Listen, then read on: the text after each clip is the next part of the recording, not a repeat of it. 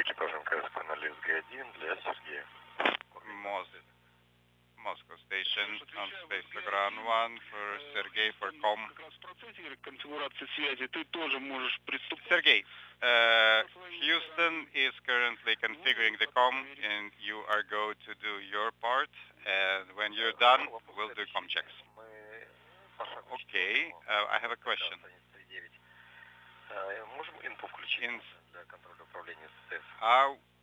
Are we going to activate ENPU in step 4 for monitoring of the activity?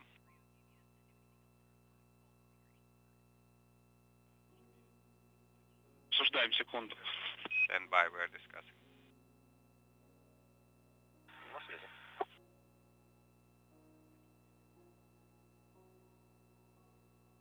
Если тебе удобно Сергей, для этого, мы не возражаем.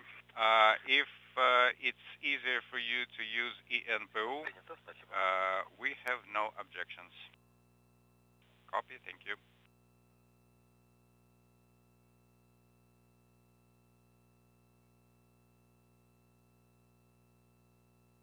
Приступаем к организации связи. Okay, we are beginning with the com config setup.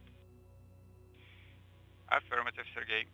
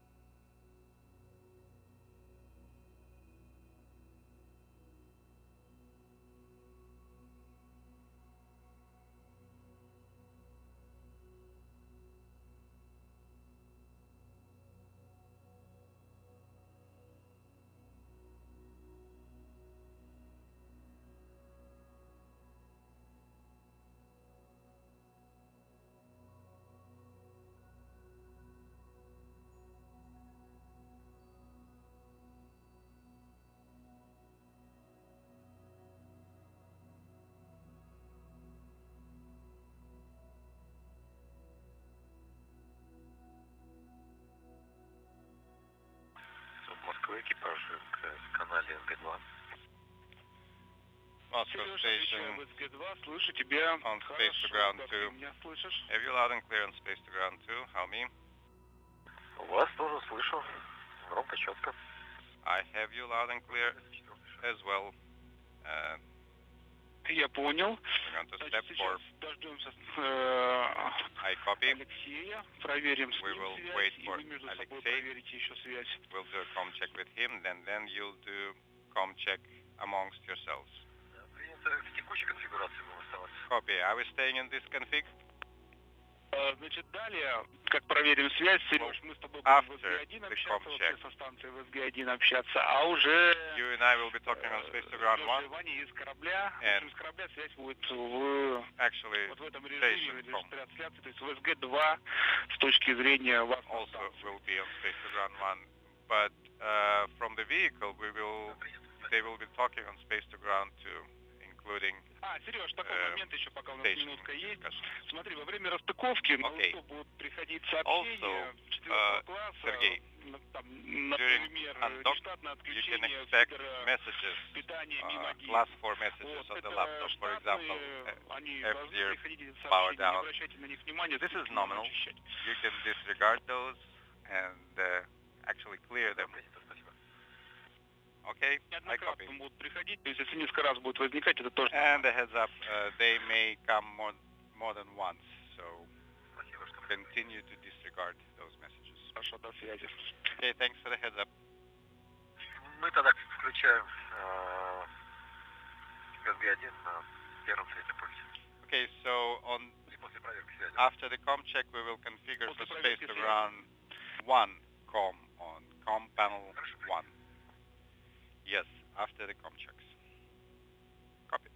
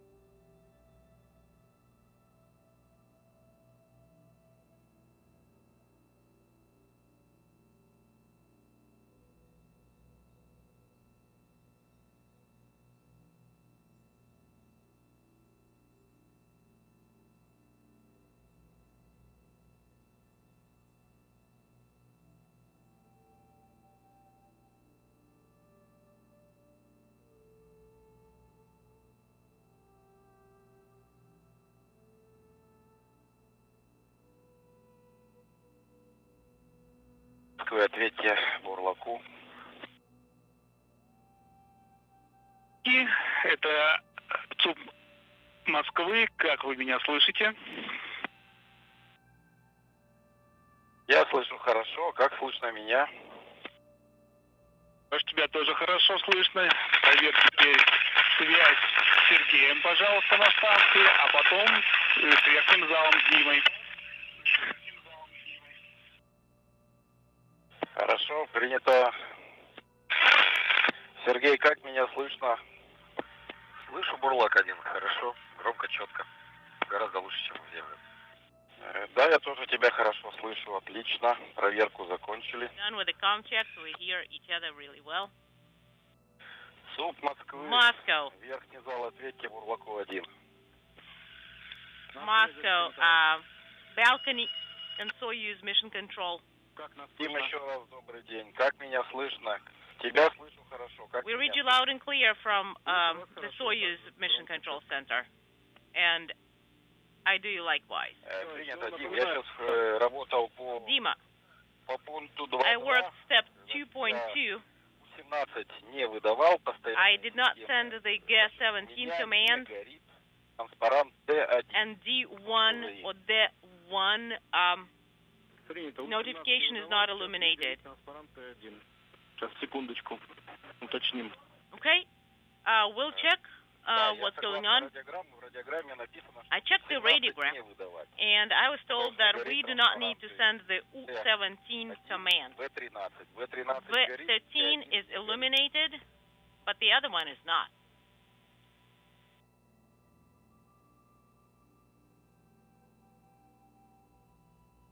Принято. Сейчас выясняем. По дальнейшим работам напомню, что по окончании проверки связи в S-band необходимо зажать клавишу. All right.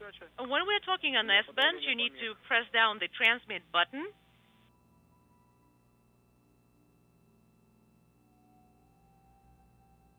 И окончательное действие я And your- делаю по правому столбу. My final action is going to be in the right column. Can you confirm? Yes, that's affirmative.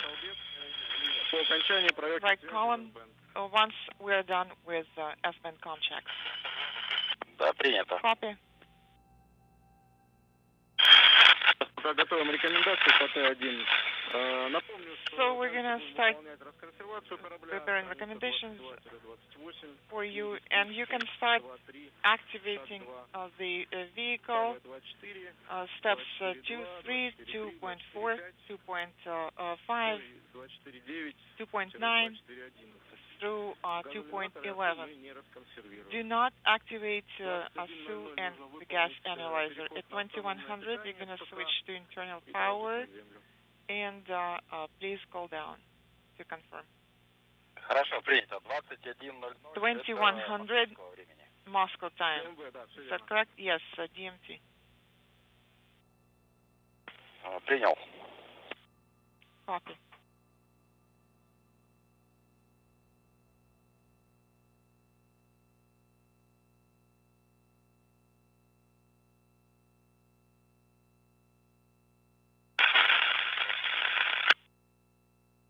Сейчас, Алексей Николаевич, готовим рекомендацию по Т1. Alexey Nikolaevich, we are still working on recommendations for T1 command. All right, standing by.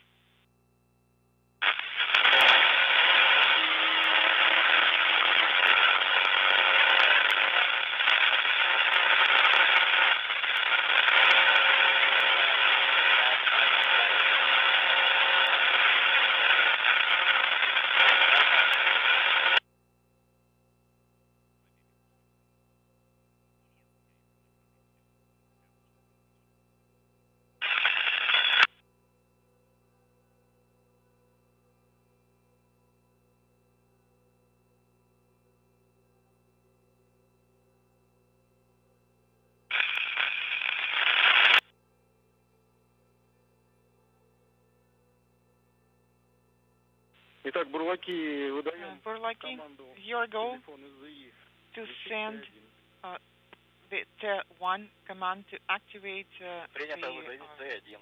recording device. Copy.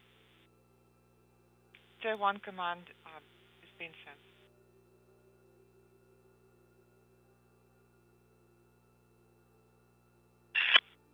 команда Т1 выдана. T1 has been issued, and the indication is illuminated for the command. Copy, T1 illuminated. Отключаю средства связи. I'm then deactivating comm assets. Yes, that's correct. Как приняли? How copy, Moscow? Выдаем команду далее. Please proceed with commanding. Алексей Николаевич. Alexey Nikolaevich. Команды выдавать. Again, what commands did you send?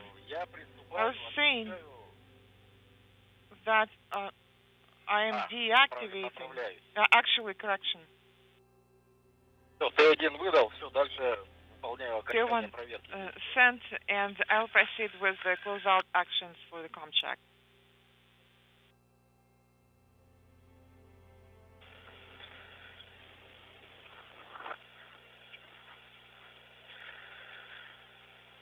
Все, зажал клавишу передачи. The transmit button is pressed down, and this completes the comm check. Как приняли, ЦУП Москвы? Moscow, how copy? Принято. Проверка связи закончена. Copy, comm check complete. Клавишу передачи зажать. And transmit button is on. Клавишу передачи зажал. Yes, the transmit button is depressed.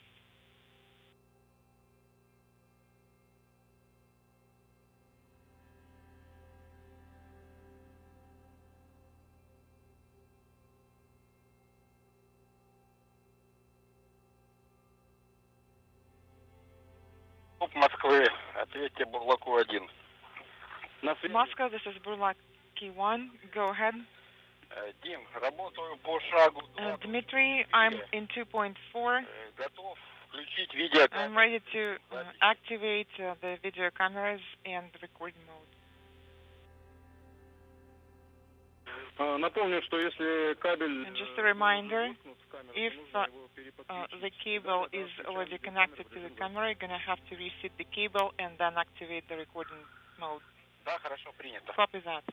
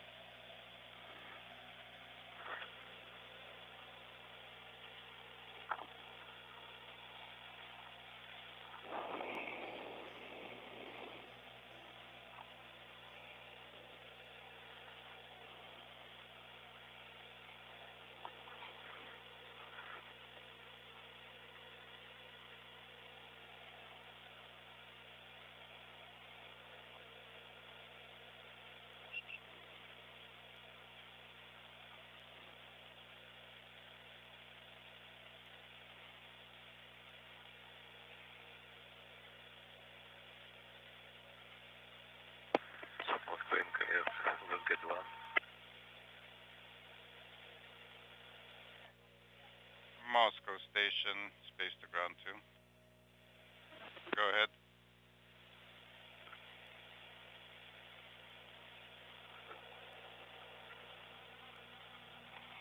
РСМКС, ЦУПу Москвы, ВСГ-2. Station Moscow, space to ground 2 for Sergey for ComConfig. На связи. Go ahead. Леш, мы видим, что у тебя нигде линейка первая не нажата. Сергей. Соответственно, ты нас в СГ-1 не услышишь. You are missing one push button, therefore you cannot hear us in space to ground 1. Я жду вашей команды. Мы же договорились после проверки. Well, I was waiting for you go. We said that we are going to do it after the com Я check. что-то подумал, мы связь вроде проверили уже. My bad. I thought that Конфигурирую связь для себя. you were supposed to do it without our go. So here is our go. Please Что, до связи. perform the step for this ComConfig. Copy. In work. Thank you.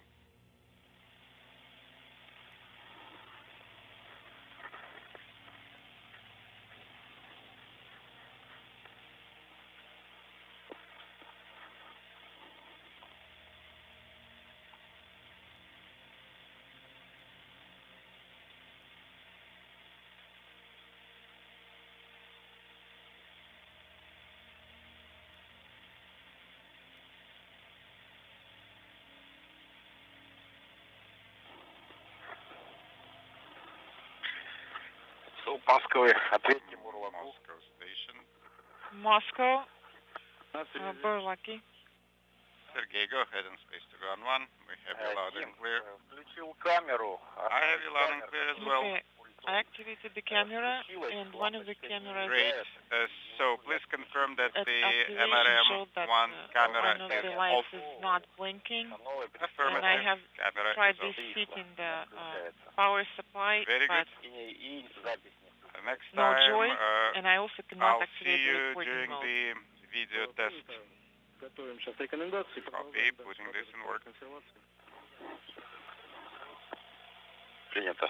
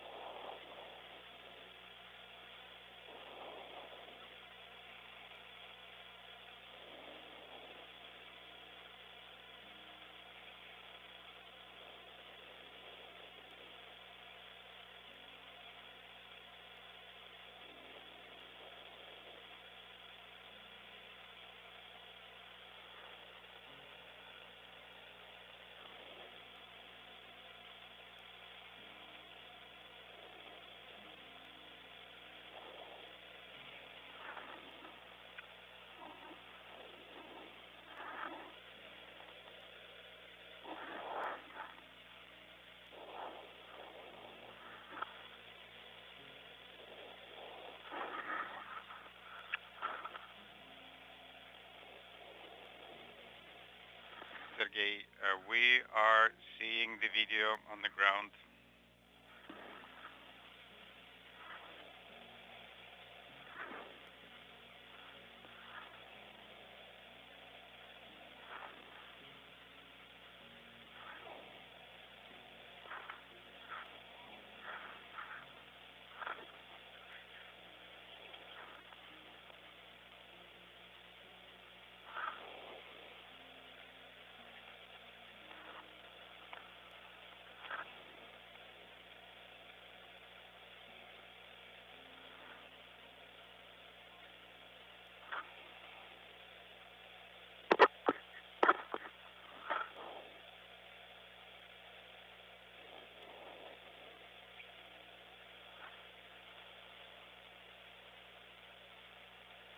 по КИЦУПу Москвы.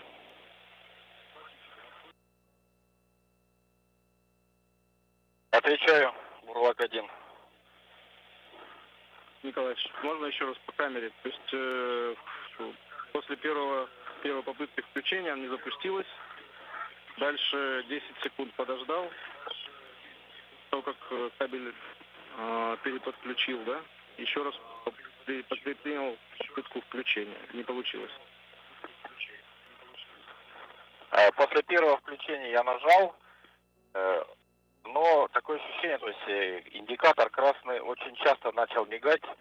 Такое ощущение, что или таймлэпс снимал, или еще что-то. Я отключил, камера отключилась. Я повторно нажал, хотя настройки выставлены, все видео. Вот. А на камера загорелась. То есть на экране вижу камера, но светодиод не мигает.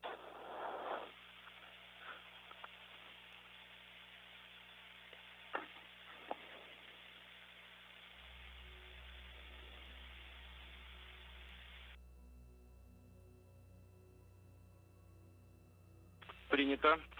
Copy. Картинка высвечивается на экране. And I have the picture on the screen. The camera is on. However, the recording is not on. It's not in progress, and the light is not blinking.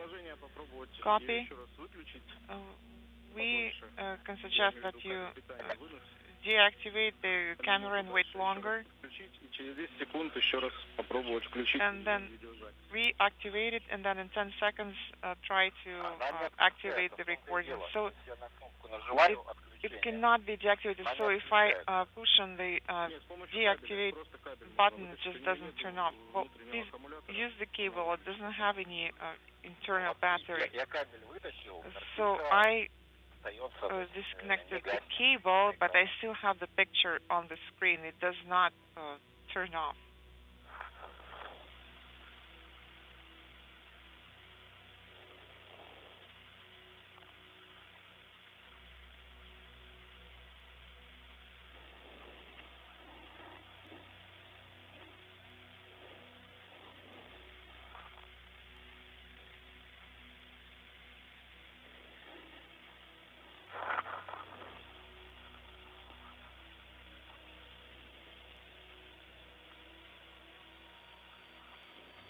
Алексей Николаевич, ну тогда пока кабель можно обратно воткнуть. Alexey Nikolaevich, please receive the cable.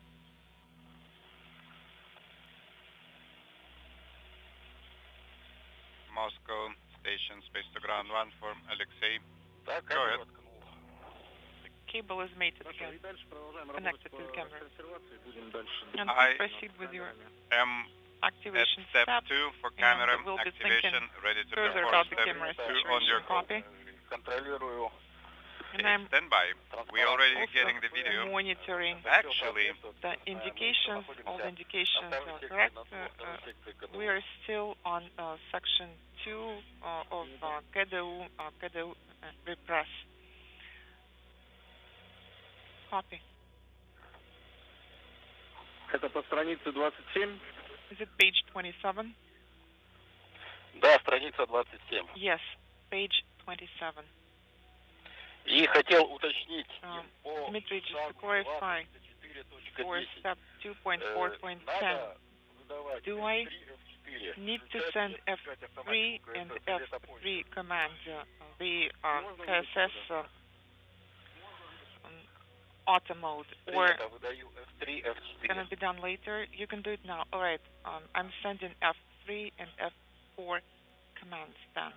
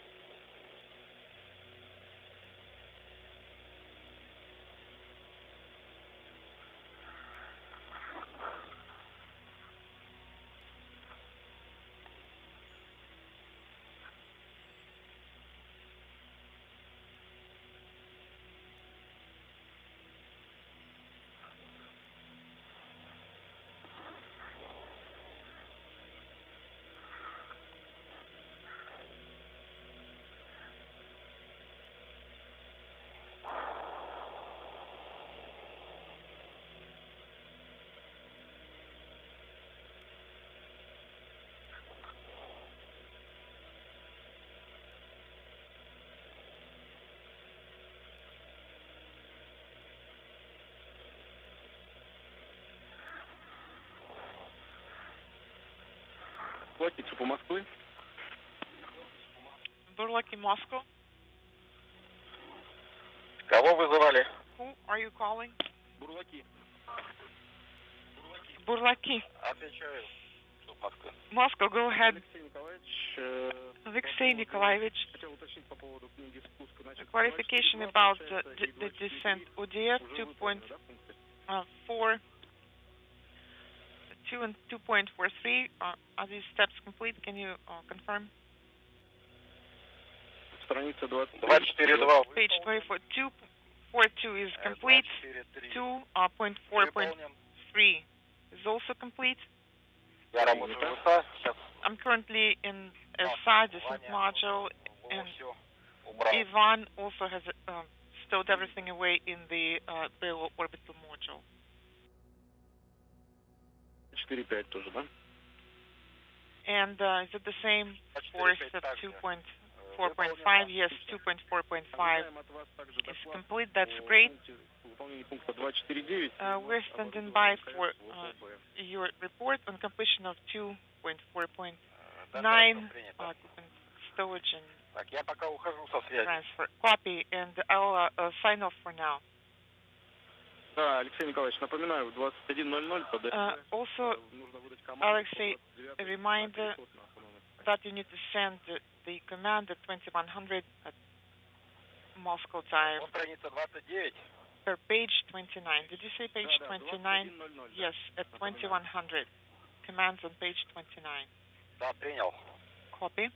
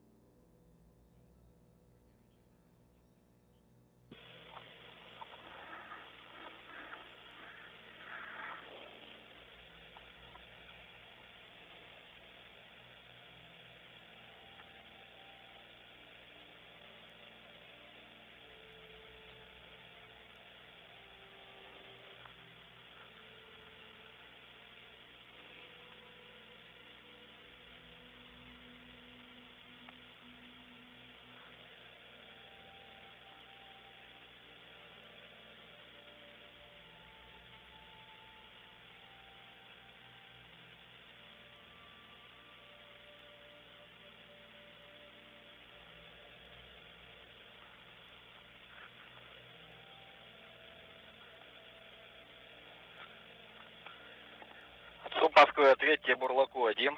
Moscow, Burlaki 1. Go ahead. Дим, готов? Dmitry, I'm ready to send the command to switch to internal power.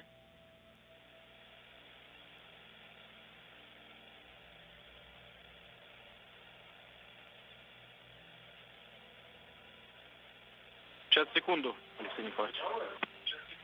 Stand by, Alexey Nikolaevich. All right, standing by. Алексей Николаевич, выдаем по времени. Alexey Nikolaevich, please send the command at the designated time, 2100. 21:00:00. Copy.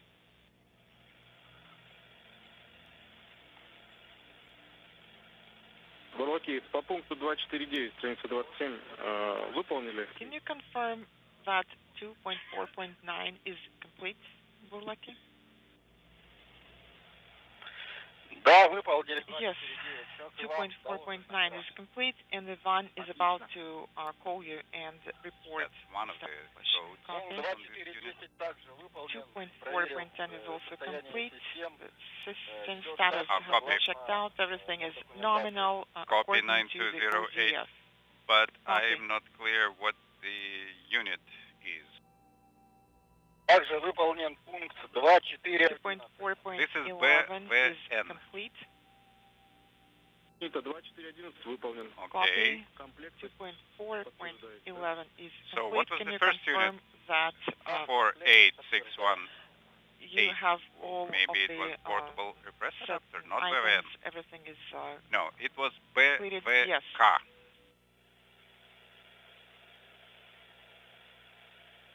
Okay, let's move on for now.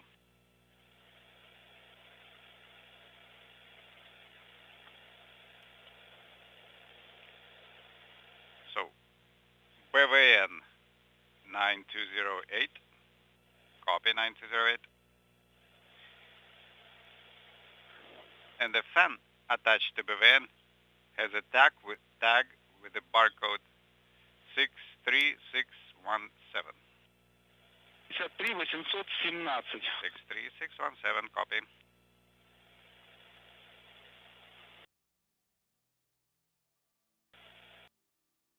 Affirmative.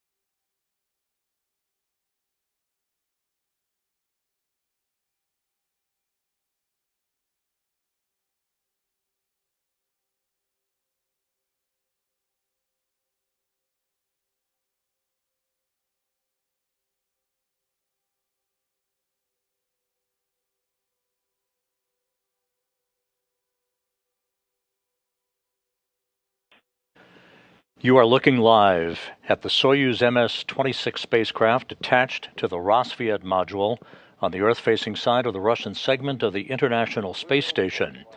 This is the ticket home for NASA's Don Pettit and Roscosmos cosmonauts Alexey Ovchinin and Ivan Vagner, with their landing in Kazakhstan scheduled about 7 hours and 20 minutes from now. Good afternoon from Mission Control in Houston and the International Space Station Flight Control Room as we begin our continuing coverage throughout the course of the day and the evening of the ride home for Pettit, Ovchinin, and Vagner. They will be coming home on that Soyuz spacecraft to wrap up a mission of more than 7 months in duration, a mission that will have spanned more than 3,500 orbits of the Earth and 93.3 million statute miles. Aboard the International Space Station, the crew is in the process of activating Soyuz systems. Everything is proceeding on track for an undocking that is scheduled at 4 5:57 and 30 seconds p.m. Central Time, 5:57 and 30 seconds p.m. Eastern Time.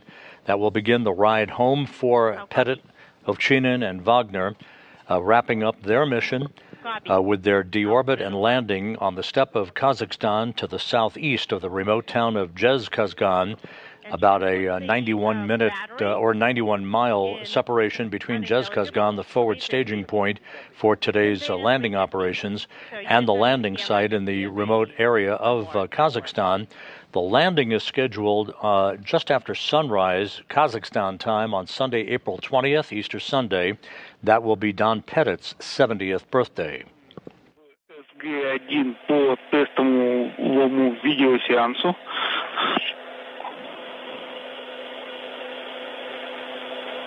Отвечаем, СГ-1. На камеру выключать уже до закрытия люков. Принято. Вопрос еще, Кость. 3-й, 4-й, 5-й пункт по процедуре выполнять? Нет, не надо. No, we don't need to. As mentioned a moment ago, Don Pettit, the NASA astronaut who is wrapping up his fourth flight into space, Alexey Ovchinin also completing his fourth flight into space, and Ivan Vagner wrapping up his second flight into space. You are looking at the hatchway between the Roscosmos module and the Soyuz MS-26. A short time from now, the crew members will gather in that small passageway. They will say goodbye to one another. The returning crew, that trio, will float aboard the Soyuz vehicle. The Roscosmos hatch will be closed first, followed a few minutes later by the Soyuz hatch, and that will begin the final preparations as the crew that is coming back to Earth this evening will don their Russian Sokol launch and entry suits and begin the final procedures before the undocking later this afternoon. That undocking command to open up the hooks holding the Soyuz to the Roscosmos module is scheduled about 3 hours and 52 minutes from now. Once again, the statistics associated with today's homecoming for Pettit, Ovchinin, and Vagner. They will be wrapping up a mission of 220 days in duration, 3,520 orbits of the Earth, a 93.3 million mile mission.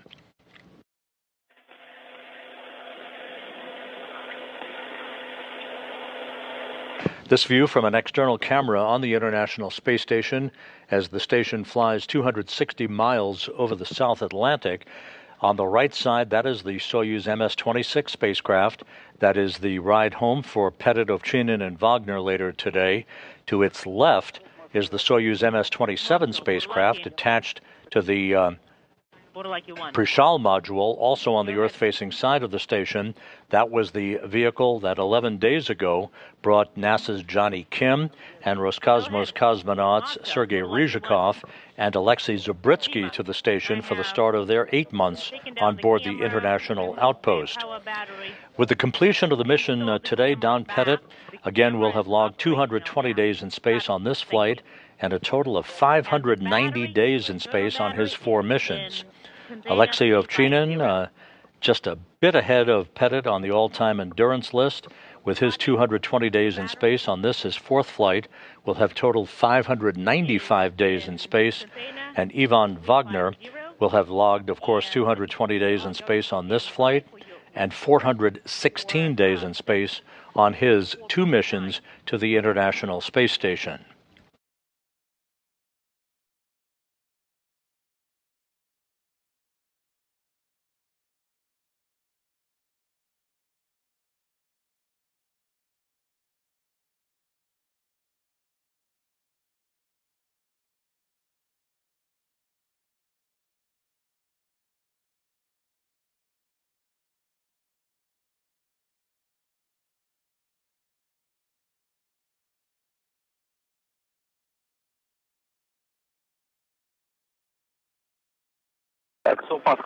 Here in Mission Control in Houston, the team that will be presiding over the undocking and landing of the Soyuz vehicle is beginning to pour into the flight control room.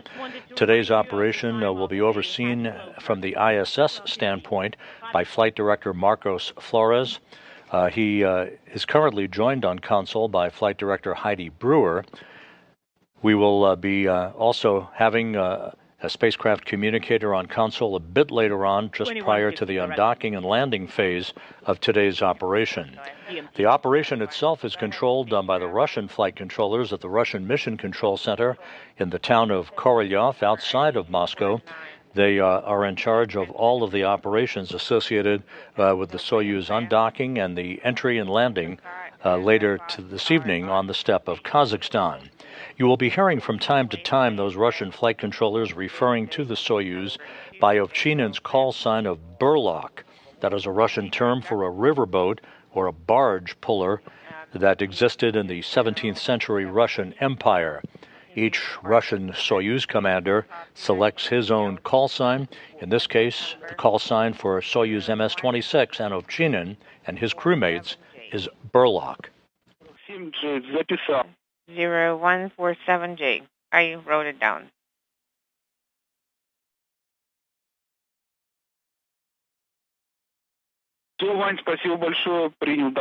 Copy. Thank you very much.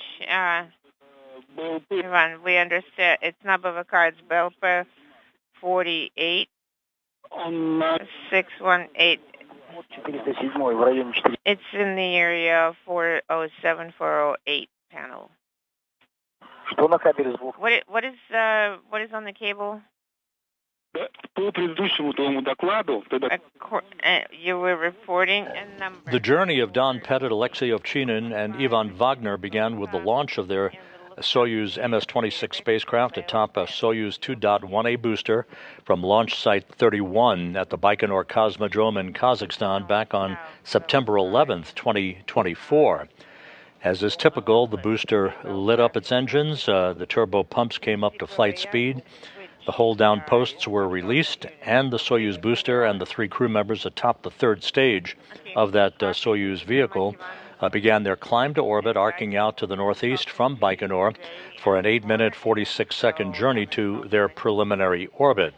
They arrived at the space station about 3 hours and 15 minutes after launch on a 2-orbit venture that began their stay aboard the International Space Station that will be coming to an end a short time from now. Again, a good look here at the Soyuz MS-26 attached to the Roscosmos module, which is also known as MRM-1, the Mini Research Module number 1, that is attached to the Earth-facing port of the Russian segment of the International Space Station. The station is currently flying into an orbital sunset south of Africa, so we will be losing a good view of that Soyuz vehicle for the next several minutes until the International Space Station emerges back into an orbital sunrise.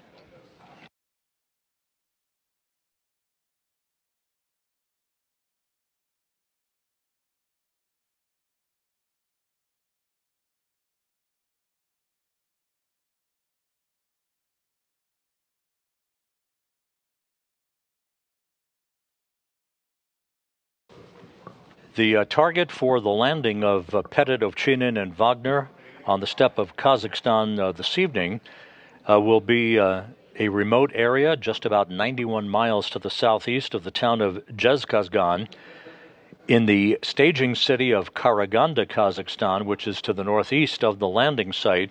The NASA team of support personnel and the Russian Rosaviatsia search and recovery forces are making their way to the Karaganda airport. They will depart the airport in an Antonov 24 fixed-wing aircraft, as well as in Russian Mi-8 helicopters over the course of the next couple of hours to make their way to the landing site. The Antonov will make a stopover in Zhezkazgan, where there are also helicopters that are waiting to bring some of the prime recovery team members to the landing site to pick up Pettit, Ovchinin, and Vagner. Their landing is scheduled just 56 minutes after sunrise on Sunday morning in Kazakhstan. A total of 3 fixed-wing aircraft, 8 helicopters, and 6 all-terrain vehicles are in play for this evening's landing operations. The 2 of the 8 Mi-8 helicopters are already positioned to the southwest at the Kraini Airport, which is near the Baikonur Cosmodrome, the launch site for Soyuz operations. Those Mi-8 helicopters would be in play in the unlikely event of a ballistic entry. That would be a steeper than expected entry because of an equipment problem that would bring the Soyuz to a landing some 400 kilometers or so short of their intended landing target later this evening. Although that is not expected to take place, they are always there as a precaution in the unlikely event they are needed to recover the crew.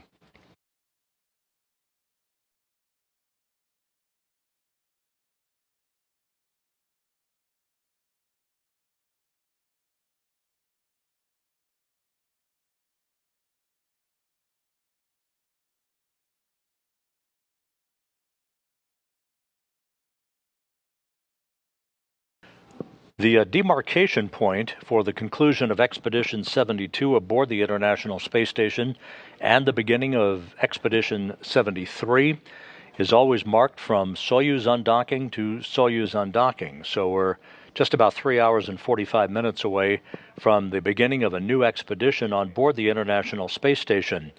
That new expedition is led by Japan Aerospace Exploration Agency astronaut Takuya Onishi, who flew to the space station on the Crew 10 launch a few weeks ago. About 24 hours ago, he took over command of the International Space Station from Alexey Ovchinin. Let's take a look back at yesterday's change of command ceremony. Добрый день. Сегодня 18 апреля 2025 года. Я космонавт Роскосмоса Алексей Овчинин. Передаю командование Международной космической станции Такуя Ониши. Хочу сказать несколько слов. Во-первых, хочу поблагодарить наш экипаж. Большое вам всем спасибо. Мы вместе работали, вместе отдыхали. У нас все было хорошо. Также хочу сказать большое спасибо всем людям, преподавателям, инструкторам, которые готовили нас к космическому полету, которые поддерживали нас, сопровождали во время космического полета. Также большое спасибо всем ЦУПам, ЦУПу Хьюстона, ЦУПу Хансвилла, Цукубы, Мюниха, Москвы. Большое спасибо за вашу помощь, за вашу поддержку. Ну и, конечно, большое спасибо нашим семьям, нашим детям, которые тоже нас поддерживали на протяжении всего полета. I want to say big thank you, my crew. We walk together, we relax together. Also, I want to say big thank you all people, instructors who prepared us, who supported us during our flight. Big thank you all MCCs, MCC Houston, Munich, Tsukuba, Huntsville, Moscow. Thank you very much for your help, for your support. And also big thank you our families, our children. Their support help us during all our flight.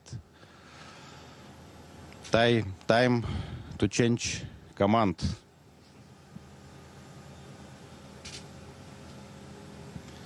This is a key from ISS. Now it's your key.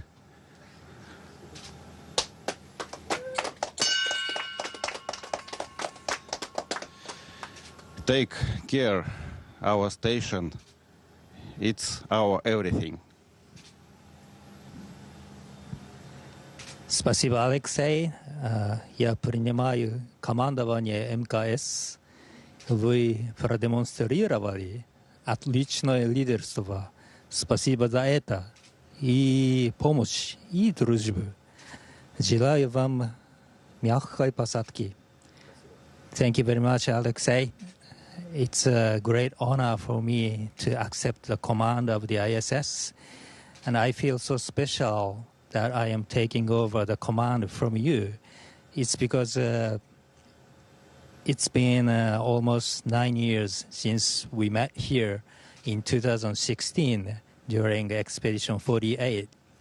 At that time, both of us were rookies, and here we are, two veterans who are ISS commanders. Human spaceflight is not easy. Only continuous dedication from generation to generation made it possible for human beings to get here. And now today we have 4 rookies, and I'm sure one day they will come back and become commanders. It's just like the passing the torch.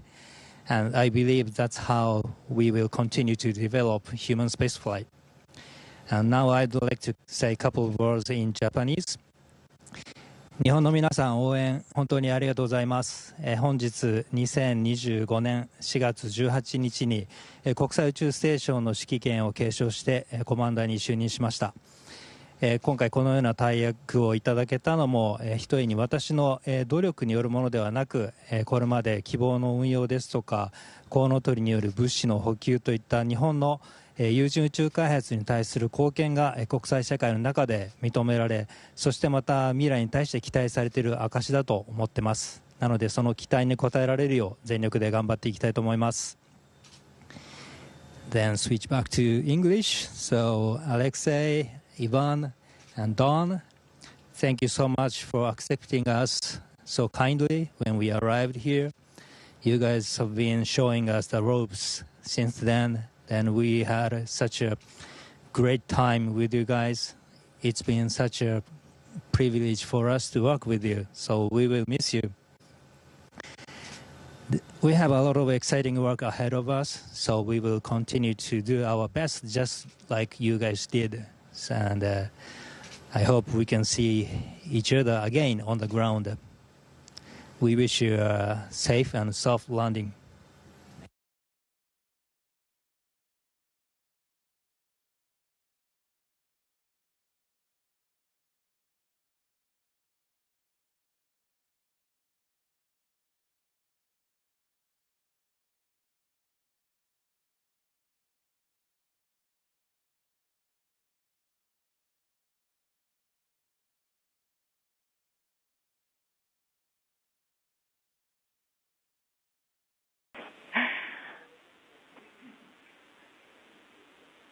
Everyone on the ground says thank you to you all. Looking forward to a great next expedition.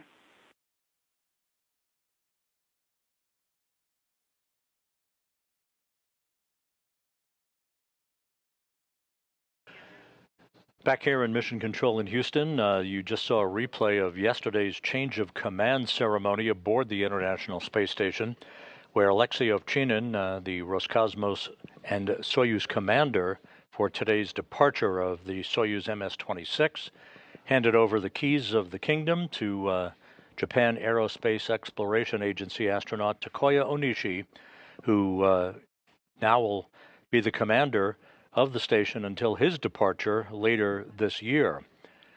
Again, the demarcation point of expeditions is marked between Soyuz Undocking and Soyuz Undocking. So Expedition 72 will come to a close, and Expedition 73 will begin about 3 hours and 37 minutes from now.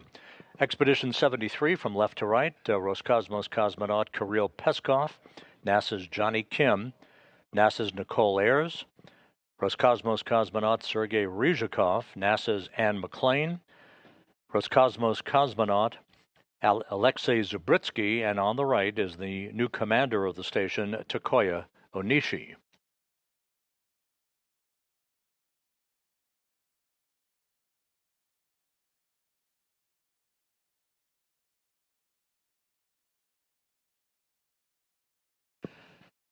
While we stand by for the final farewells between the crew members and the closing of the hatch between the Roscosmos module and the Soyuz MS-26 spacecraft, this is a live view inside the Quest airlock of the International Space Station. Nicole Ayers of NASA, along with Anne McClain earlier today, they have been working on maintenance and inspections of their 2 respective U.S. spacesuits, the extravehicular mobility units that they will wear for a scheduled spacewalk outside the station on May 1st. That spacewalk will entail the construction of a mounting bracket for a future delivery of the next set of ISS rollout solar arrays that will be installed to augment the power supply on board the International Outpost. McLean and Ayres will also be moving a communications antenna to better improve and enhance communications for future visiting vehicles to the International Outpost. We will be conducting a briefing to preview that spacewalk this coming Thursday on NASA websites beginning at 2 p.m. Eastern Time. The spacewalk itself will be conducted on May 1st.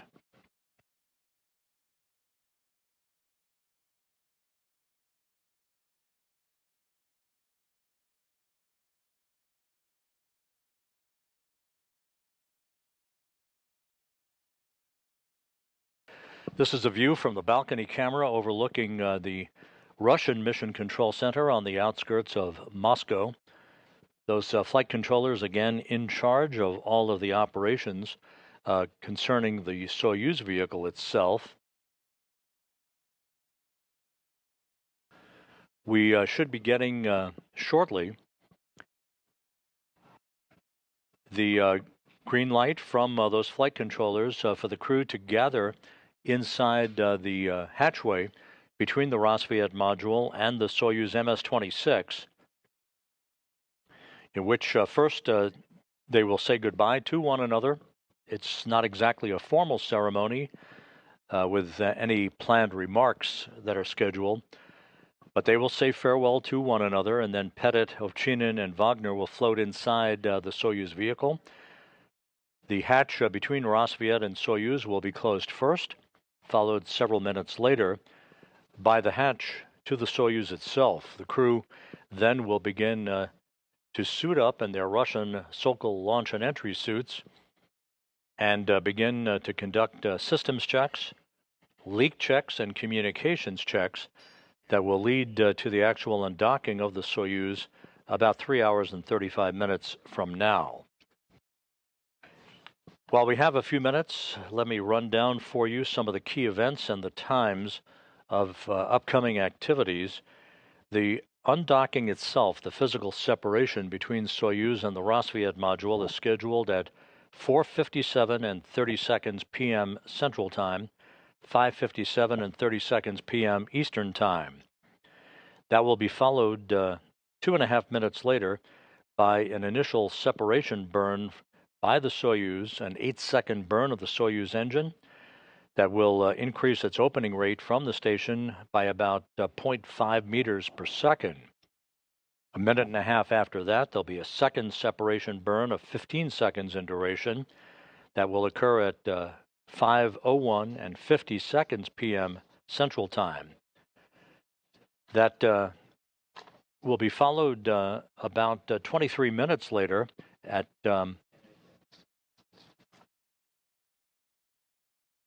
or a couple of hours later, in fact, as the Soyuz has moved to a position well away from the International Space Station, some 41 kilometers away from the International Space Station. Sunrise at the landing site in Kazakhstan is scheduled at 7:24 p.m. Central Time, which will be 5:24 a.m. Kazakhstan time on April 20th. Just 3 minutes after that will be the deorbit burn. That will be about a 4-minute, 41-second retrograde maneuver to slow the Soyuz down by 128 meters per second, allowing it to drop out of orbit for its high-speed reentry back into the Earth's atmosphere. The deorbit burn is currently scheduled at 7:27 and 8 seconds p.m. Central Time, 8:27 and 8 seconds p.m. Eastern Time. Again, a 4-minute, 41-second retrograde maneuver. Once the deorbit burn is complete, about 23 minutes after that, there'll be the pyrotechnic separation of the 3 sections of the Soyuz vehicle. The only section that survives the heat of reentry is the descent module, the center section of the Soyuz spacecraft, in which the 3 crew members will be strapped into their seats. Alexey Ovchinin, as the Soyuz commander, will be in the center seat of the Soyuz, flanked to his left by Ivan Vagner as board engineer number 1. Don Pettit will be strapped into the seat to Ovchinin's right as board engineer number 2.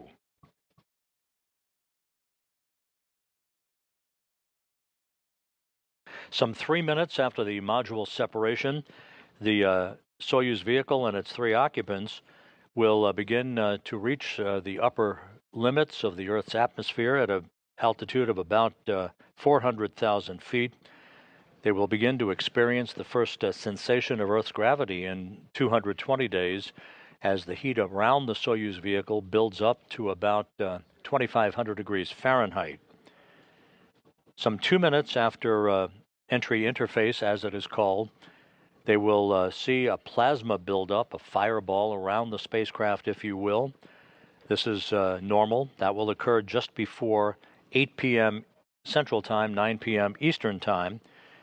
That entry into the plasma regime could result in a blackout of communications, and in fact, the communications between the Soyuz and the Russian flight controllers and the Russian Mission Control Center is expected to be spotty as the Soyuz moves to a distance too far away from communications antennas on the International Space Station to provide meaningful communications. Once they exit that plasma regime, the maximum G loads on the crew of about 4 to 5 Gs will begin to be experienced at about 8:04 p.m. Central Time, 9:04 p.m. Eastern Time.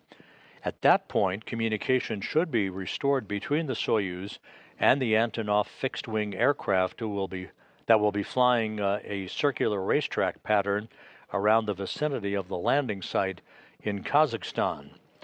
A command to open up the parachutes will be sent at an altitude of some 10.7 kilometers, some 34,000 feet in altitude, at 8:06 and 18 seconds p.m. Central Time.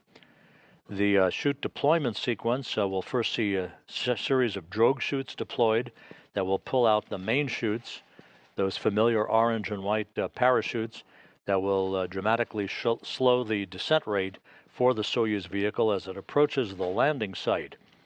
Landing is scheduled at 8:20 and 44 seconds p.m. Central Time, 9:20 and 44 seconds p.m. Eastern Time. 56 minutes after sunrise at the landing site, the expected landing coordinates should be around 47 degrees and 20 minutes north latitude and 69 degrees 35 minutes east longitude to bring the mission of Pettit, Ovchinin, and Vagner to an end after 220 days, 93.3 million statute miles.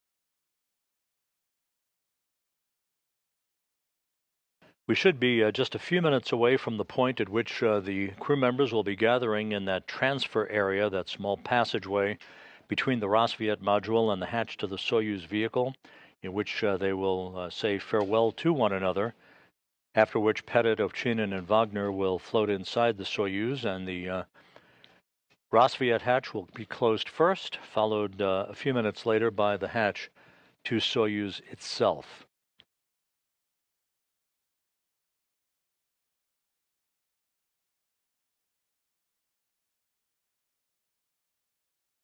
The International Space Station is currently flying 262 miles above the Earth, moving from southwest and northeast in an inclination of 51.6 degrees to either side of the equator, about to fly directly over Jakarta, Indonesia.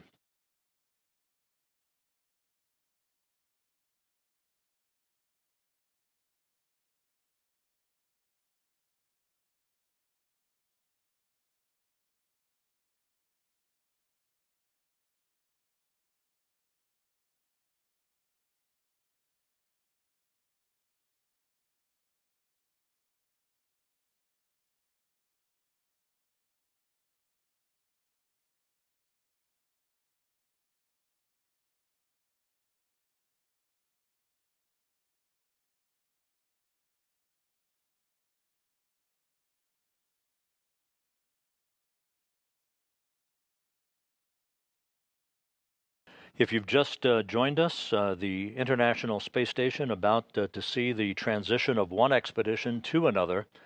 Expedition 72 just hours away from coming to a close at the point of physical separation of the Soyuz MS-26 spacecraft from the Rosviet module, at which point Expedition 73 will begin its formal tenure. For now, and start closing the hatches. Thank you, Nico. Thank you, Costa. We took one more time for the roads to sit down, and so we're getting ready. Okay, copy. We're eager to see you on screen. Give us a couple of minutes. Sounds good. And as you can hear, that communication between the Russian flight controllers and the crew aboard the station, we're just a couple of minutes away from seeing the crew in the transfer tunnel area, if you will. It's not a tunnel itself. It's a passageway between Rosviet and the hatchway to Soyuz, where the crew members will gather briefly to say farewell to one another.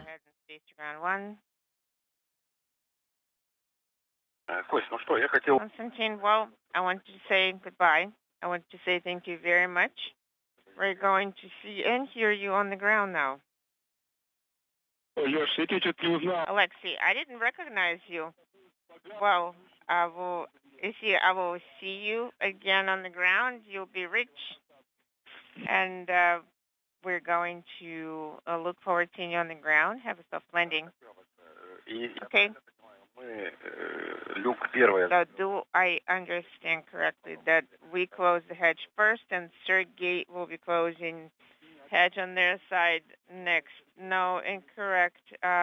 Sergei is the first to close the hatch on his side, and then you will be closing the hatch. You have hatch closure at 50 minutes. Okay, copy. Thank you for the clarification. Copy.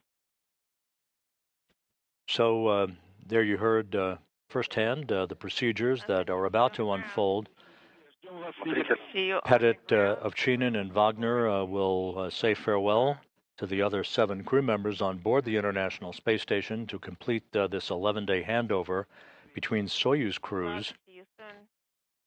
Sergei Ryzhikov, the recently arrived Roscosmos cosmonaut who flew to the station on Soyuz MS-27, along with Johnny Kim and Alexey Zabritsky, will be closing the hatch on the station side of the docking interface between Rosviet and Soyuz, after which the Soyuz hatch will be closed with Pettit, Ovchinin, and Vagner inside the returning vehicle, MS-26.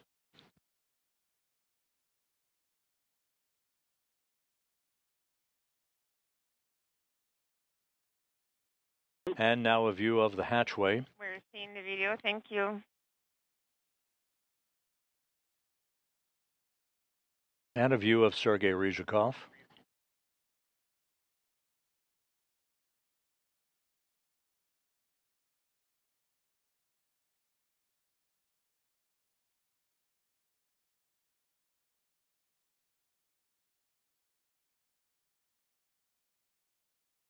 Once those two hatches are closed, the three departing crew members, a quick view of Ivan Vagner. Once the three returning crew members are aboard Soyuz with the hatches closed, there'll be a leak check period to make sure that we have an airtight seal at that docking interface.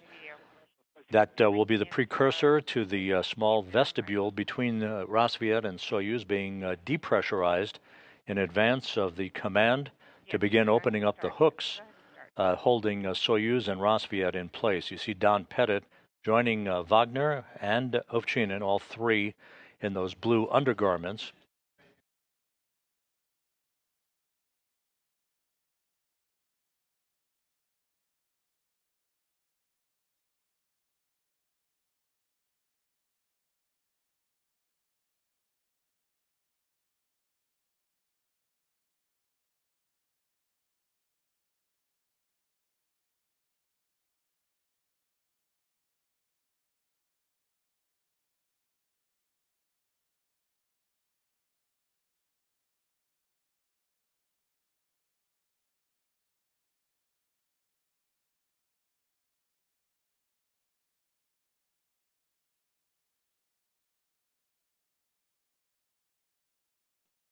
And Ryzhikov and Ovchinin saying farewell to one another, and Don Pettit and Vagner to follow.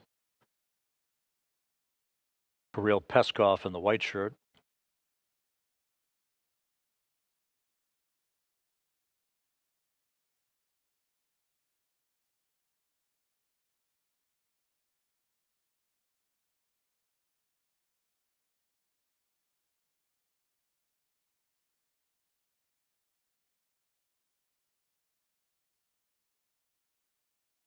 If that space appears to be tight, it sure is.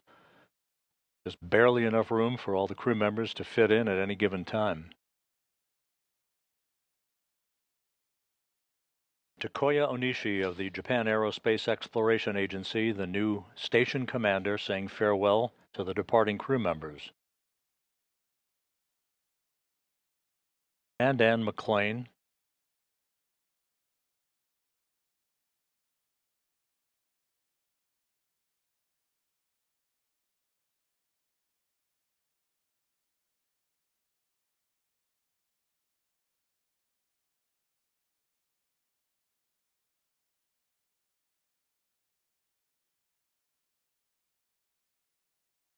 And Nicole Ayers.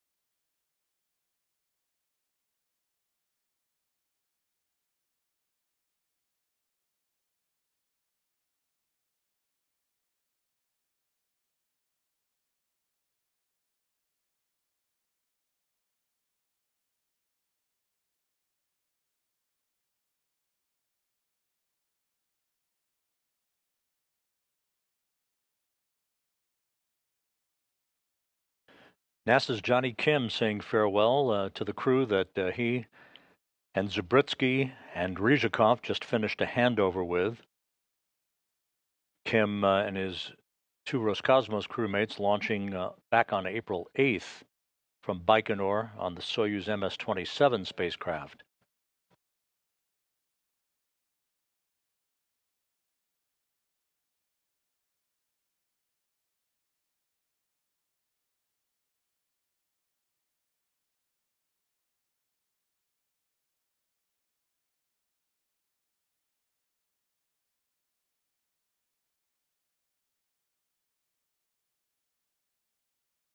And with that, the Soyuz MS-26 crew moving into their spacecraft. The International Space Station just flying to the northeast of Manila.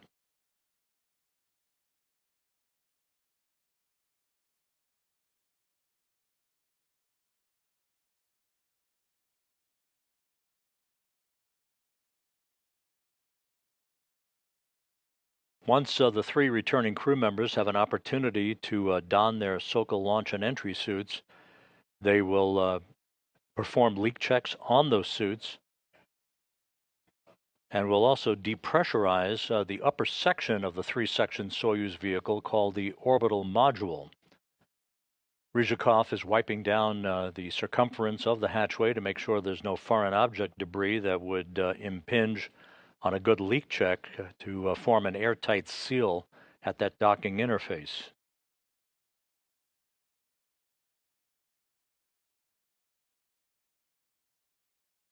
Бурлаки, ответите по Москве. Бурлаки, Moscow.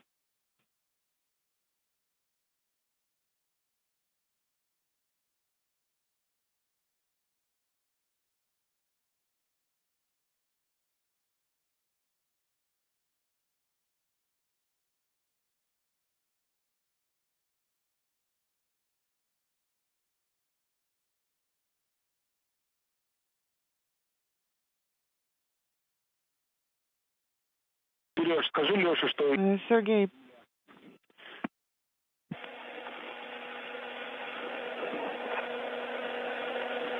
Скажем.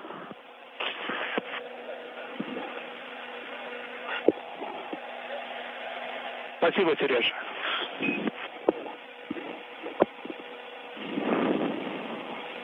Бурлаки по Москве, как нас слышно. Бурлаки, Moscow. How copy? Принято. Есть. Moscow. Бурлаки. Слышно хорошо нас? Alexey Nikolaevich, how do you read me? Слева. I have it loud and clear. And with a final wave from Ryzhikov, the hatch to the Roscosmos module now being closed and latched in place. Emergency equipment to the station. Is that complete? Yes, this is complete. We'll be standing by for word from the other side of the hatch that the Soyuz hatch has been closed the storage locations to start the process of conducting leak checks at both sides of that docking interface. It is panel 408 in MRAM 1. It will be there after hatch closure. Панель 408, МИМ 1. 408 MRM 1. The CTB with all of the items will be still there, and that will be after hatch closure. Copy. Дим, работаем. Dmitry, we are on page 29, item 3.2. Пункт 3.2. 3.2, copy. Анна, Костя, можем выключать видео? Go ahead and speak ground one. Вань, еще раз, то есть БВН, БЛП... Закрыли КВД. Все перенесли на станцию, Сереж, отвечаю во взгляде. Go ahead, Sergey, on space to ground one. Transferred to the station. Yes, please ask. Can we start the broadcast, or should we leave it as is?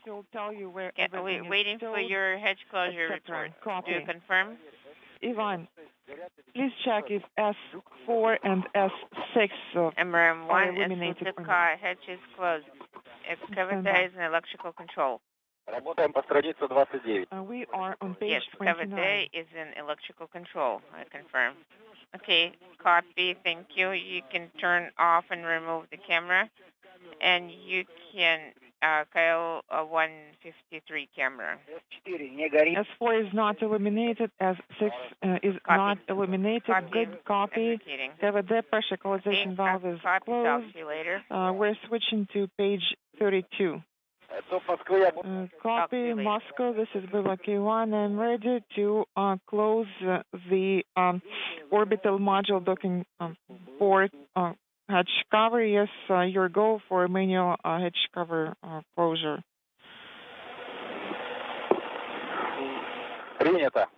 Copy. Closing it now. Once again, if you've just joined us, you're looking there at a view from the station's external cameras please make sure of the that Soyuz you MS-26 are spacecraft attached to the Roscosmos module on the Earth-facing side of the Russian segment of the International Space Station that is currently flying directly over Tokyo. Aboard the descent module, the center section of the three-section Soyuz, are NASA's Don Pettit, Alexey Ovchinin of Roscosmos, and their Roscosmos crewmate Ivan Vagner, having just said farewell to the other members of the station a few moments ago. The hatch on the Roscosmos module has now been closed. We're standing by for word that the Soyuz hatch will have been closed.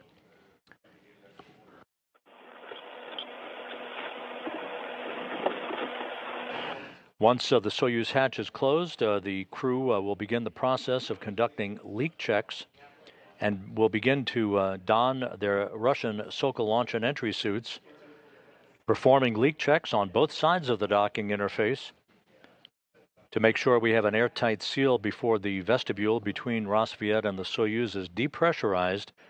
That will set the stage for the undocking of Soyuz.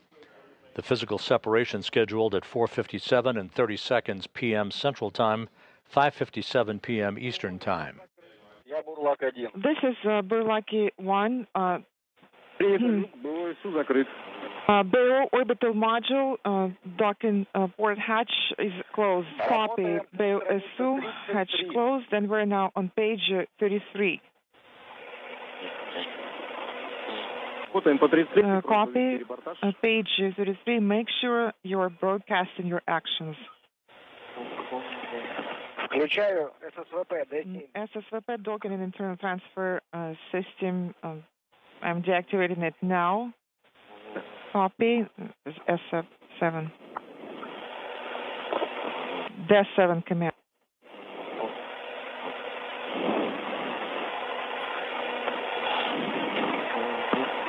21:48:56. This is the time when I issued the DES7 command. Copy.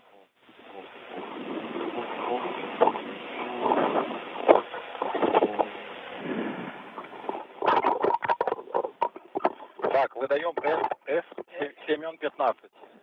Sending S-15 command. Command sent at 21:49. You're looking now at a view here in the International Space Station Flight Control Room, Mission Control in Houston at the Johnson Space Center. Flight Control team that's on console right now, soon to begin a handover. The flight director who will be on console during undocking and landing later this evening is Marcos Flores at the bottom of your screen. To his right is Flight Director Heidi Brewer. Indication is illuminated. Sending the 8 command. The 8 command send. S11 is not illuminated. The transfer hatch indication is not illuminated. Sending S16 command. S16 command sent. SSVP indication is illuminated. The 8 illuminated, deactivated. SSVP, the docking and internal transfer system command sent. The indication is not illuminated, and I'm opening inaudible. MCC Moscow, airflow regulator 1. Go ahead and switch to ground 1. Open, in work, opening.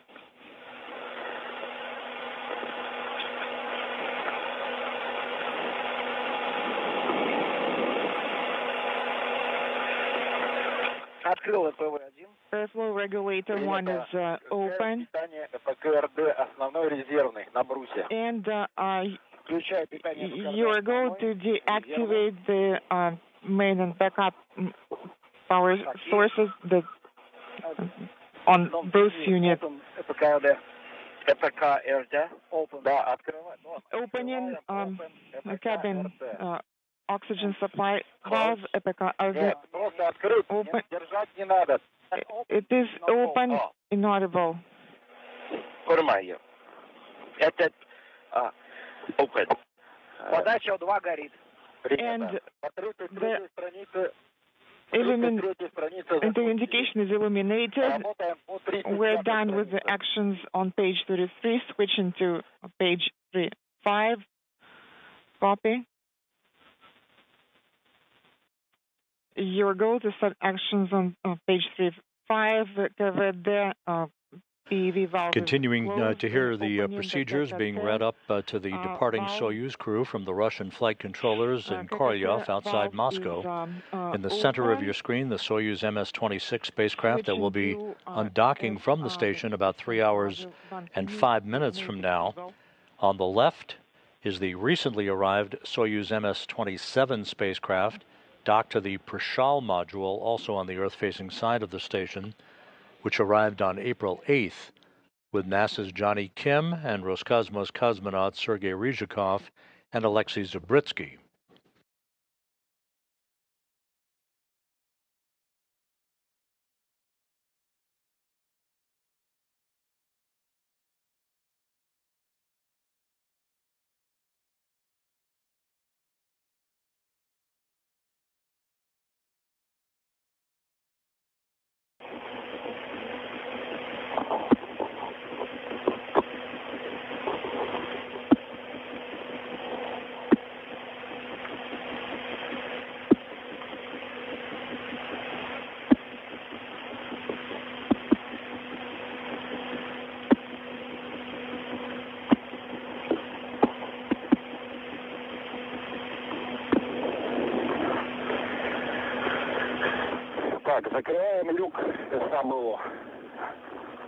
And I'm now closing the SABO hatch. Принято, закрываем люк САБО.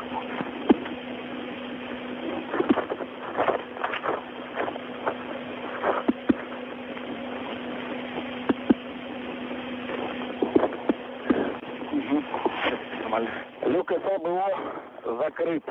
Транспарант SABO hatch is closed. The indication is not illuminated. The descent module, the orbital module hatch is closed, and the BO orbital module pressure is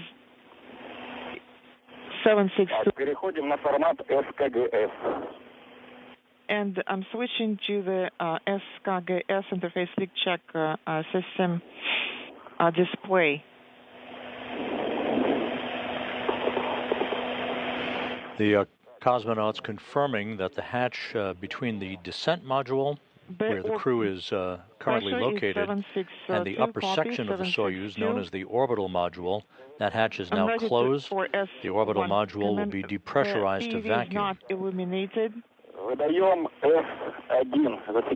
Sending T1 command starting the stopwatch. Ready. 3, 2, 1, go. Есть. Выдали F1. S1 is sent, has been sent. Наблюдаем падение давления в стыковочном узле.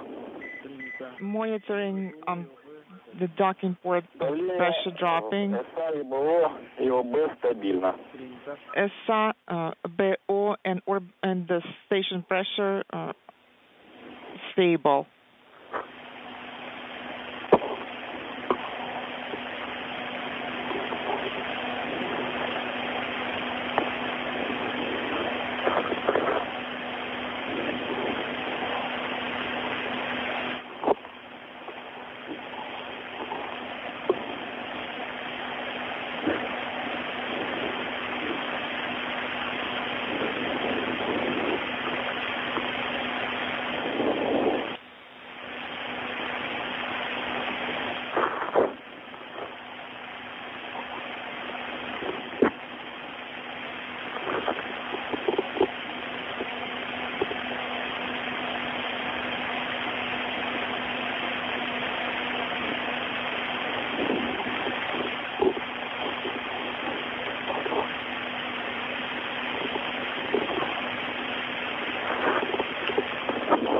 Продолжается падение давления в стыковочном узле. Время. Docking port pressure continues to drop. The time is 21:56:20.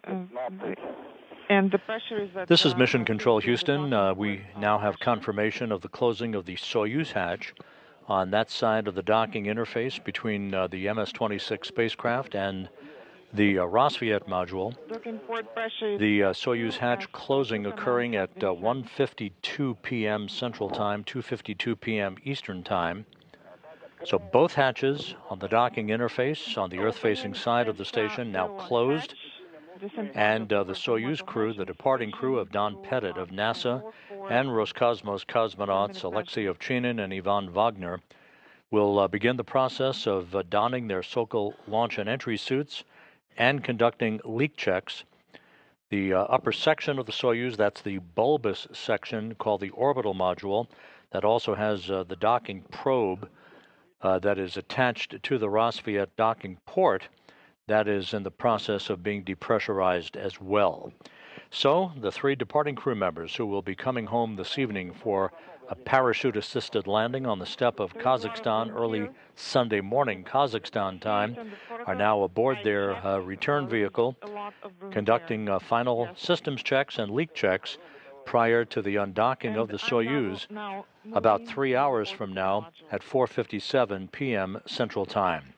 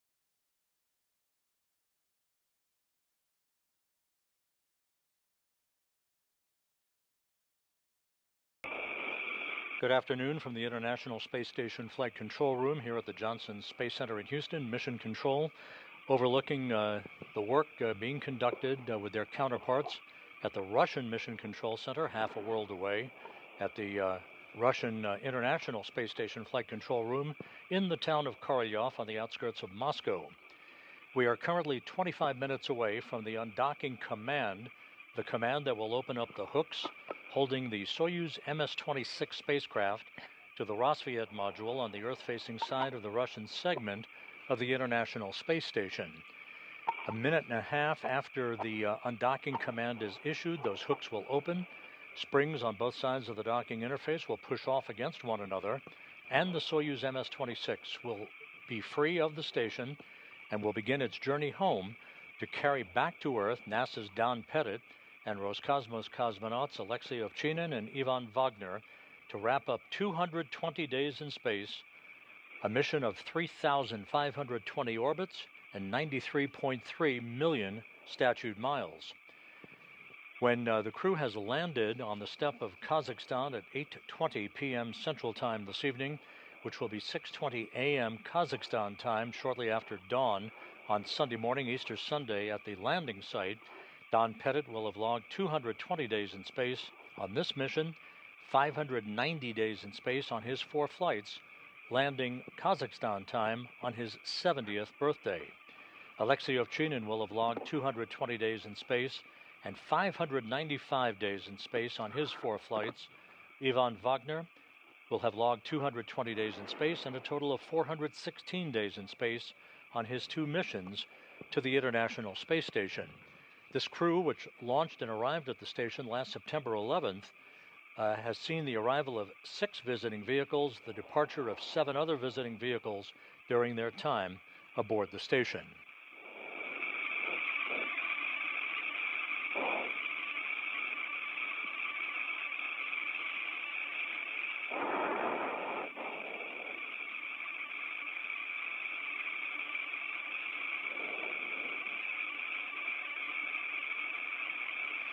About 2.5 hours ago, the departing crew members said their final farewells to the 7 crew members remaining aboard the International Space Station. In blue, Alexey Ovchinin, Don Pettit, and Ivan Vagner saying goodbye to their Expedition 72 counterparts. The Expedition 72 increment will formally end at physical separation of the 2 vehicles about 24 minutes from now. The undocking scheduled at 4:57 and 30 seconds p.m. Central Time, 5:57 and 30 seconds p.m. Eastern Time. Shortly after the final hugs and handshakes were conducted, the 3 crew members floated inside the Soyuz MS-26. The hatch was first closed on the Roscosmos side of the docking interface, followed a few minutes later by the closing of the Soyuz hatch. That occurred at 1:52 p.m. Central Time, 2:52 p.m. Eastern Time. Once the Soyuz hatch was closed, the 3 departing crew members began leak checks on their side of the docking interface, as did the station crew on the Roscosmos side of the docking interface. The departing crew of Pettit, Ovchinin, and Vagner climbed into their Russian Sokol launch and entry suits, conducted leak checks on those suits, and communications checks with the flight control team at the Russian Mission Control Center in Korolyov. The Soyuz crew placed their vehicle on autonomous power. Also, about 35 minutes ago, the Russian flight controllers sent their birthday wishes to Don Pettit, who again will turn 70 years old on Sunday, April 20th, at the time of his landing Kazakhstan time. That, of course, will be this evening, U.S. time, but it will be Pettit's 70th birthday as he lands at the landing site about 91 miles to the southeast of the town of Zhezkazgan. Again, the hooks on the Roscosmos side of the docking interface have been opened, and the command to begin the initiation of the opening of the hooks on the Soyuz side is now just 21 minutes away.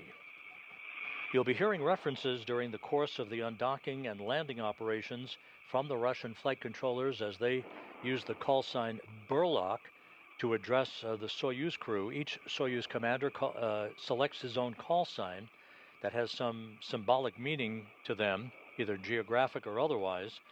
Ovchinin's call sign is burlak, which is the Russian term for a riverboat or a barge puller that existed in the 17th century Russian Empire.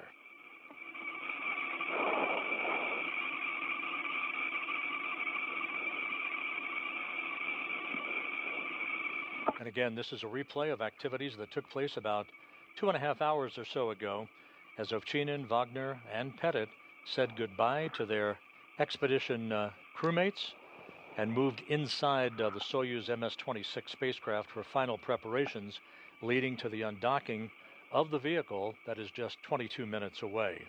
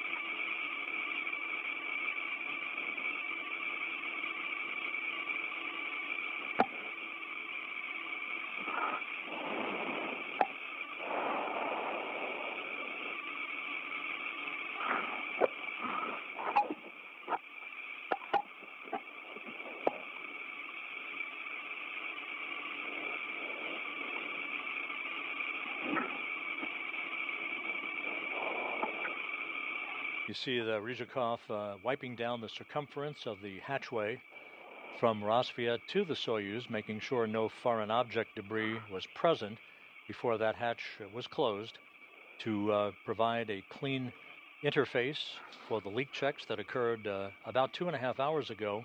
Those leak checks resulted in an airtight seal between the two vehicles. The vestibule depressurized down to vacuum, setting the stage for the undocking of Soyuz from Roscosmos here, coming up within minutes.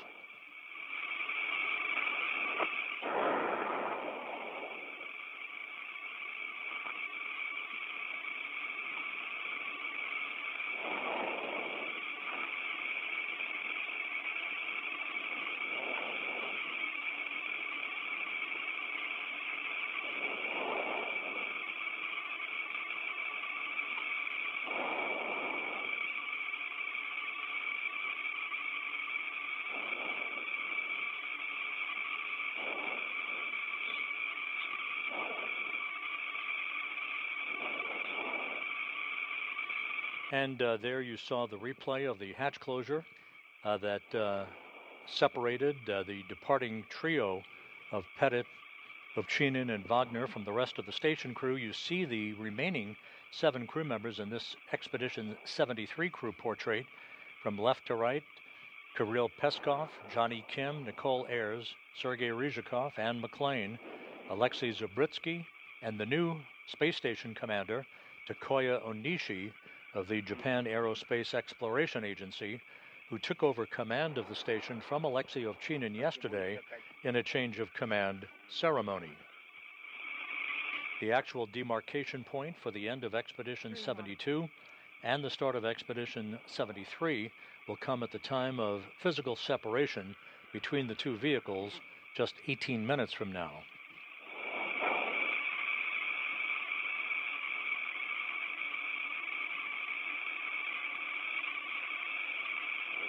At the time of undocking, the Soyuz will push away from the Roscosmos module of the International Space Station, conduct a couple of separation burns, move to a distance of about 41 kilometers away from the station for the deorbit burn, which will be 4 minutes, 41 seconds in duration.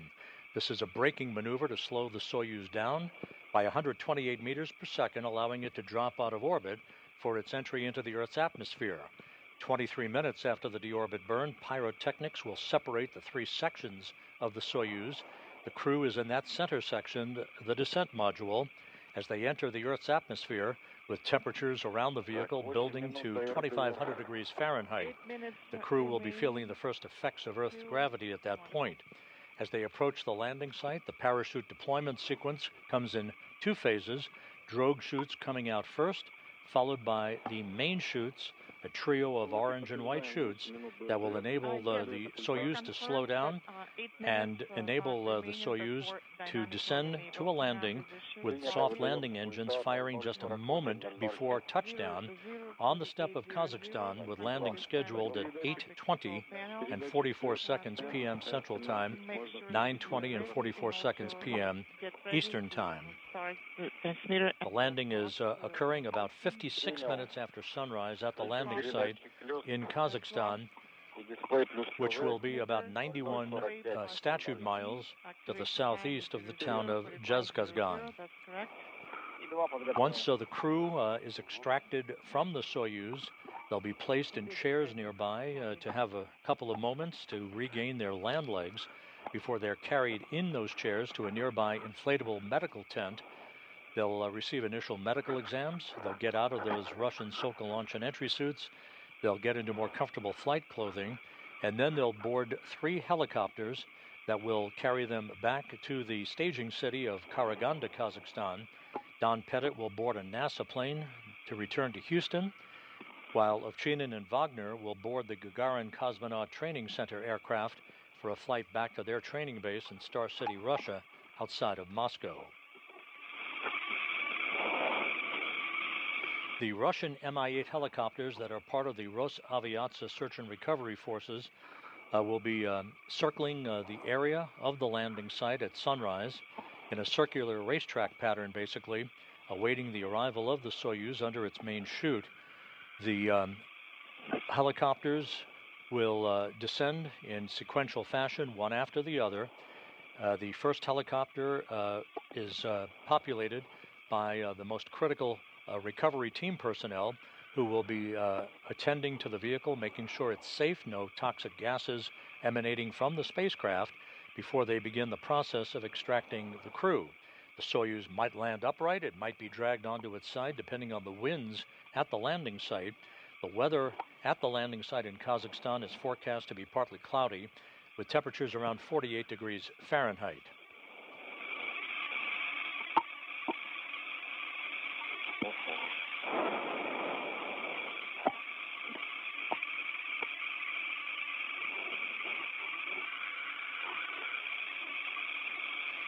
We are inside 13 minutes until the command to begin the opening of the hooks holding Soyuz to the Rosviet module will initiate. It'll take about a minute and a half for those hooks to open and for the Soyuz to push away from the Rosviet module to begin the trip home for Don Pettit, Alexey Ovchinin, and Ivan Vagner.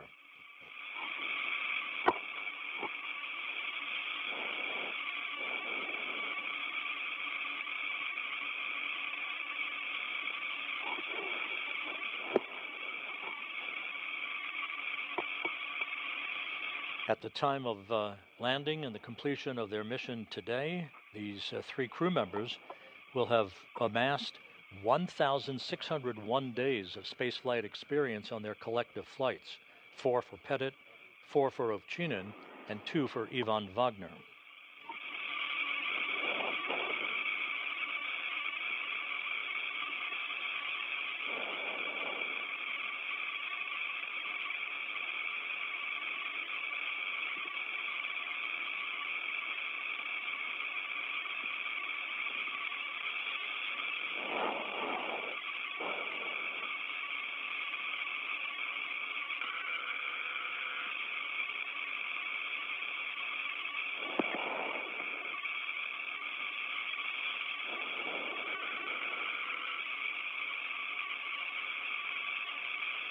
Once again, part of the NASA delegation that is embedded with the search and recovery operation team, they are airborne in an Antonov 26 aircraft, having departed Karaganda for an interim staging point in Zhezkazgan, where they will board their helicopters to fly to the landing site. Other NASA personnel, along with Rosaviatsa search and recovery force teams, will be departing Karaganda and going directly to the landing site a couple of hours from now. Burlaki, can you confirm that close M and transmitter commands have been sent? Yes, 004500, this is the time when the commands were sent to activate closed and display plus TV mode. And also we're constantly getting the temperature alarm. The SI temperature exceeds limits, so every 10 to 15 seconds we are getting this alarm. Would it be possible to somehow suppress it? Copy. Stand by one, please. 10 minutes away from the issuance of the undocking command, the International Space Station, flying 260 miles from southwest and northeast over the west coast of India.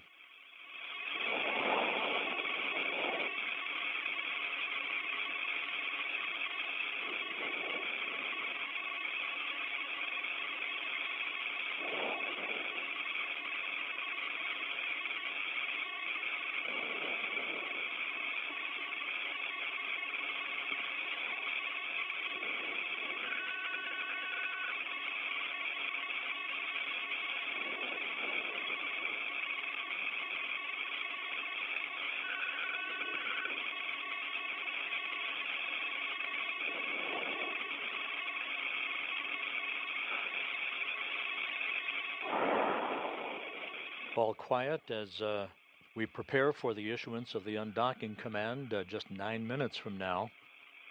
All of the preparations have gone very smoothly. On board the International Space Station earlier today, NASA astronauts Anne McClain and Nicole Ayers were in the Quest airlock doing checks on their extravehicular mobility units, or U.S. spacesuits, in advance of a scheduled spacewalk that they will conduct on May 1st.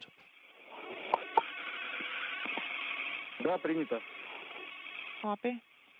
It is a busy trio of days on board the station, beginning with this activity today.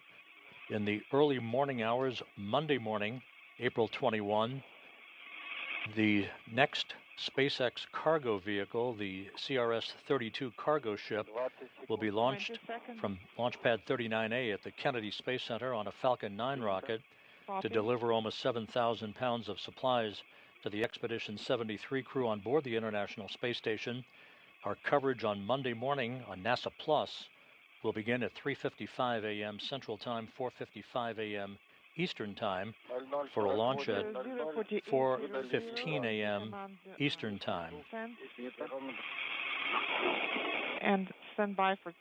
The coverage will begin Monday again at 2:55 a.m. Central, 3:55 a.m. Eastern. The launch 20 minutes later, that will result in a docking to the space station's Harmony module. On the following day, on Tuesday, April 22nd, of that SpaceX cargo vehicle, the Cargo Dragon, with docking scheduled at 7:20 a.m. Central Time, 8:20 a.m. Eastern Time on Tuesday, April 22nd. Parameters, the combined property unit parameters are nominal.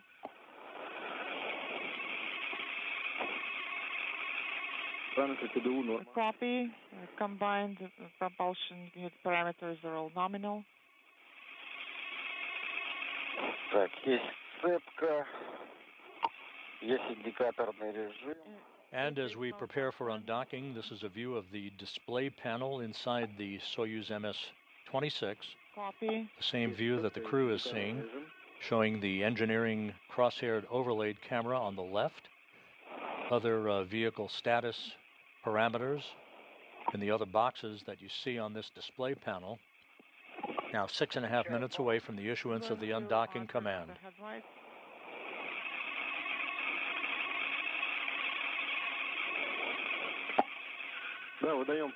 Yes, you're going to send the S-18 command.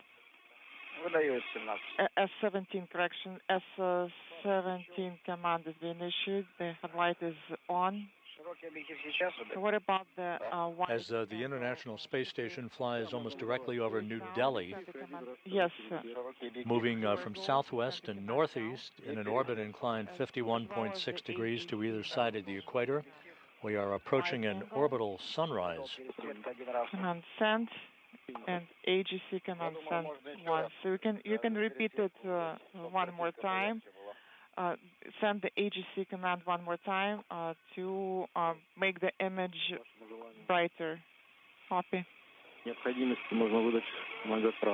You can send the command many times as required. Just send it one more time. The AGC command. Right now the image is good. The 2 is not illuminated. S16 is not illuminated. Copy. Once the undocking occurs, the physical separation scheduled at 4:57 and 30 seconds p.m. Central Time. Send about 3 minutes later, there will be the first of 2 separation burns, an 8-second burn of the Soyuz engines, followed a minute and 20 seconds later by a 15-second separation 2 burn that will accelerate the Soyuz away from the International Space Station's Roscosmos module. And now in view, a good look at the Soyuz MS-26. At the very top of the screen, that's the instrumentation and propulsion module, the white section that also accommodates the solar arrays. At the very bottom, the bulbous section is the orbital module. And in the middle, that's where the crew is strapped in, the descent module with Soyuz Commander Alexey Ovchinin in the center seat, flanked to his left by Ivan Vagner, and to his right by Don Pettit. Are you getting the image?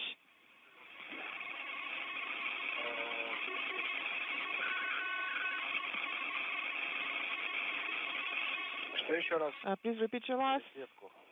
The AGC. No need for now. Let's wait for sunrise. We might need it at that point.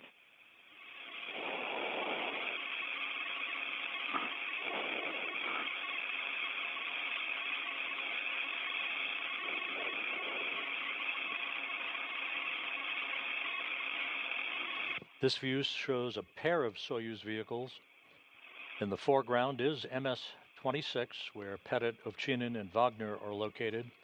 At the top of your screen, docked to the Prashal module, is the newly arrived Soyuz MS-27 that brought Johnny Kim, Sergei Ryzhikov, and Alexey Zabritsky to the station on April 8th.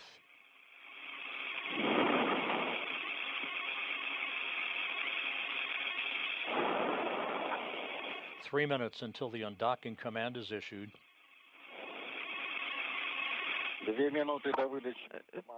2 minutes remaining.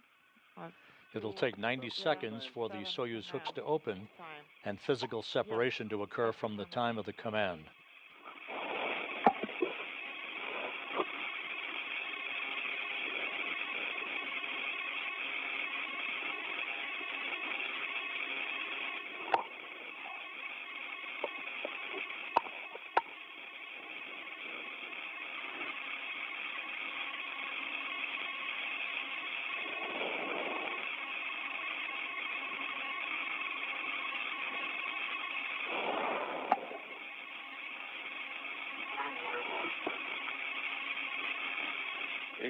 All station systems are go for undocking.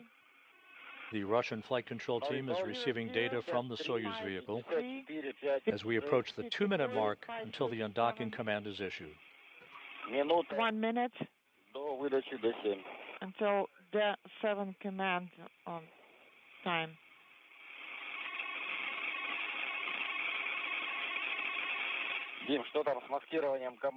What about the command status now,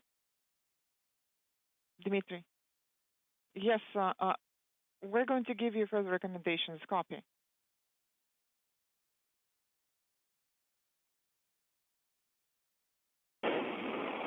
And we're in a brief handover between satellites on the tracking and data relay satellite system. We'll get our downlink video back just a moment or two from now. 15 seconds to the 7 command.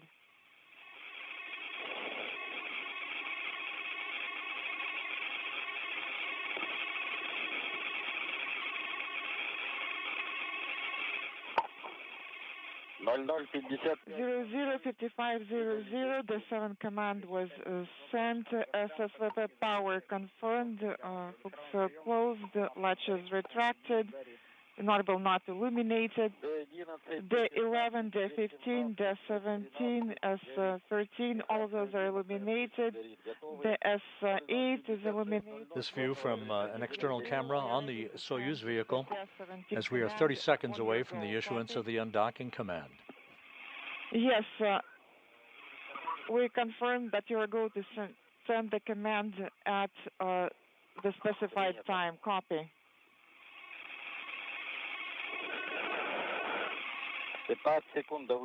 15 seconds remaining to D17 command.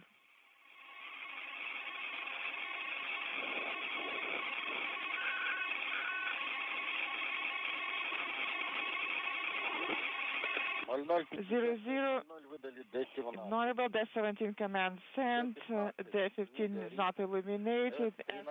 And the command has been issued. The Soyuz hooks are now driving open. Illuminated. The repress indication is illuminated. Copy. All systems on both Soyuz and the International Space Station are go, as the process has begun for physical separation that will be occurring a moment or two from now. The temperature is 15 degrees, then it's jumping back and forth. Copy.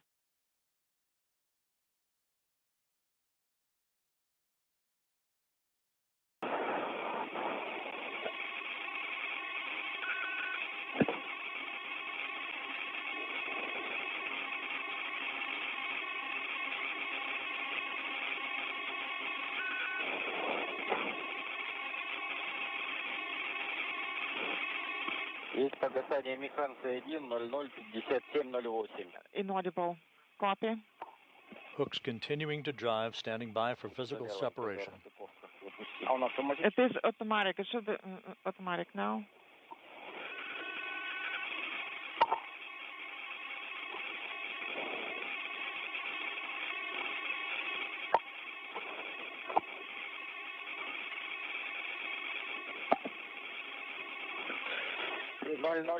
And we have undocking. 37, undocking. Undocking confirmed at 4:57 p.m. Central Time. Separation is visually confirmed. 5:57 p.m. Eastern Time as Soyuz and the station flew 260 miles over southern Mongolia. Illuminated. Please monitor and make sure that there are no foreign objects in the docking mechanism area. Yes, I continue visual monitoring, no foreign objects in the docking port area. Copy.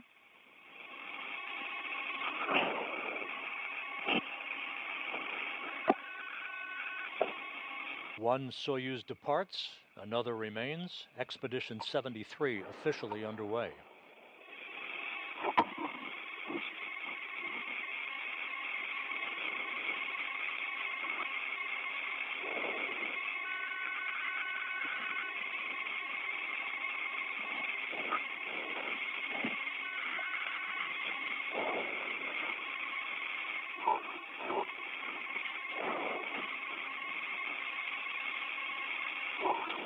We're about a minute away from the first separation burn that will begin to accelerate the rate of the opening rate for the Soyuz from the station. An 8-second burn coming up.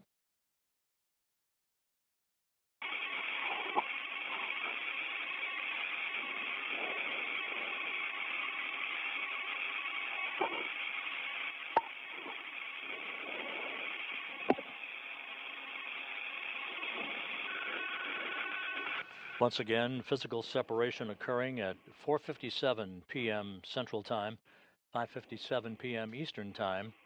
Pettit, Ovchinin, and Vagner are on the first leg of their trip back to Earth. Until the first burn.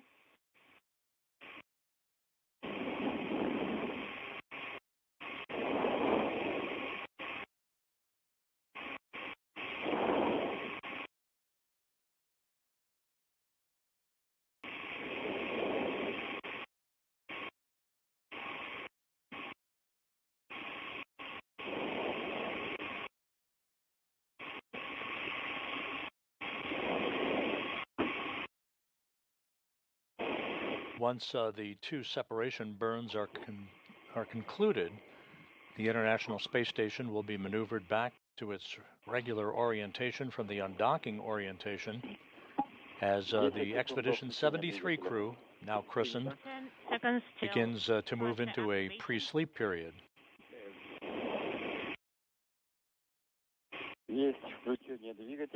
Thruster activation confirmed. Soyuz thrusters now activated, and the first burn is underway. For the burn, we see the maneuver, roll maneuver. Roll maneuver in progress.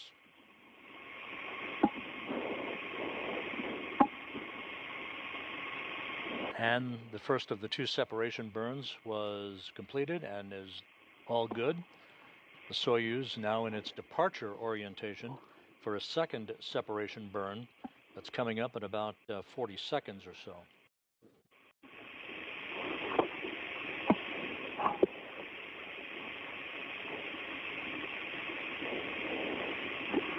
— 30 seconds till the second separation burn. Copy. We have combined GSO.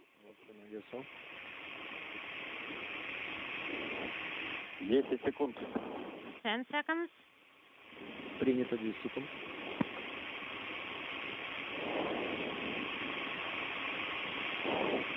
Есть включение двигателей. We confirm thruster activation. 5 секунд. 5 seconds. Принято. And the second separation burn of 15 seconds in duration underway. Принято.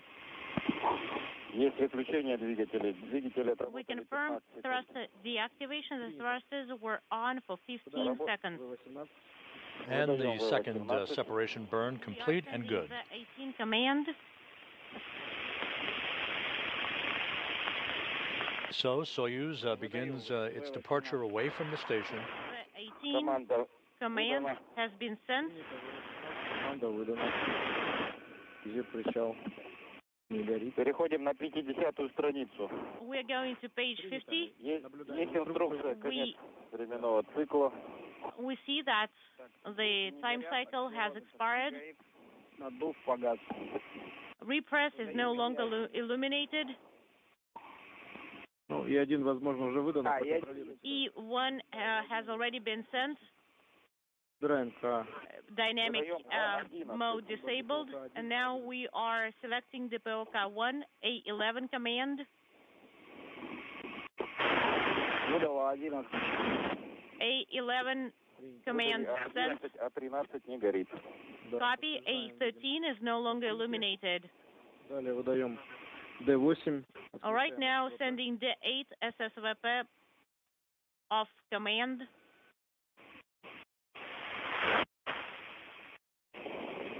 D8 command is sent. SSVP internal transfer system mode is deactivated. G17 is no, and S11 and D17 are no longer illuminated.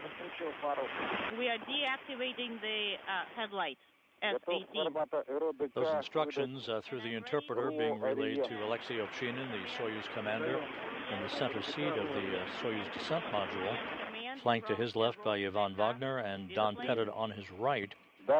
Post undocking procedures to place the Soyuz in position for its departure from the station to an ultimate distance of about 41 kilometers for the deorbit burn that is scheduled 2 hours and 22 minutes from now.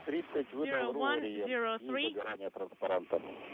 We have the LED illuminated.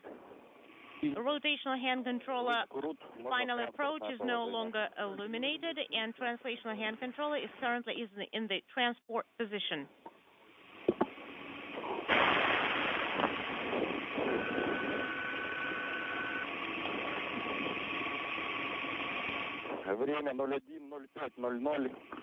This is the cockpit display panel in the descent module, showing a variety of parameters, chamber pressures, and so forth that the Soyuz crew is watching as Soyuz MS-26 drifts away from the International Space Station after 220 days attached to the Roscosmos module. 482.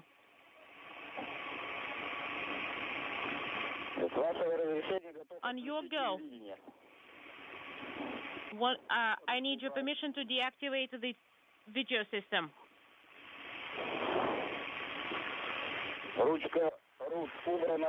Translational hand controller has been stowed, and I'm ready to activate the video system.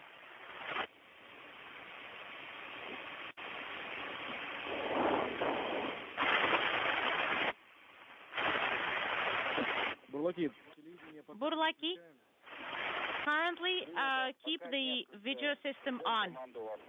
All right, we'll stand by for your go. You will need to send the command to set RRG to 8 degrees. Sending L13, Lima 13 command, and set it to 8. 0630, the command has been sent. The LED is illuminated.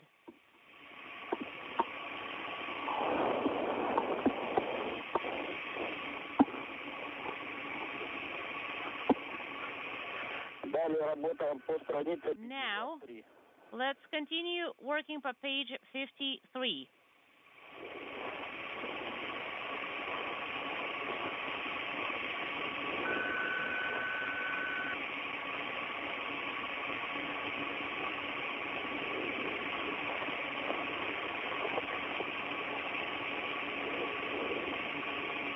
This is Mission Control Houston. Once again, the Soyuz MS-26 spacecraft with NASA's Don Pettit and Roscosmos cosmonauts Alexey Ovchinin and Ivan Vagner on board undocked from the International Outpost at 4:57 and 37 seconds p.m. Central Time, 5:57 and 37 seconds p.m. Eastern Time, as the vehicle and the International Space Station passed 260 miles over southern Mongolia. All of the hatch closure and pre-undocking preparations went by the book, no issues whatsoever, and the Soyuz is now moving smartly away from the station to an ultimate distance of about 41 kilometers from the complex for the deorbit burn that is scheduled 2 hours and 19 minutes from now. The deorbit burn scheduled at 7:27 and 8 seconds p.m. Central Time. That will be a 4-minute, 41-second retrograde braking maneuver to slow the Soyuz down by 128 meters per second, allowing it to drop out of orbit for its descent back to Earth. In Kazakhstan, members of the search and recovery teams are en route to an interim staging site in Zhezkazgan, which is 91 miles to the northwest of the landing site itself. Other NASA personnel will be heading directly from the primary staging area of Karaganda to the landing site to join their counterparts, as a half-dozen Russian Mi-8 helicopters will be standing by to land in sequential fashion to begin the extraction of the crew from the descent module and to get them into a nearby inflatable medical tent for initial medical testing before they board the helicopters to return to Karaganda, with Pettit boarding a NASA jet to fly back to Houston, and Ovchinin and Vagner boarding a Gagarin Cosmonaut Training Center aircraft for a flight back to their training base and their home in Star City, Russia, outside of Moscow. Step 2 per page 54. Copy.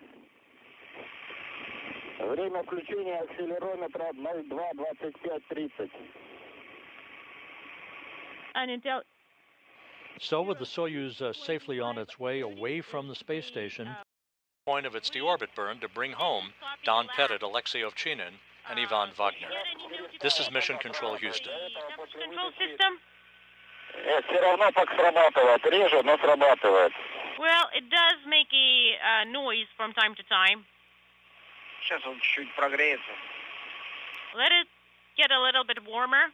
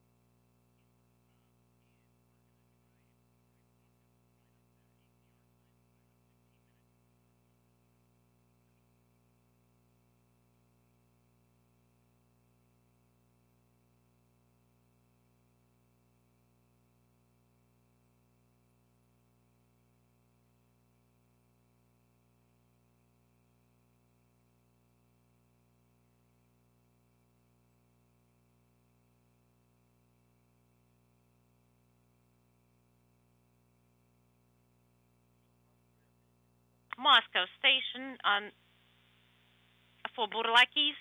Go ahead. Dima, we confirm that the video is off, but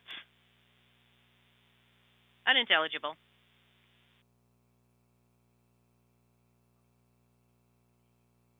Maybe we need to turn off the commutator. All right, let's send the video off command. Copy. Sending the video off command.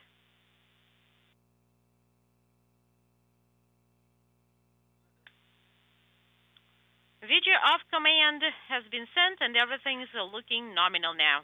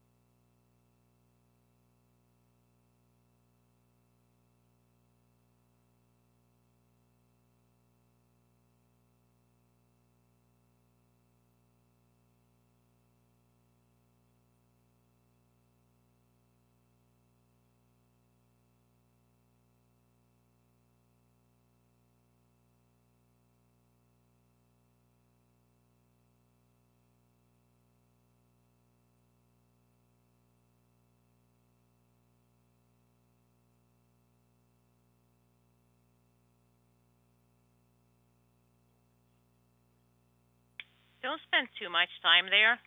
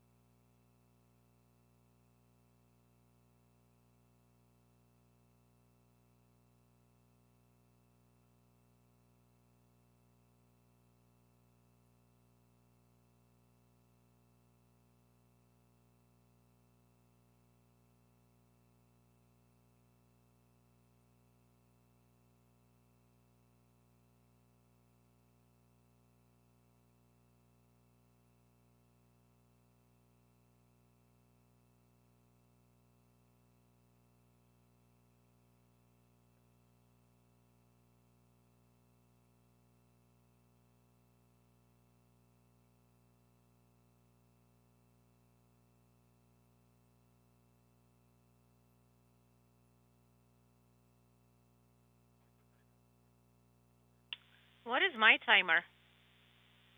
Is this one?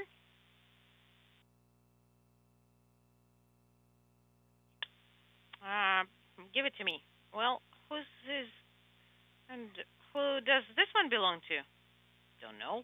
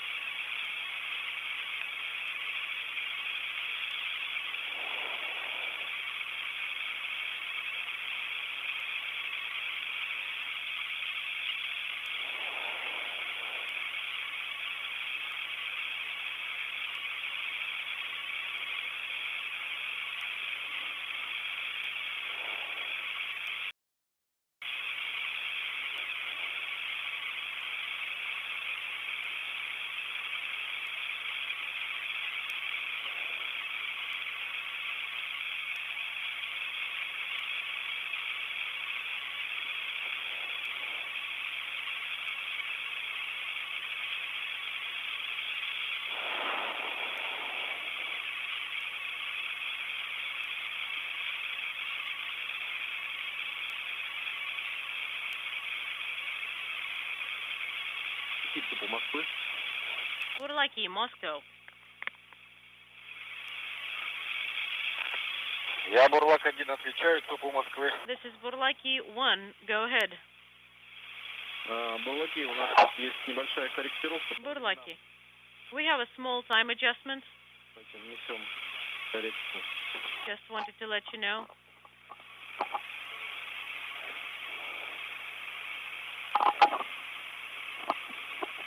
Есть 54. Let's start with unintelligible. 4.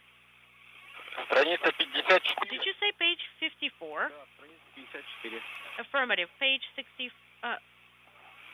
54. Так, готовы? All right, we are ready. Акселерометра по-прежнему по королю. Accelerometer time Изменилось на минуту. via command radio 30. link. So it's going to be 022430.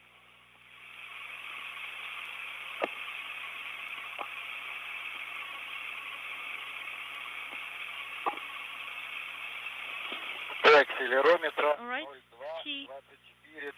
Of T accelerometer via KRL is 022430. 02-25-30. And backup battery 022530.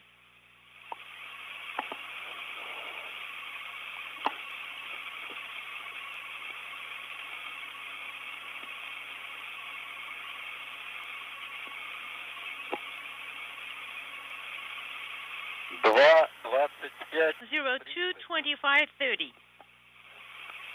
Включение резервной батареи. All right, that's the activation of the backup battery. Affirmative. РДР минус минута. TRDR minus 1 minute. 00, 02-29, 0, РДР. 2900. Еще раз. ТРДР. TRDR, time of dynamic mode. 02-28, 00, минут. Enable. 02-29, 00, РДР. ОКРЛ. It's going to be RDR via command radio link. And the delta is just 1 minute. 55. And on page 55, T reentry. Секунды. 03-59-21. 035921. 03-59-21. Did you say 035921? Affirmative. Принято. Copy. Далее на 55-й. And for 65, 03-27-07. Также изменилось на секунду. and there is a 1 second delta for the 03-27-07.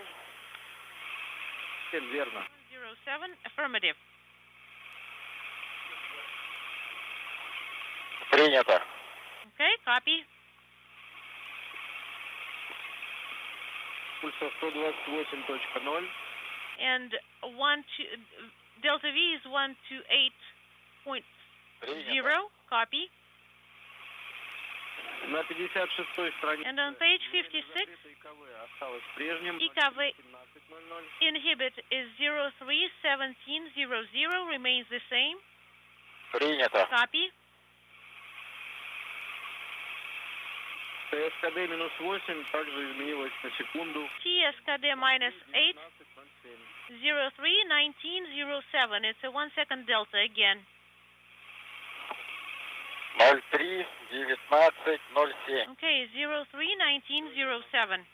ТСКД минус 1, соответственно, 03-26-07. And TSKD 031926. Принято. 03-26-07. Correction, 032607. Affirmative. На 57-й странице And ТСКД TSKD on page 57, 032707. Принято. 032707. Величина импульса 128.0. Время работы 4 минуты 41 секунда.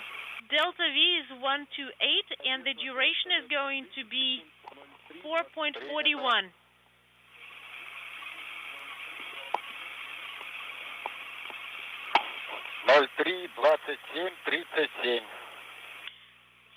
All right, 032707, affirmative. Далее на 59-й странице. On page 59, SKD 032707. СКД 032707. 032707 in the table. И ТГК в таблице 033148. Time of the main command is 033148. Страница 61.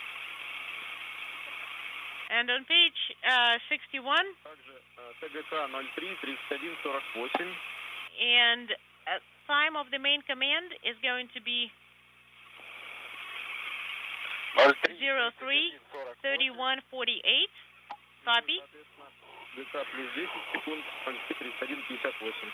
And then plus 10 seconds is going to be 033148 for the main command plus 10 seconds.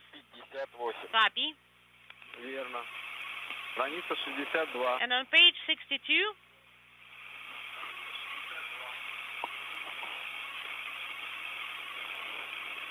Минус 6 минут. T separation minus 6, 03 48 57. 03 03 48 57. Верно. Affirmative. Разделение минус 2 14. Separation minus 2 14. 03 52 43. 03 03 52 43. Верно. Copy. And affirmative. Разделение минус минута 14 03 53 43. And then T separation minus 1 Принято 03 03 53 Верно. 43 63. 53.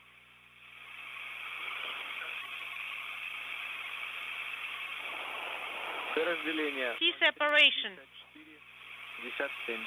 03 54 57. Разделение T separation 03 54 57. Affirmative. Т входа T reentry 059 03 59 21.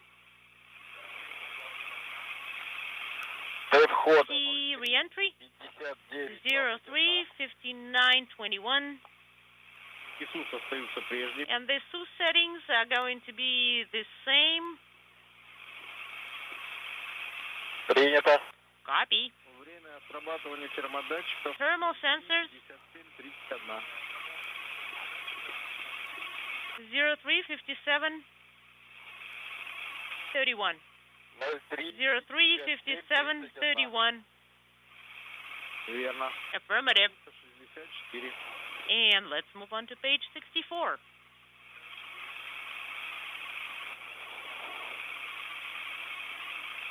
Время входа T 59:21. reentry is going to be 03 59 21. Т входа 03 03 59 21. Affirmative. 65. Время ОСП минус And 65 page 05 17. is going to be 0405 18.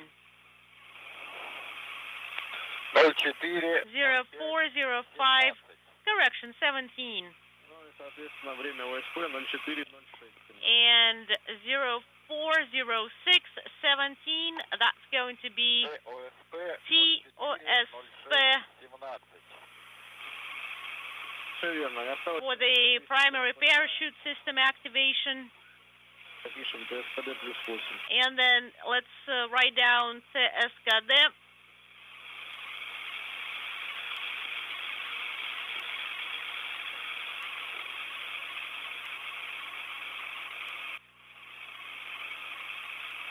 All right, page 248. СКД плюс 8 минут. ТСКД 35:07. plus 8 minutes is 03:35:07. 03:35. All right, 03:35:07 for TSKD plus 8.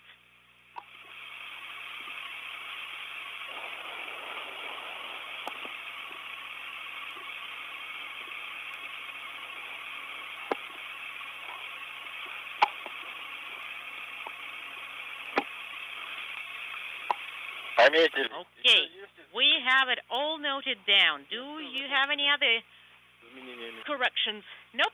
All the deltas are there.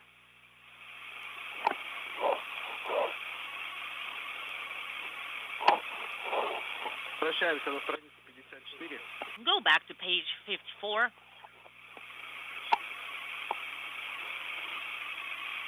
Принято. All right, going back to page 54.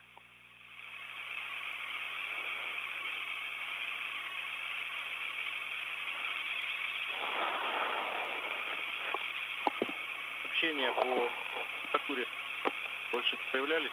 So, have you received any more notifications regarding the temperature? Nope, no more temperature notifications. Awesome. Copy all.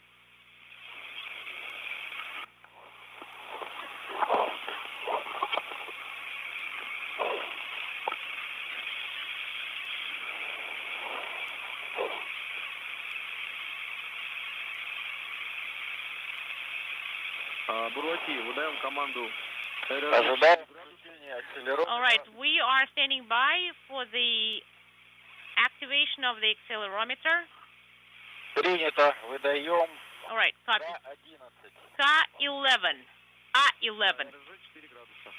And then, could you please make sure that you set the RRG settings at 4 degrees? All right, the command has been issued. Copy. I am standing by for the accelerometer at 02:24:30. That's going to be activation of your command radio link. Affirmative.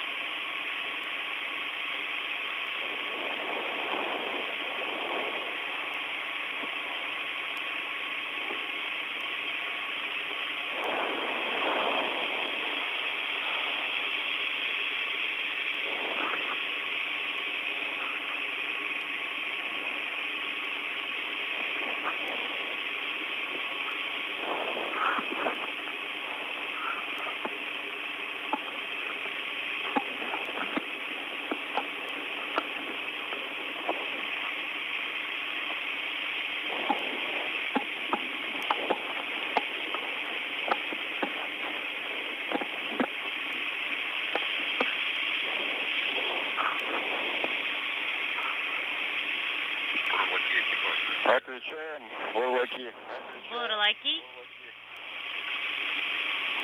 Calling the station. Go ahead, guys. We just wanted to let you know that the undocking was beautiful. And soft landing to you. Godspeed, guys. Dawn, happy birthday one more time. Happy anniversary. And all the best. Sergey, thank you. Good luck. Good luck on your mission. And of course, happy Easter.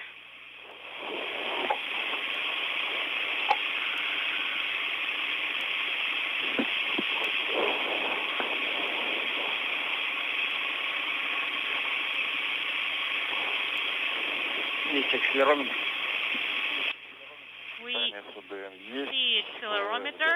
Sudan power is on. BVS ready. Repress of KDU. Affirmative. 0225. And now we see the backup battery on. Affirmative.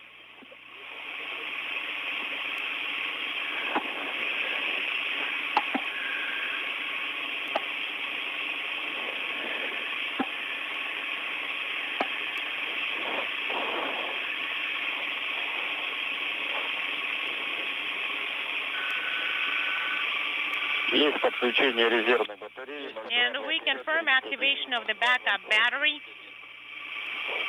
All right. We have switched from the first to the second section of the KDU.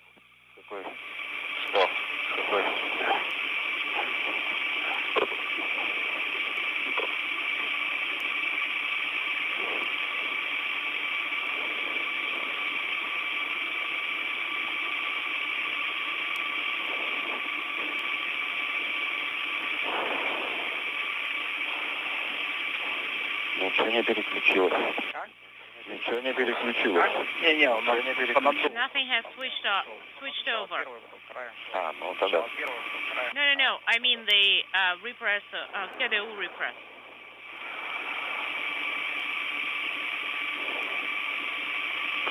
В 02:28:00 выдам дисплей трансляция. And we've got we selected command display relay at 0228:00.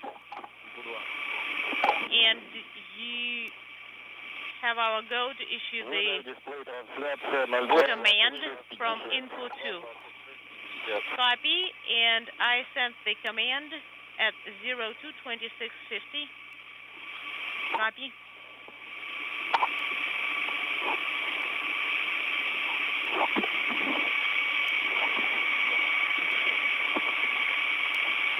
Ожидаем прохождения РДР. We are standing by for the dynamic operations enabled flag via a command radio link. Affirmative.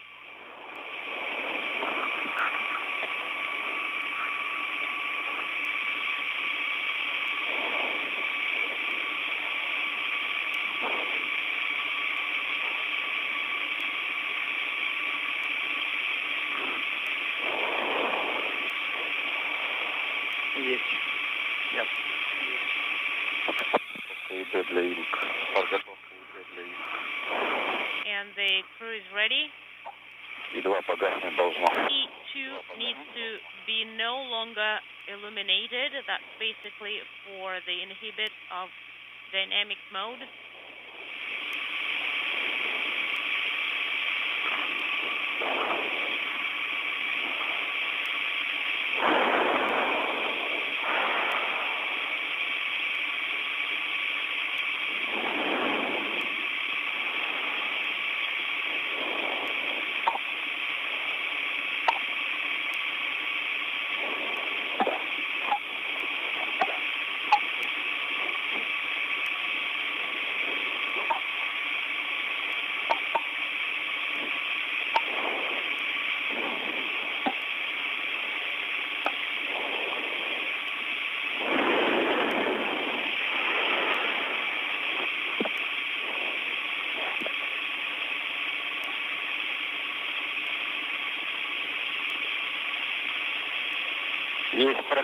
Есть прохождение РДР, есть погашение ИПО. FDR command execution confirmed, dynamic mode enabled, damping confirmed, survey mode indication illuminated, flexible cycle illuminated, produce 1, 2, and 3, get the repress, all the parameters are illuminated. So it went through.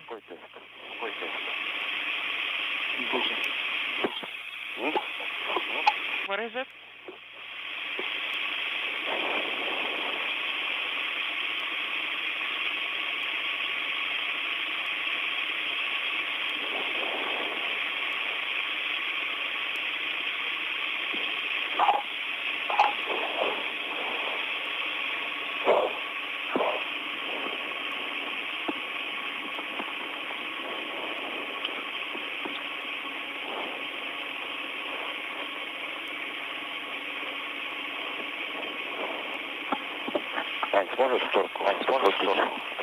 Что нужно сделать? What do you need me to do? Can you please move it to that side, okay?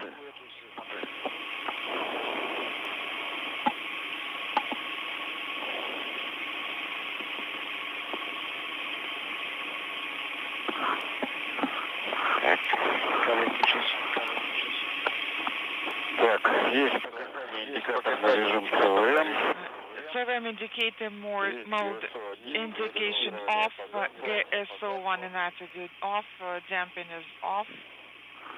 Включился ИКВ-2, ИКВ infrared horizon sensor 2 is on. ИКВ indication is illuminated on the display.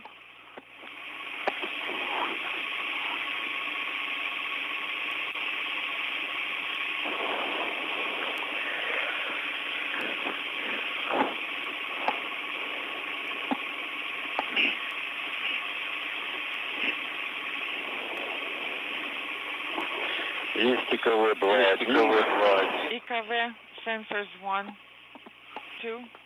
Так, визуально confirmed. проконтролировать не можем. We cannot visually monitor the attitude build as of now. 023114. Назначает переведение к местной вертикали. Local vertical build.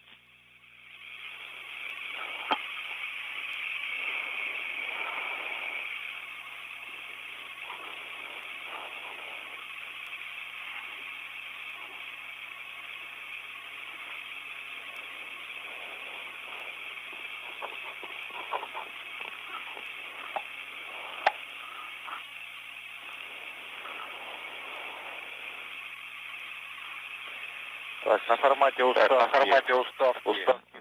The settings display, SUS entry control systems settings are nominal.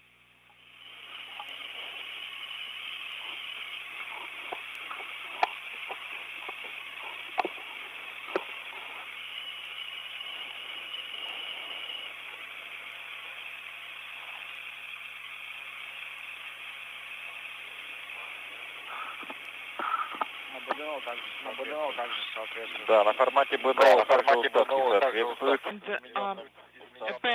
All display settings are all nominal and match the updated settings.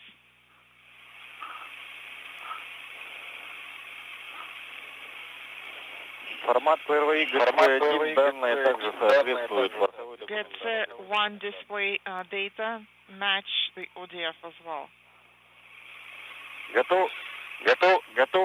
Ввести атмосферное давление вместе посадки. And I'm ready to input the atmospheric pressure at landing site.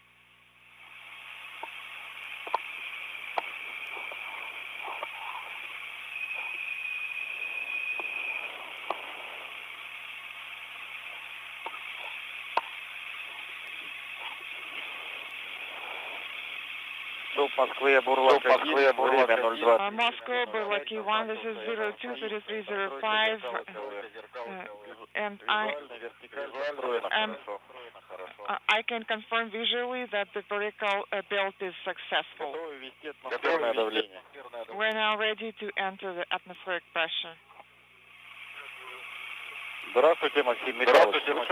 Maxim Mikhailovich, greetings to you. We have you loud and clear. Good afternoon.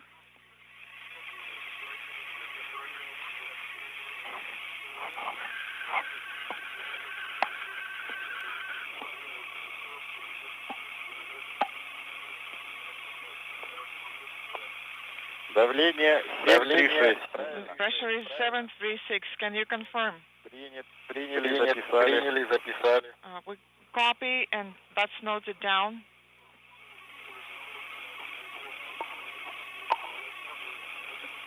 Спасибо, Максим Михайлович. Thank you, Maxim Mikhailovich. We'll see you soon. Спасибо, до встречи. Спасибо, до встречи. Thank you, and see you soon. Левым бортом вперед летим.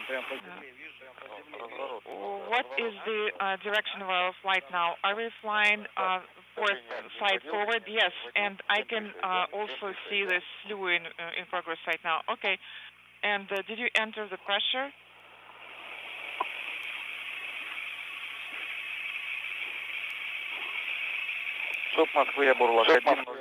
Moscow, Burlaki 1023505, IMS 4 is confirmed course angle belt, and we're also visually confirming the yaw maneuver in progress.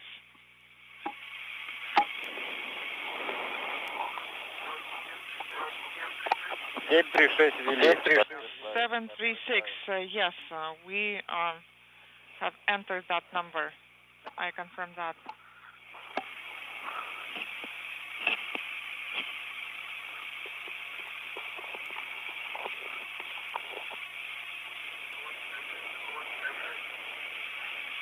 Даю отчет времени на ИНПУ-2. Input 2, control panel time is 0236 12 13 14.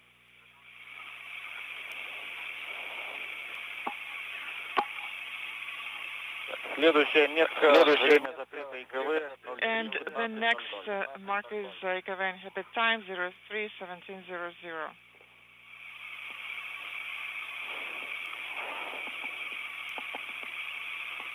Сколько зарядки, Иван? Иван, what's the state of charge? 69, and I turn it off every once in a while. Okay. And I can swap it. Well, that's fine. No need to do that. Mine is off too. Mine is off too, but my charge level is much less. That's fine. We'll be fine.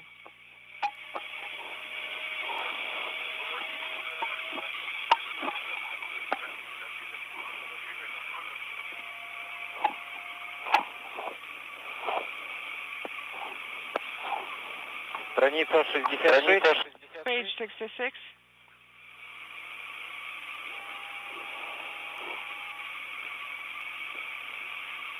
Так, готовы записать? Yes, we're ready to write it all down.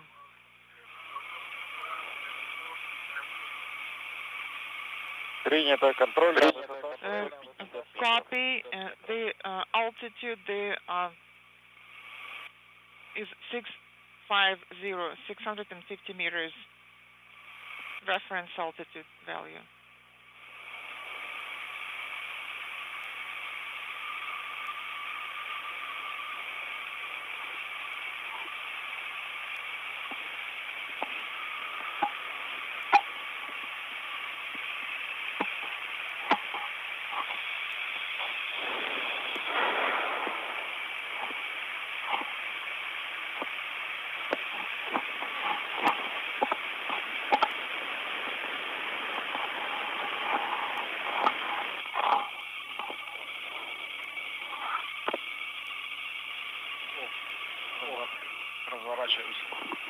Maneuver in progress.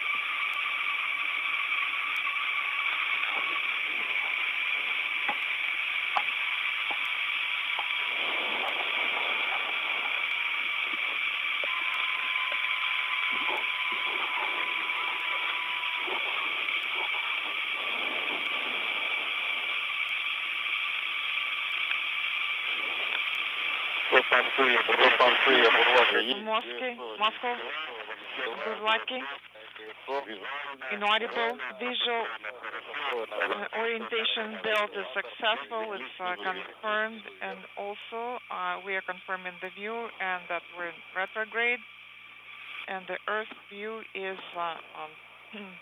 in the bottom up direction.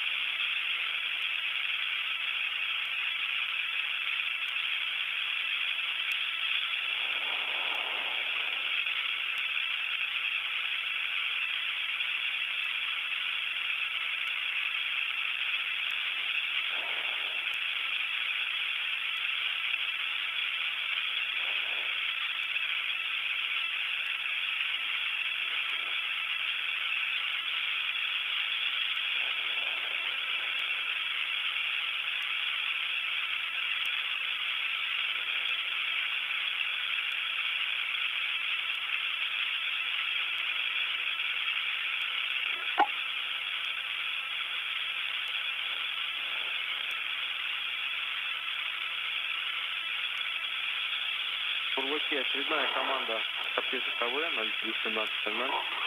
Bullaki, stand by for the command. Yes, 03-1700, we confirm, that's the command time.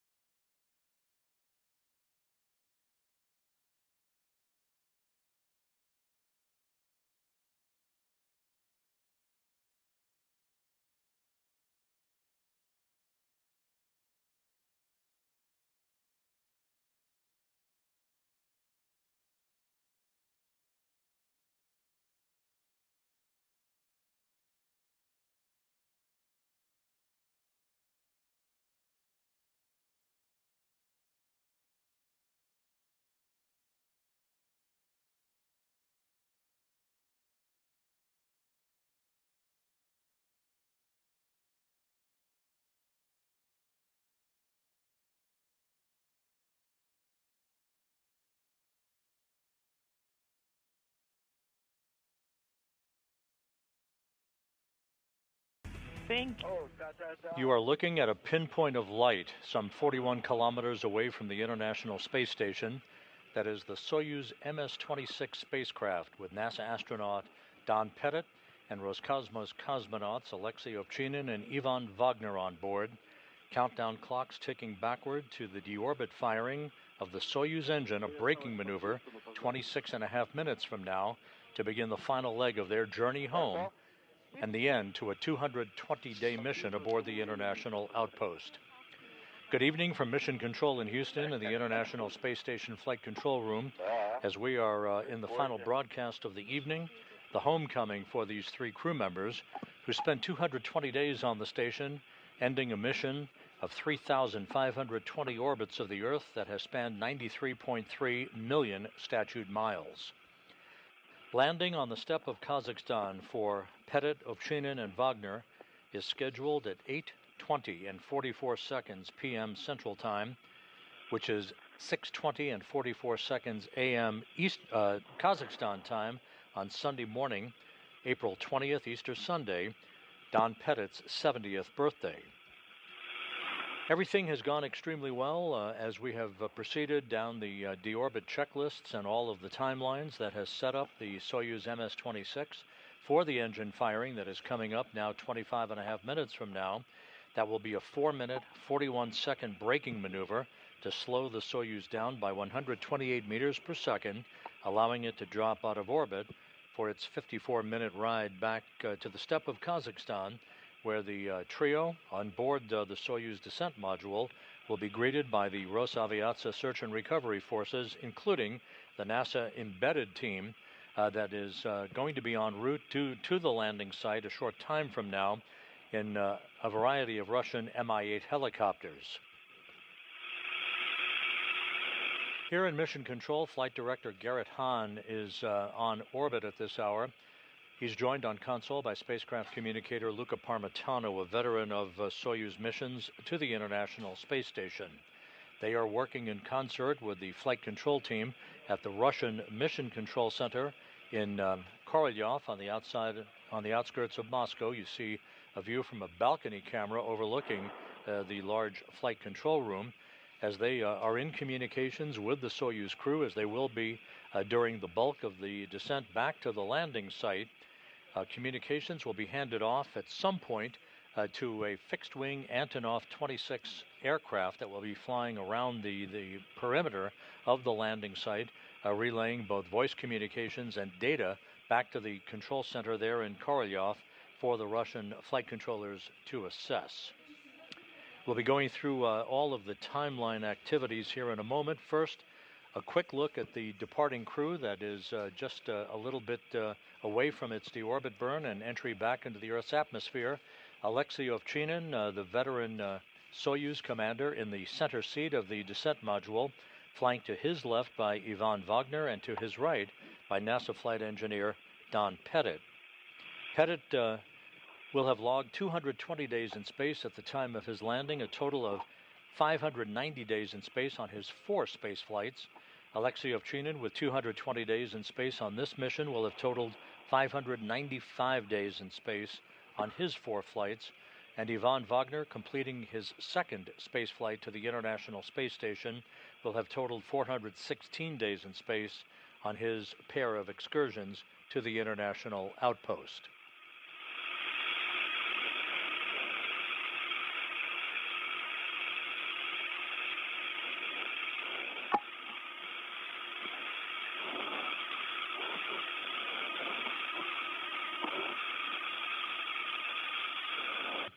Several hours ago, just before 2 p.m. Central Time, the 3 departing crew members, Ovchinin, Pettit, and Vagner, clad in their blue undergarments, said farewell to the counterparts who are remaining aboard the International Space Station before they closed the hatch, first on the Rosviet module side of the docking interface, and then the Soyuz hatch on the other side of the docking interface to begin a series of leak checks and systems checks that was the precursor to the donning of their Sokol launch and entry suits that they're clad in the descent module of the Soyuz. You see on the right side of your screen Japan Aerospace Exploration Agency astronaut Takuya Onishi, who took over command of the International Space Station on Friday from Alexey Ovchinin. Onishi will remain commander of the station until his return to Earth with the Crew 10 crew later this year.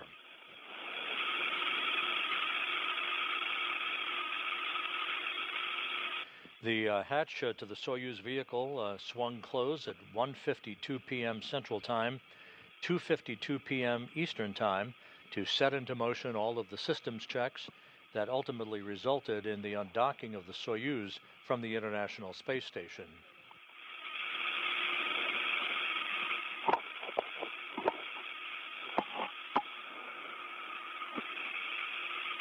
With all of those systems checks having been completed, the hooks to the Soyuz that held it in place to the Rosviet module opened, and at 4:57 and 37 seconds p.m. Central Time, 5:57 and 37 seconds p.m. Eastern Time, the Soyuz pushed away from the Rosviet module, with physical separation occurring as the station and Soyuz flew 260 miles over southern Mongolia.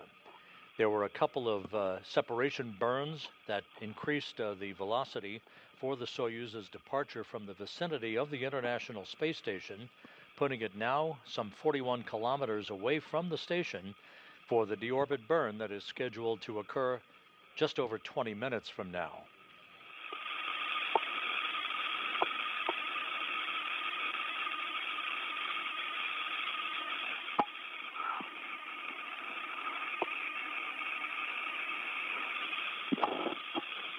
Again, looking at a replay of the departure of the Soyuz vehicle from the International Space Station, you see in the field of view the Soyuz MS-27 spacecraft that arrived on April 8th with NASA astronaut Johnny Kim and Roscosmos cosmonauts Sergei Ryzhikov and Alexey Zubritsky parking in the parking place right next door to the Soyuz that has just departed, the MS-26.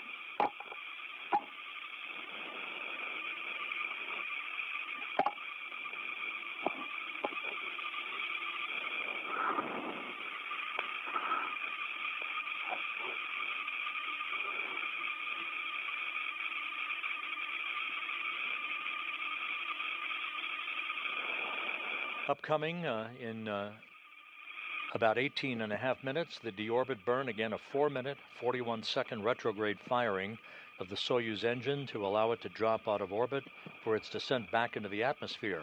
23 minutes after the deorbit burn, there will be the pyrotechnic separation of the three sections of the Soyuz vehicle, the crew remaining, of course, in the center section, the descent module, with its heat shield repelling the heat that will build up to some 2,500 degrees Fahrenheit around the spacecraft. Once the vehicle has entered through the atmosphere, a drogue chute will be deployed and in turn will pull out the main parachute, that large orange and white parachute that you're familiar seeing on our broadcasts of previous Soyuz landings. That drag chute will slow the descent rate of the Soyuz down considerably, and then just a moment before touchdown, soft landing engines will fire to soften the impact on the ground, and the Soyuz crew will be home. The interesting part about the parachutes, the two pilot parachutes are first deployed, the second of which extracts the drogue chute. That drogue chute, once released, measures 24 square meters, slowing the Soyuz down from a descent rate of 230 meters per second to just 80 meters per second. The main parachute is then released, a huge chute covering an area of some 1,000 meters, slowing the Soyuz to a descent rate of just over 7 meters per second. Its harnesses first allow the Soyuz to descend at an angle, a canted angle, of some 30 degrees to expel heat, then shifts the Soyuz to a straight vertical descent. Once again, that pinpoint of light you're seeing is the Soyuz MS-26. We are inside 17 minutes until the deorbit burn. Just to give you some time hacks coming up on events to come, the deorbit burn again scheduled at 7:27 and 7 seconds p.m. Central Time, 8:27 and 7 seconds p.m. Eastern Time, 4 minute 41 second engine firing to act as a braking maneuver to slow the Soyuz down by 128 meters per second. 23 minutes after the deorbit burn, at 7:55 p.m., rounding it off, we should see the separation of the three sections of the Soyuz, as we just mentioned earlier in the animation. 3 minutes after the module separation, the vehicle will enter the Earth's atmosphere at an altitude of 326,800 feet. The crew on board will feel the first sensation of Earth's gravity in 220 days at that point. And about 1 minute and 30 after entry interface, as it is called, the vehicle will enter into the plasma regime, basically a big fireball that is generated around the vehicle, with the heat being repelled by the Soyuz heat shield. That plasma regime that the vehicle will be in is about 5 minutes in duration. We do expect a blackout period in communications until the vehicle descends past that period of peak heating and moves into a area in a lower regime in the atmosphere.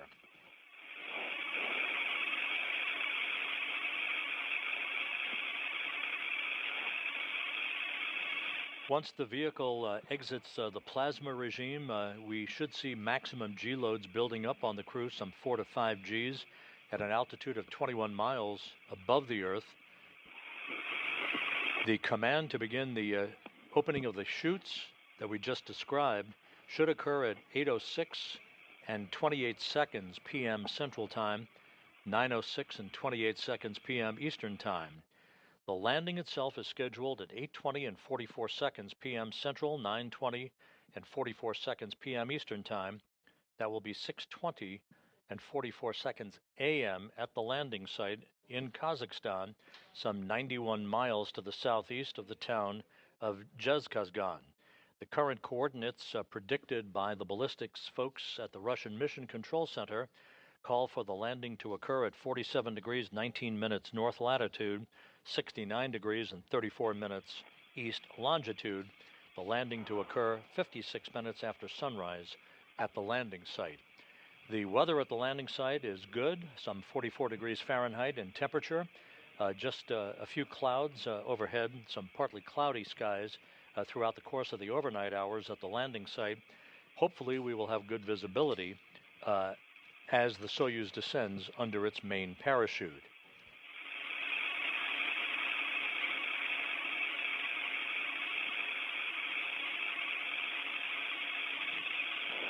There are a number of Russian Mi-8 helicopters in play as part of the search and recovery forces, 8 helicopters in all, 2 of which are stationed at the ballistic staging site well to the southwest of the primary landing site. Those 2 Russian Mi-8 helicopters are at the Kryani airport near the Baikonur Cosmodrome, the launch site for Soyuz vehicles. They would come into play in the unlikely event that the Soyuz moved into a ballistic entry that would create a shortfall in their intended landing target, which is to the southeast of the town of Zhezkazgan. There will be a half a dozen Russian Mi-8 helicopters in play for the prime landing site, including NASA personnel.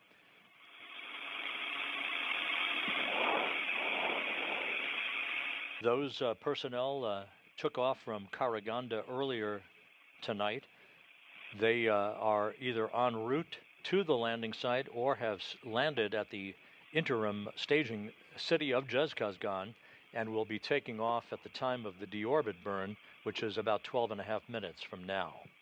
Those helicopters will arrive at the landing site in tandem, forming a circular racetrack pattern around the landing site. Communications between Soyuz and a fixed-wing aircraft, the Antonov 26, will be in play to relay data and voice to the Russian Mission Control Flight Control Team in Korolyov outside of Moscow. Once the Soyuz lands, those Russian Mi-8 helicopters will land in rapid-fire succession in a sequential fashion.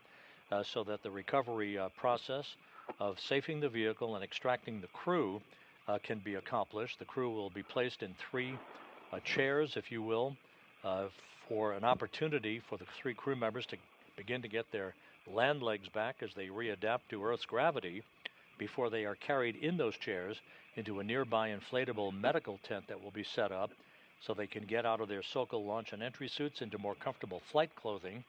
They then will be brought to 3 separate helicopters to be flown back to the staging city of Karaganda, where a NASA plane is waiting for Don Pettit to return him to the Johnson Space Center. Ovchinin and Vagner will return in a Gagarin Cosmonaut Training Center aircraft to be flown back to their training base in their homes in Star City, Russia, outside of Moscow. 1 minute till IKV inhibit command is going to be issued. Copy, and we confirm.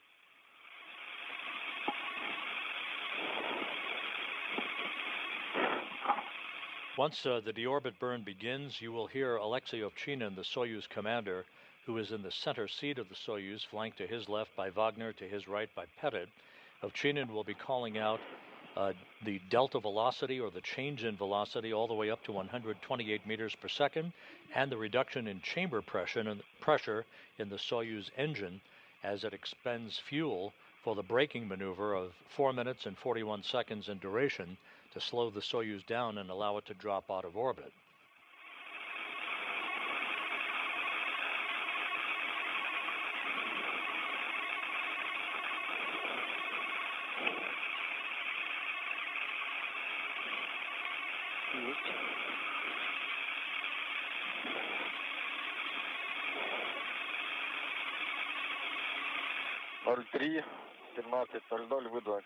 At 03:17:00, we sent IKV inhibit command. And we have confirmation that IKV has been exhibited and E2 is no longer illuminated. Correction, K Kilo 2 is no longer illuminated. And then the next reference point is TSKD, or SKD TIG -8. We're now inside 9.5 minutes until the initiation of the deorbit burn that begins the trip home for the Soyuz. You will hear the Russian flight controllers talking to Ovchinin for as long as they are within the geometry of communications between the Soyuz VHF comm system and the antennas on the International Space Station. You'll also hear the Soyuz referred to by the call sign of Burlock. That is the call sign that Ovchinin chose for his vehicle.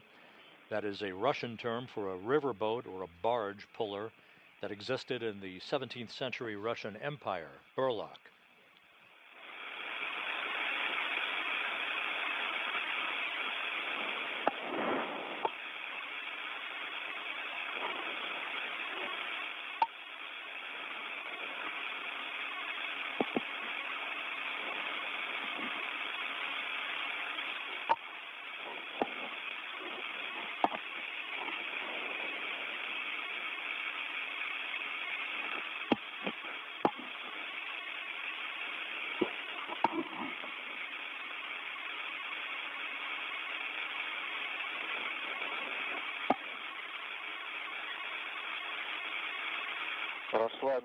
All right.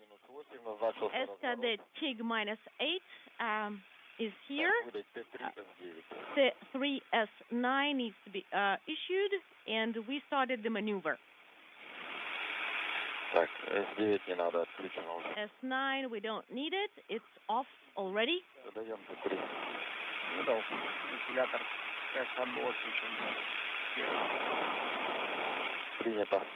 And we have the fan on. Copy.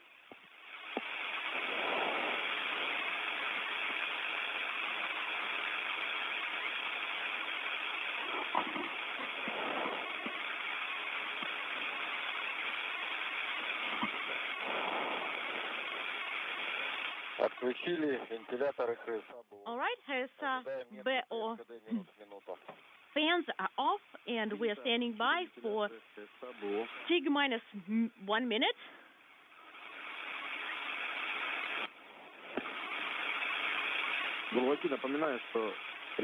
Burlaki, just as a reminder, could you please provide a running commentary regardless of comm quality? So we need time with like minutes, seconds. Please provide your report even in the blind. Copy.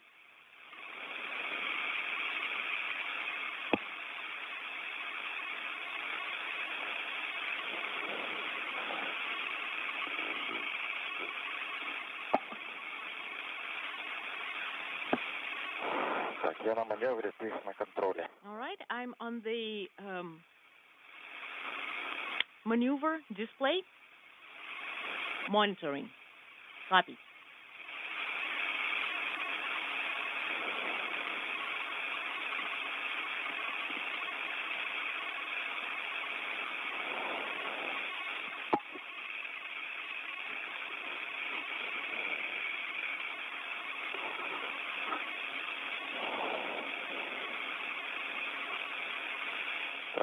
This is Mission Control Houston, 5.5 minutes now until the deorbit burn is initiated. Again, this is a 4-minute, 41-second retrograde firing of the Soyuz engine to slow the vehicle down and enable it to drop out of orbit. The change in velocity is 128 meters per second.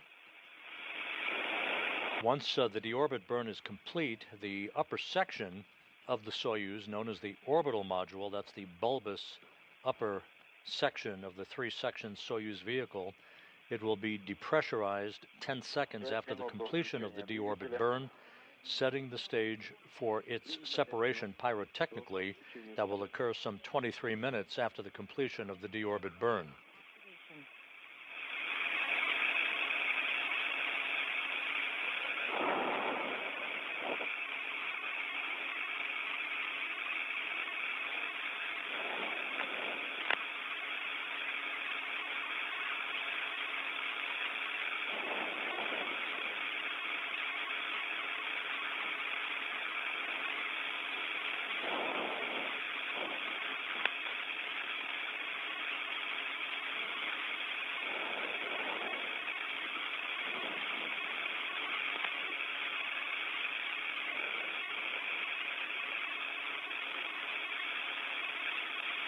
4 minutes now until the start of the deorbit burn. Everything in good shape. Once the deorbit burn is complete, we'll have a few more details about the entry profile for the Soyuz MS-26. The Russian Mi-8 helicopters will be taking off from the interim staging point in Zhezkazgan right around the time of the deorbit burn. That will time them to arrive in sequence, in sync, with the arrival of the Soyuz under its large main chute. The Russian Mi-8 helicopters will form a welcoming party, if you will, in a racetrack pattern, or flying around the landing site, awaiting the arrival of the Soyuz, and once it touches down, so will the Russian helicopters in quick sequential fashion to begin the process of arriving at the spacecraft to safe the vehicle and extract the crew.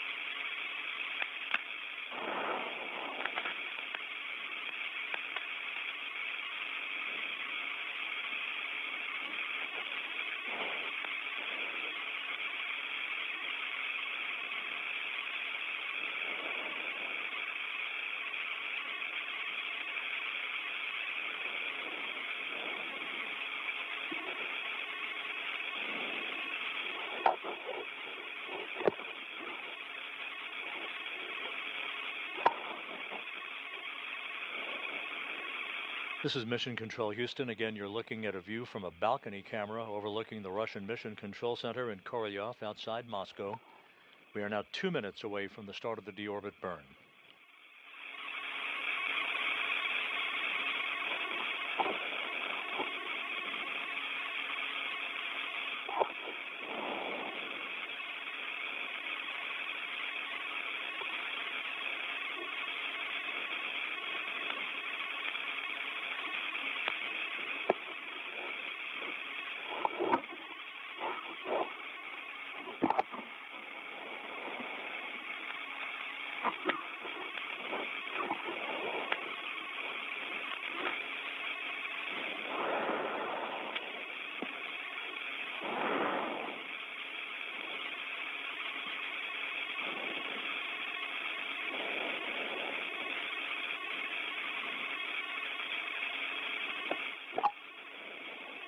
Now approaching 1 minute until the start of the deorbit burn. Again, Pettit, Ovchinin, and Vagner wrapping up 220 days in space and a journey of 93.3 million statute miles. All right, we have views, we have stabilization. Copy.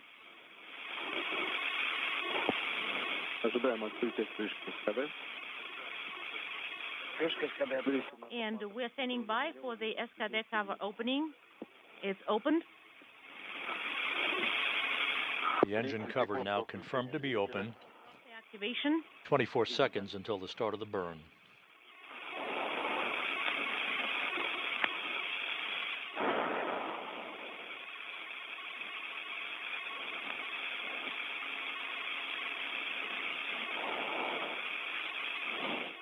Поехали домой. Off we go home. Yep. Есть включение СКД 03. Deorbit burn now in progress. Activation confirmed. Once again, a 4-minute, 41-second retrograde maneuver. The burn is underway. Copy.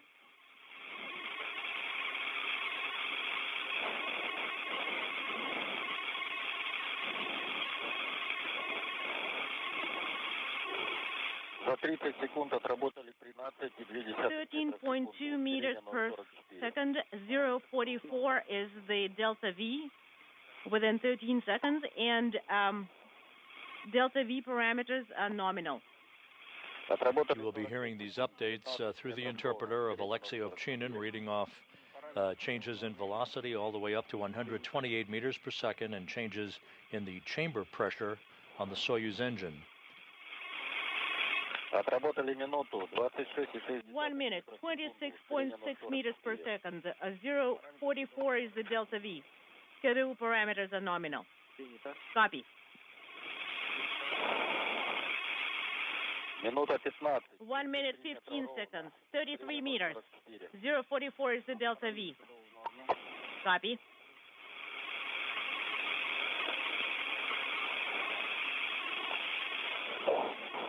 Отработали минуту 30. 1 minute 30, 39.8, and 0.44 is the delta V. Schedule parameters are nominal.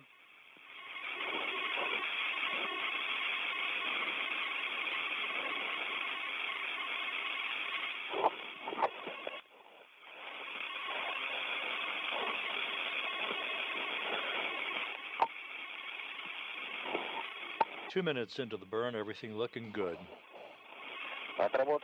And 2 minutes down 54 meters precisely. 0.45 is the delta V. Copy.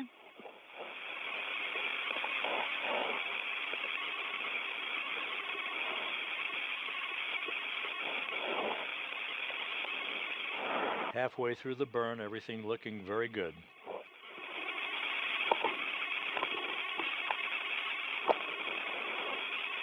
Отработали 2,5. 2.5 minutes of burn duration, 66.9. This is the delta.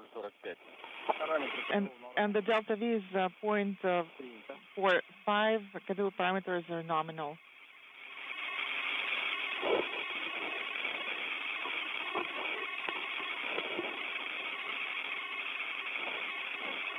Coming up on 3 minutes into the burn, all parameters looking very good. Time tag past 3 minutes, 79.6 meters, 0.45. This is the delta V acceleration, and schedule parameters are nominal. Copy.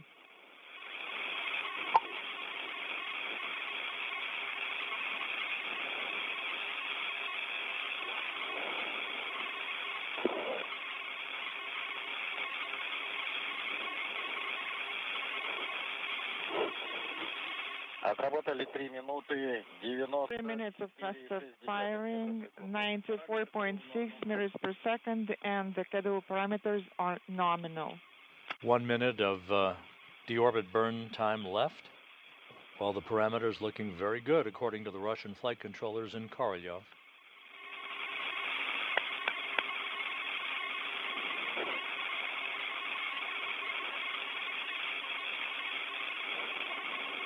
Aspiring time 4 minutes.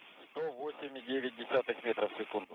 108.9 meters per second, and schedule parameters are nominal. Copy.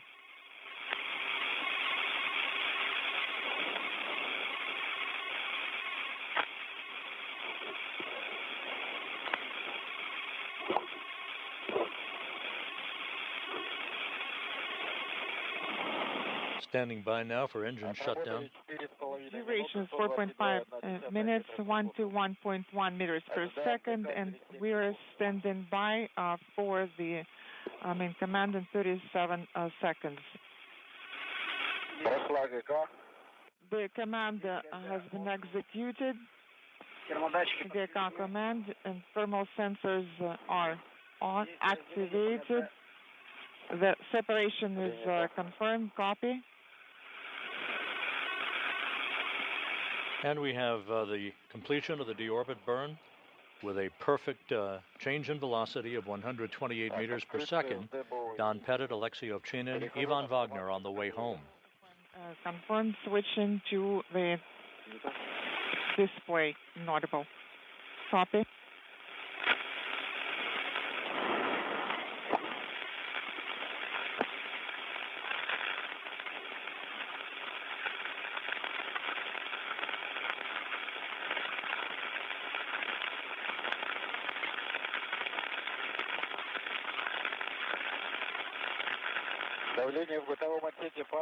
And the orbital module pressure is dropping. Copy. As planned, the orbital module, the upper section of the Soyuz, is being depressurized to vacuum to set the stage for the pyrotechnic separation of the three sections of Soyuz 21 minutes and 44 seconds from now. KSS rescue aids ready mode.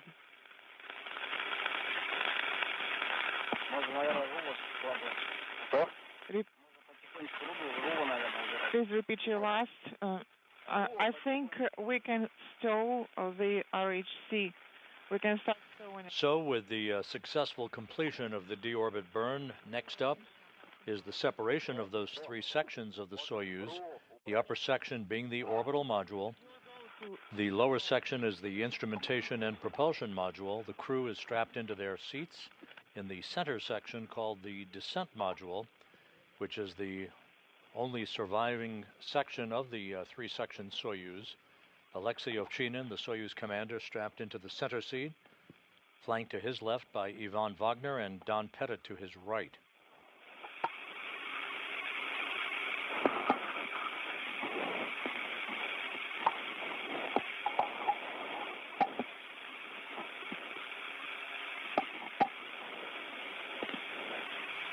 The search and recovery forces, including the NASA team of support personnel, will be arriving in the vicinity of the landing site a short time from now.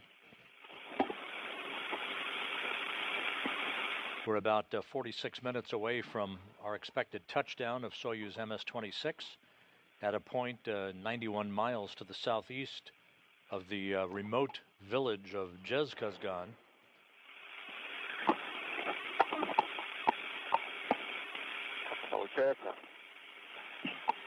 Once the landing has occurred, the search and recovery teams will move toward the vehicle, will ensure that no toxic gases are emanating from the spacecraft before they begin the process of opening up the hatch and extracting the crew one by one.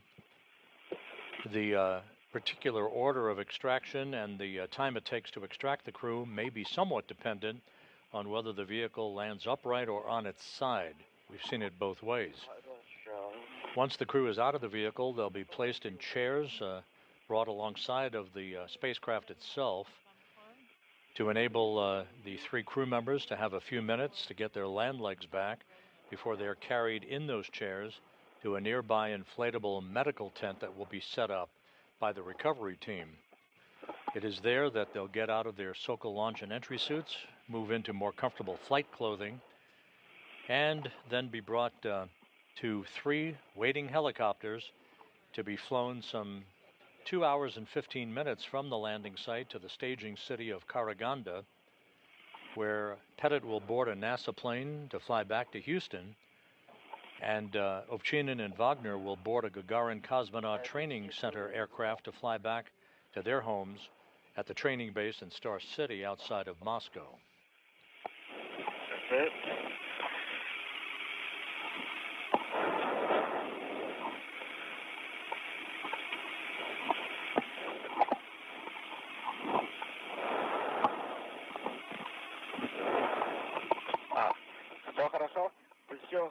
Is it good? Are you doing well? Yes, I'm doing really well. Excellent.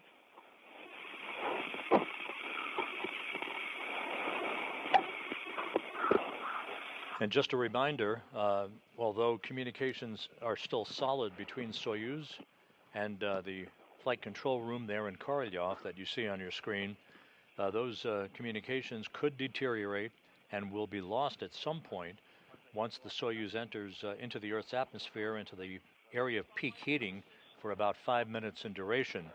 Before that, we do expect communications to become choppy or be lost altogether as the Soyuz passes further and further away from antennas on the International Space Station, relaying VHF communications between the MS-26 spacecraft and the flight control team there in Korolyov.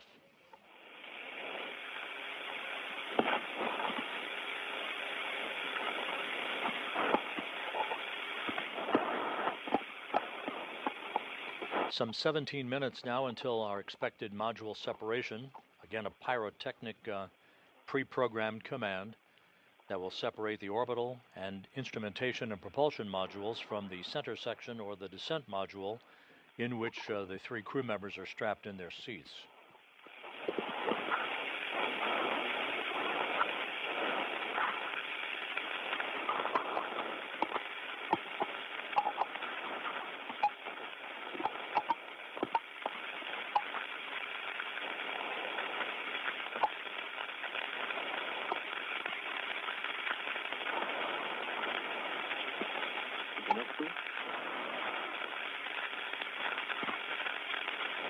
Lucky Moscow.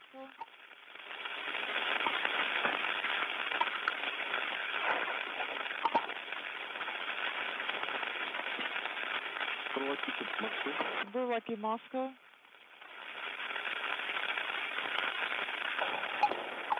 That reached. Excellent.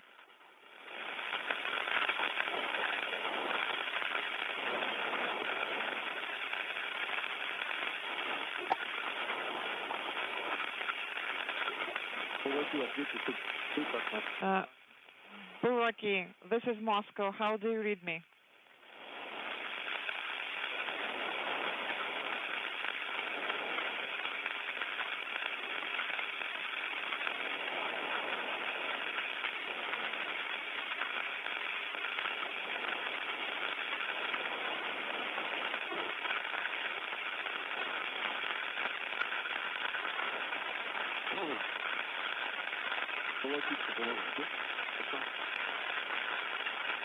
The Soyuz is about 100 kilometers away from the International Space Station, as we are about at the fringe of guaranteed voice communications between the spacecraft and the station.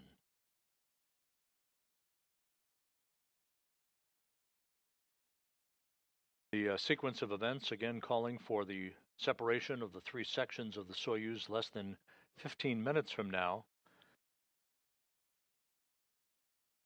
If everything goes as planned, the main parachute deployment sequence will begin just under 26 minutes from now, with touchdown southeast of Zhezkazgan, Kazakhstan, just over 40 minutes from now.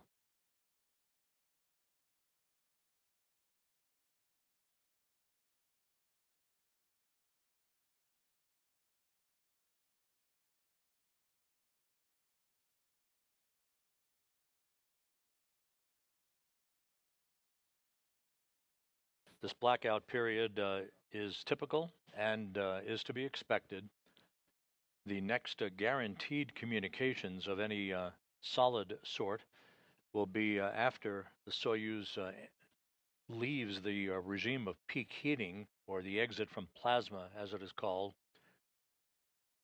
when communications are then relayed between the Soyuz and the Antonov fixed-wing aircraft that serves as a flying relay station, if you will, around the landing site to relay data and voice back to the Russian flight control team there in Korolyov.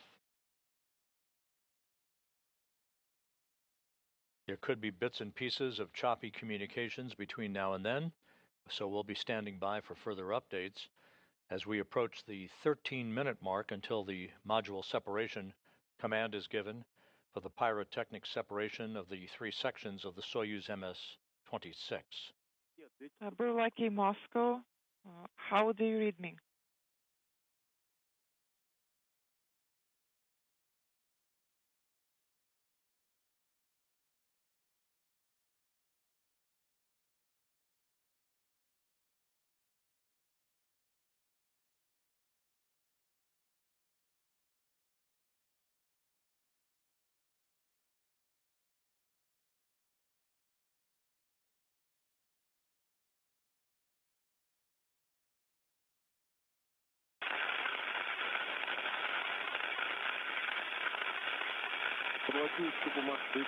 Burlaki, Moscow, how do you read me?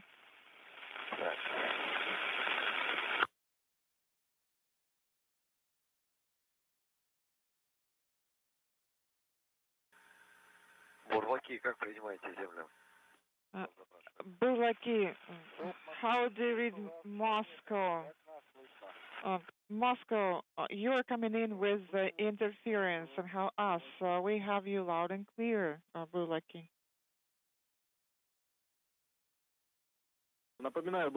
And Burlaki, just a reminder, no later than 0348, the KSS rescue aid should be switched to readiness mode, and you also should close your helmet visors and switch rescue aids to automatic mode. Copy. And just a reminder, please release transmit buttons right before the separation, and you can use the transmit button going forward without locking it.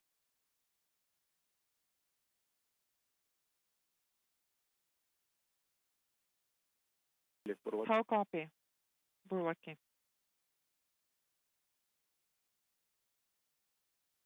So again, as we just mentioned, brief bursts of communications between the Russian flight control team and Alexey Ovchinin under the call sign of Burlock, as is his call sign for his Soyuz vehicle, the MS-26, as it barrels toward the landing site southeast of Zhezkazgan.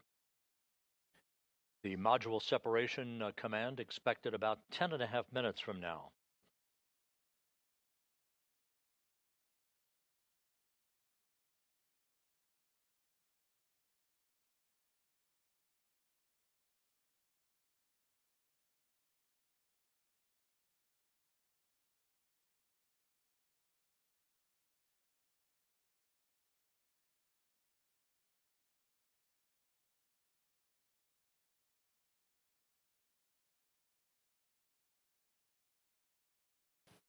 This crew, extremely experienced, coming home after 220 days in space. Don Pettit will have logged 590 days in space on his 4 space flights. Alexey Ovchinin, 595 days on his 4 flights. And Ivan Vagner, 416 days in space on his 2 missions to the International Space Station.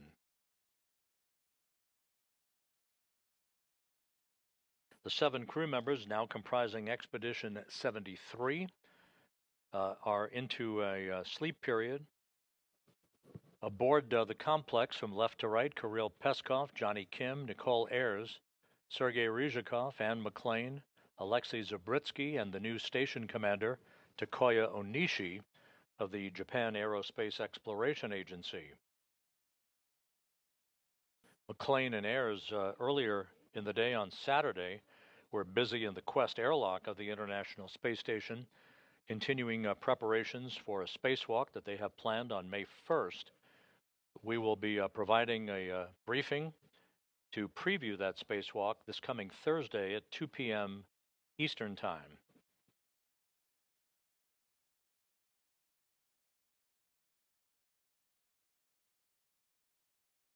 Just over 8.5 minutes now until our expected separation of the three sections of the Soyuz. Hopefully, we will be getting confirmation of that through telemetry received at the Russian Mission Control Center, or if we're fortunate enough, through a quick burst of voice confirmation from Ovchinin on board Soyuz MS-26.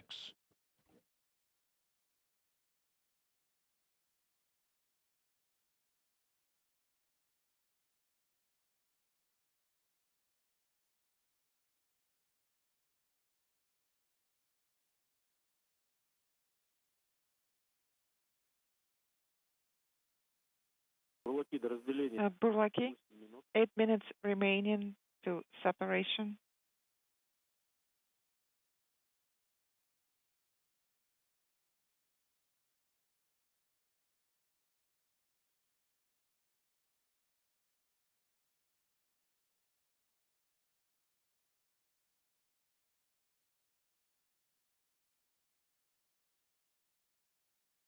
Pettit, Ovchinin, and Vagner began an 11-day handover with NASA's Johnny Kim and Roscosmos cosmonauts Sergei Ryzhikov and Alexey Zabritsky after they were launched on April 8th, arriving at the station on a 2-orbit rendezvous profile. This is very typical and maintains a continuous human presence aboard the International Space Station that will approach a quarter-century, 25-year milestone on November 2nd of this year.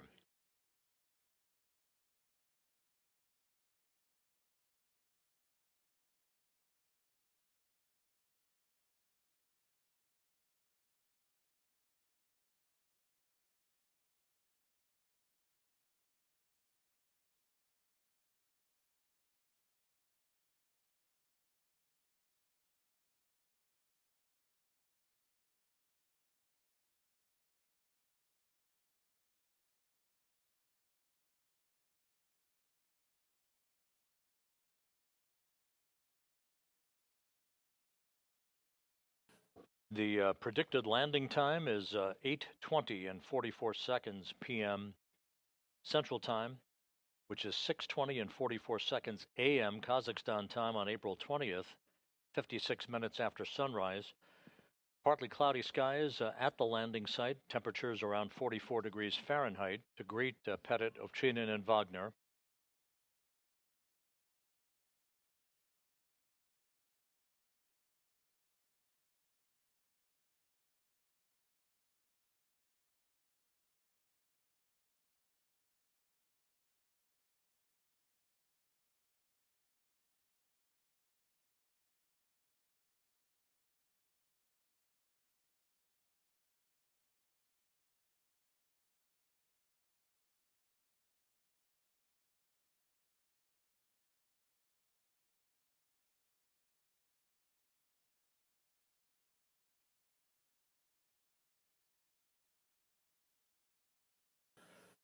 Coming up on 5 minutes until module separation.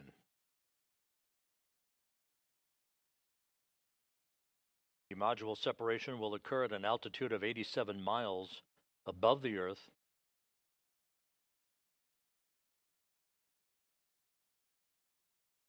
Three minutes after module separation, we should move into the upper reaches of the Earth's atmosphere at 326,800 feet, where G-forces will begin building up on the three crew members who have been devoid of gravity for the past 220 days.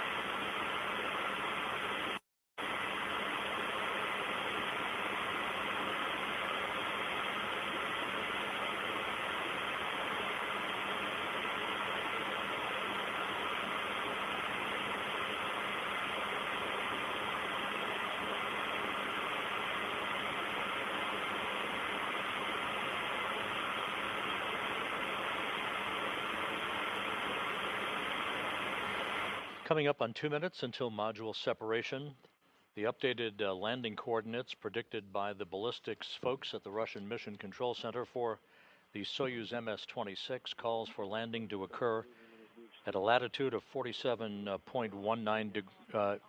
degrees 19 minutes north, 69 degrees 33 minutes east longitude. Visually monitor separation. The Russian Mi-8 helicopters and the Antonov fixed-wing aircraft are just about in position in a racetrack pattern around the landing site as they await the sight of the Soyuz MS-26 under its chutes. Module separation now a minute and a half away.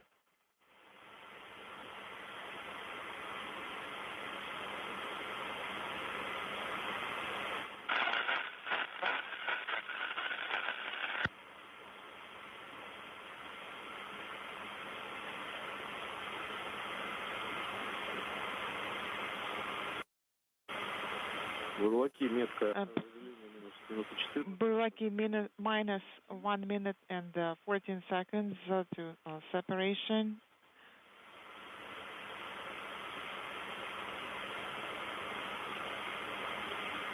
Be ready to turn on BIOS power.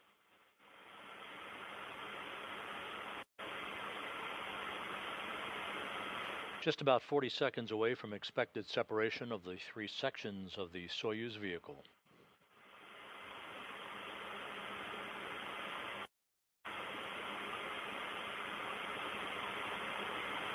Burlaki, minus 30 seconds to separation. Please prepare for a separation.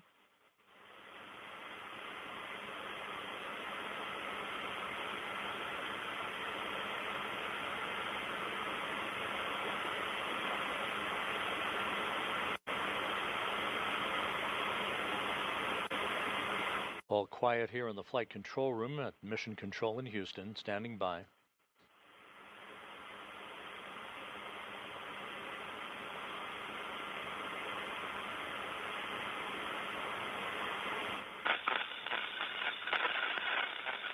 And the data that has been received in the Russian Mission Control Center confirms a good module separation.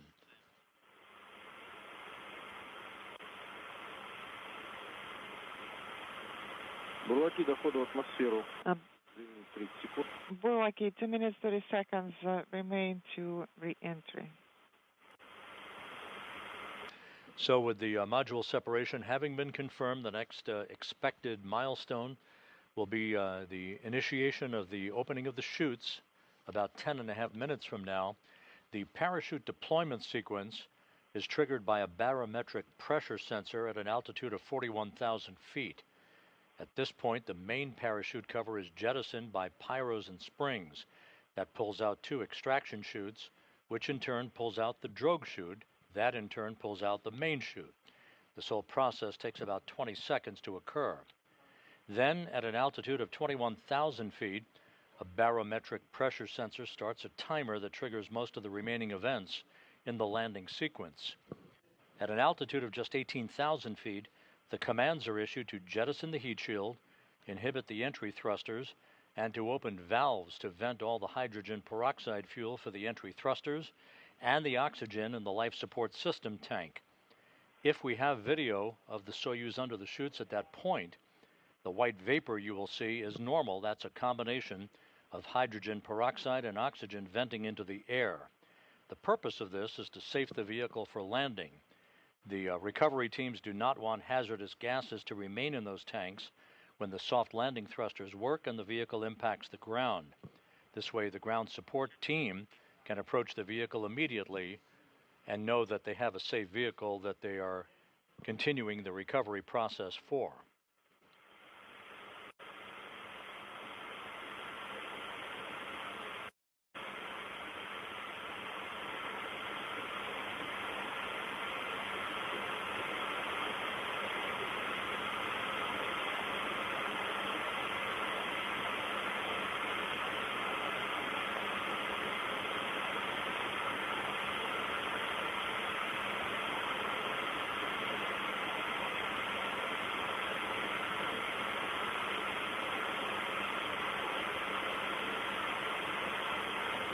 The Soyuz MS-26 should have begun its entry into the Earth's atmosphere at an altitude of about 326,800 feet.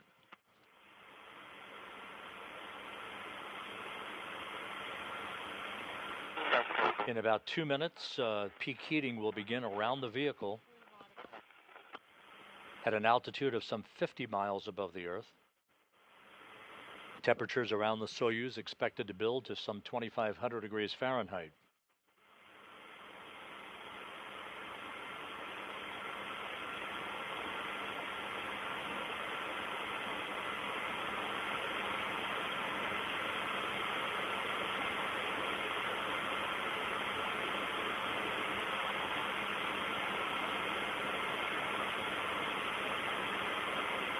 If everything goes as planned, we're some 7.5 minutes away from the expected deployment sequence of the parachutes. Touchdown less than 22 minutes from now.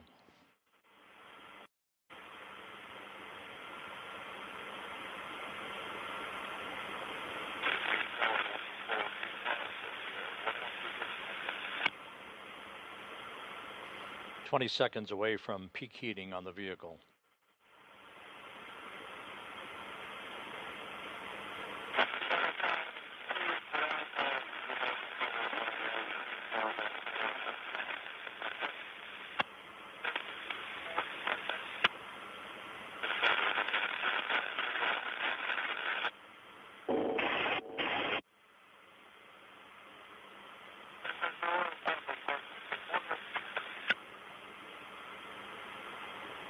The crew is unintelligible.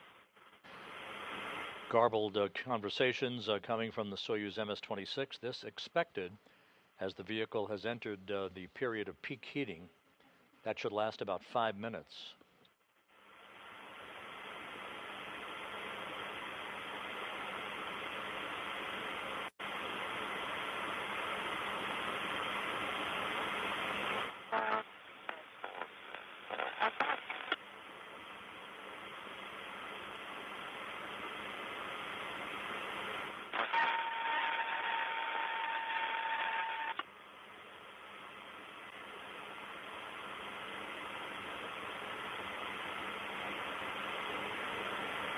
Inside 6 minutes until the expected deployment of the Soyuz chutes, 20 minutes until touchdown.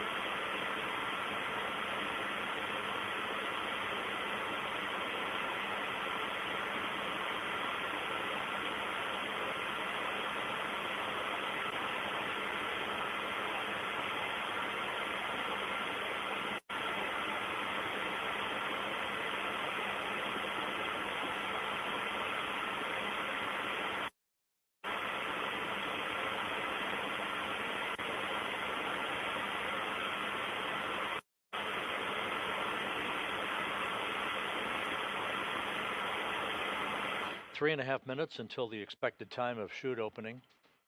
Everything continues to go by the timeline, by the book, for the Soyuz MS-26. 18 minutes until touchdown.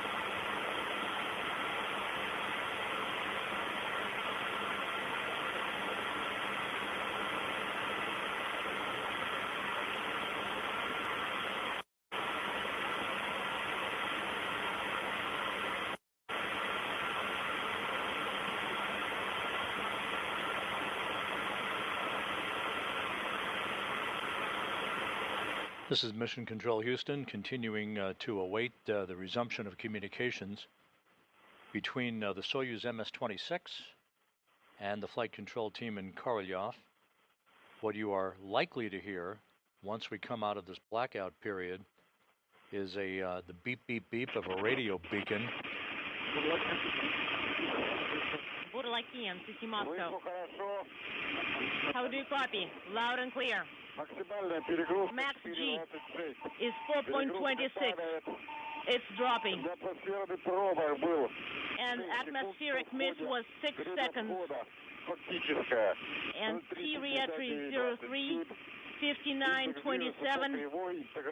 And the integral is plus 16. Everything is fine on board, and the crew is feeling good.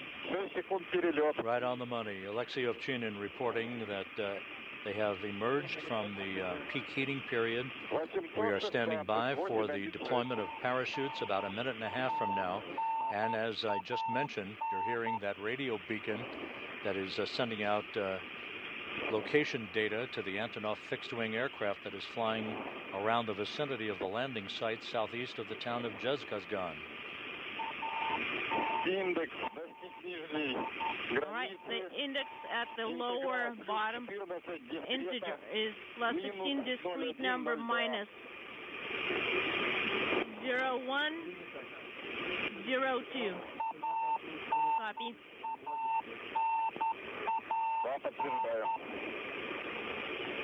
Affirmative.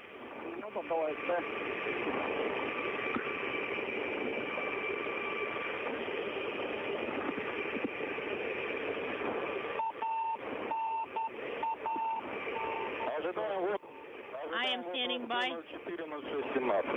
at 040617. I am standing by for OSP priming.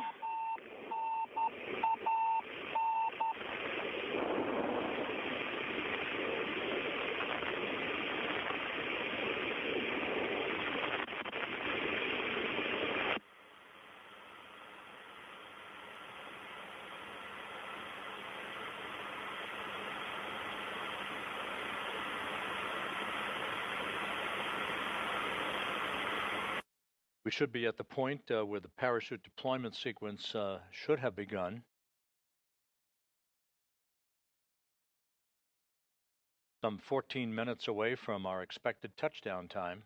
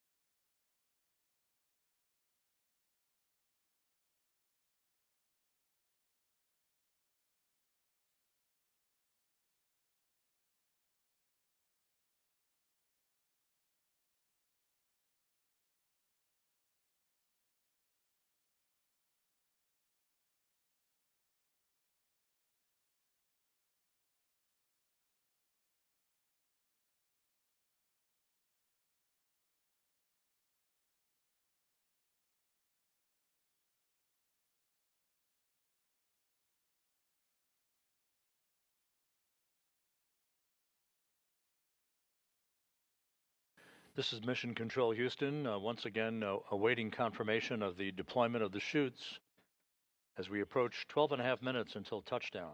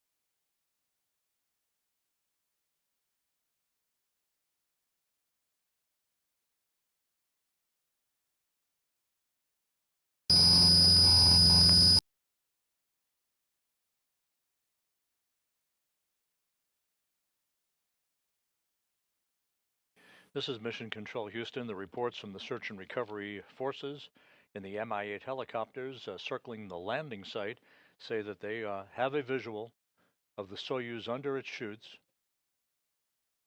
This shot of Russian Mi-8 helicopters circling the landing site as we await the descent and a view of the Soyuz under those chutes, but we do have confirmation that the Soyuz main chute has been deployed, so everything continues to proceed in a nominal fashion as we are about 10 minutes and 50 seconds away from touchdown.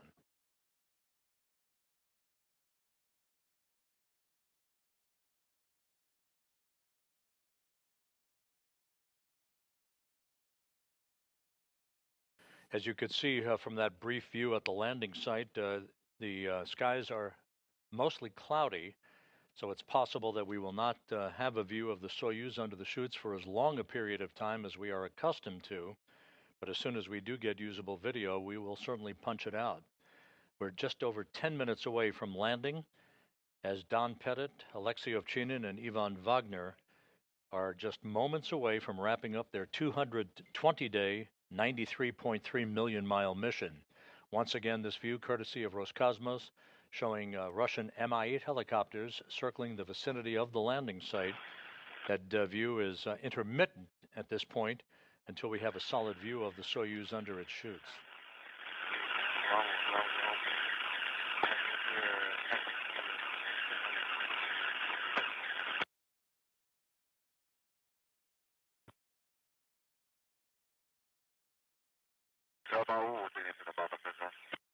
The crew's unintelligible. 9.5 minutes until touchdown, everything continuing to go well. Again, we have confirmation through the search and recovery forces and the Russian Mi-8 helicopters.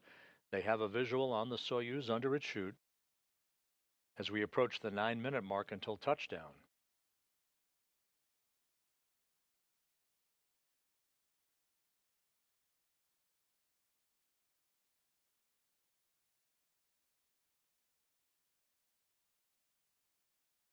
And now we have more video from the landing site. As you can see, the skies are somewhat overcast. This is 91 miles to the southeast of the remote town of Zhezkazgan.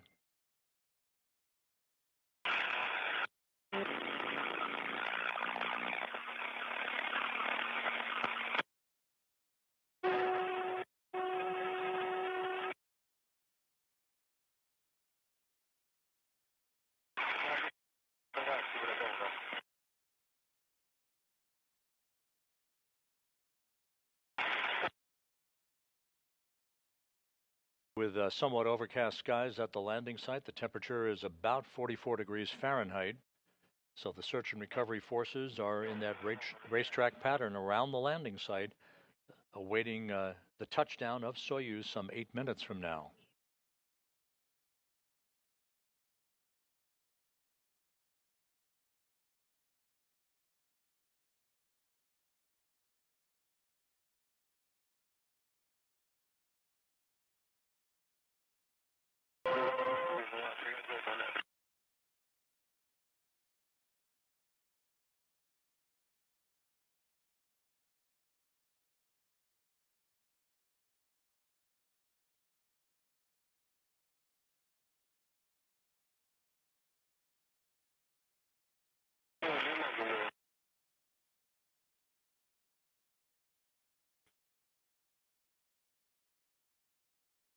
This is Mission Control Houston. Once again, all of the landing sequence events for the Soyuz MS-26 and its 3 crew members have unfolded in trip hammer fashion, everything going very well.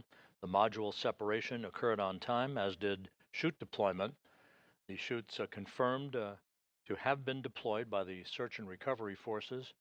As you're looking at landing site video under overcast skies, one of the reasons we haven't seen the Soyuz up to this point under its chutes, as we are accustomed to seeing. Touchdown just over 6.5 minutes from now.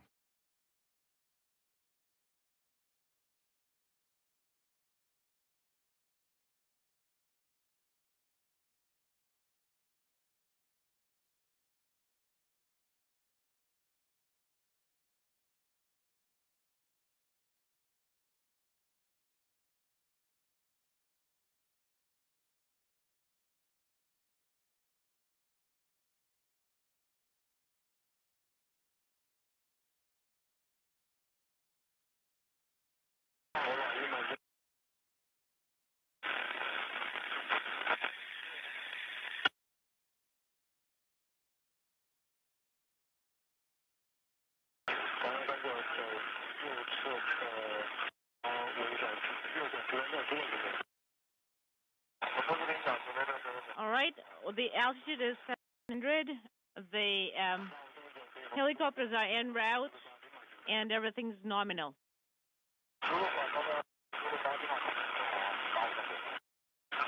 And that report indicating the altitude of the Soyuz continuing its descent on time under its main parachute.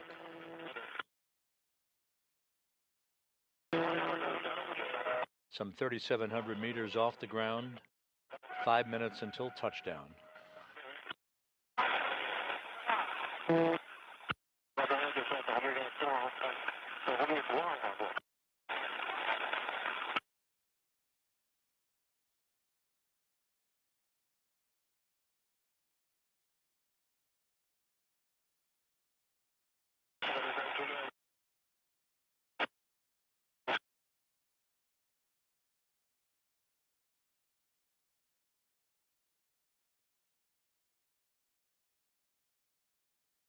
Again, a view from Roscosmos at the landing site, still awaiting a visual on the Soyuz. The Russian Mi-8 helicopters did confirm a visual of the Soyuz descending normally under its main parachute.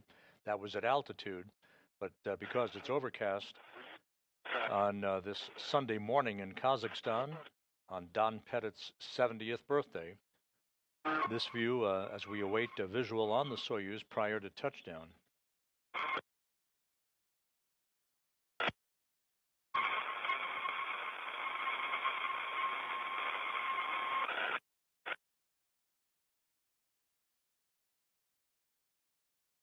Four minutes until touchdown.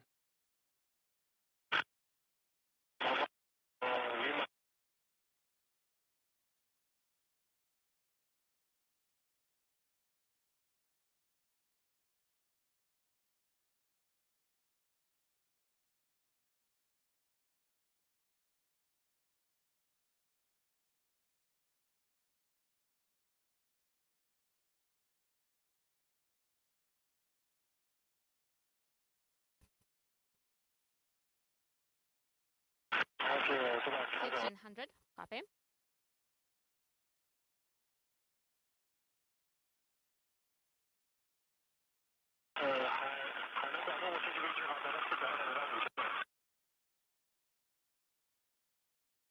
Once again, this is a live view about 1 hour after sunrise at the landing site in Kazakhstan on a Sunday morning. We'll let him know. Sure will. You can see Russian Mi-8 helicopters in the vicinity of the landing zone.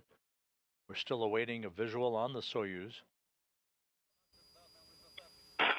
Burlak 1, our data says the altitude is 1,400, 1,400. 1,400 meters above the ground, according to the ballistic team at the Russian Mission Control Center. We're feeling great. The crew reports it's feeling great. Alexey Ovchinin, Don Pettit, and Ivan Vagner just minutes away from landing on terra firma.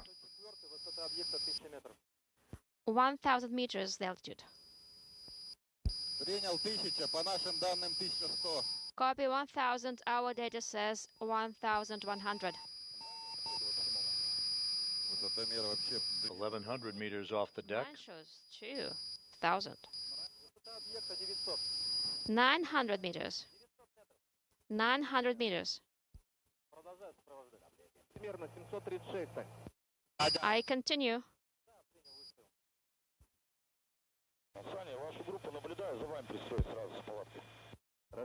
I can see you. I follow you. Copy. Космос, бурлаки чувствуют хорошо, прошли 900 метров. The Burlaks are feeling great and they've just passed the milestone of 900. About a minute and a half until touchdown. The Soyuz descending through 900 meters. 600. Copy.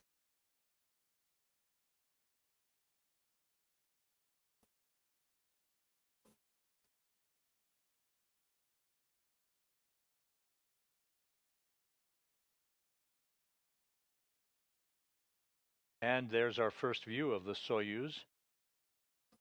Just about a minute until touchdown. Everything looking good. Высота, Леонидович. 300 метров всего объект проходит. 300 meters right now. 300 meters. Сопровождаю пока. There's a Russian Mi-8 helicopter. That will be one of the first helos to land after the Soyuz touches down.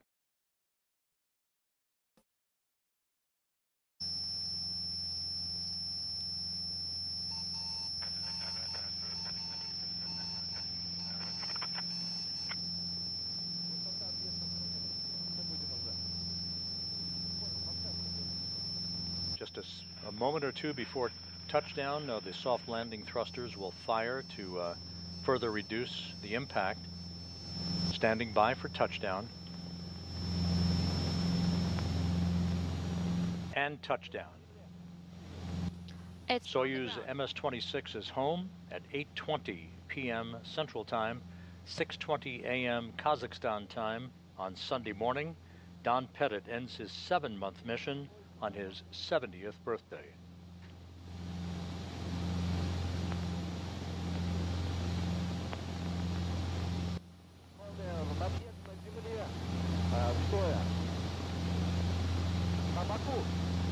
It's on the ground, on the side.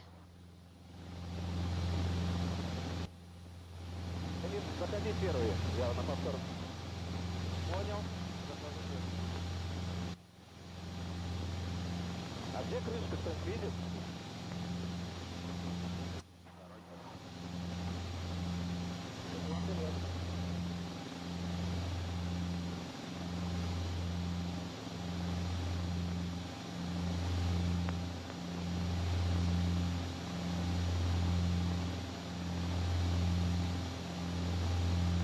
This is Mission Control Houston. The Russian Mi-8 helicopters that you see flying over the landing site of the Soyuz will now begin to land in a rapid-fire sequential fashion. And the television truck that's providing the video that you're looking at will begin to move toward the vehicle. So we will lose video for a short period of time until that truck has repositioned itself near the Soyuz capsule.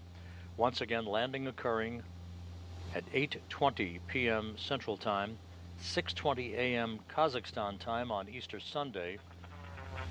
Pettit, Ovchinin, and Vagner are back on Earth after 220 days in space and a mission of 93.3 million statute miles.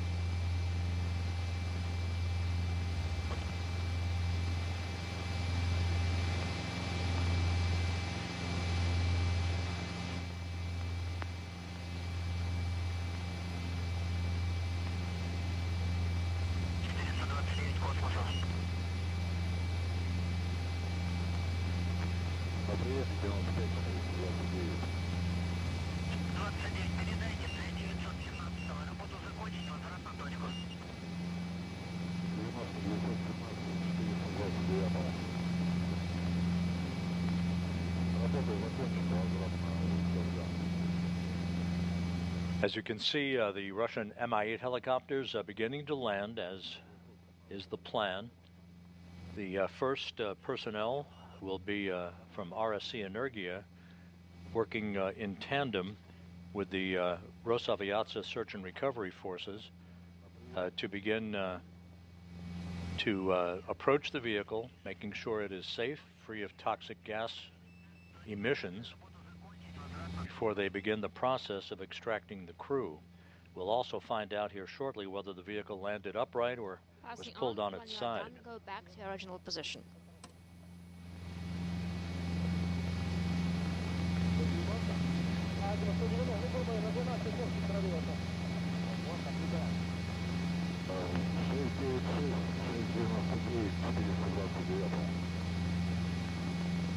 So the record books now reflect Don Pettit having accrued 590 days in space on 4 space flights.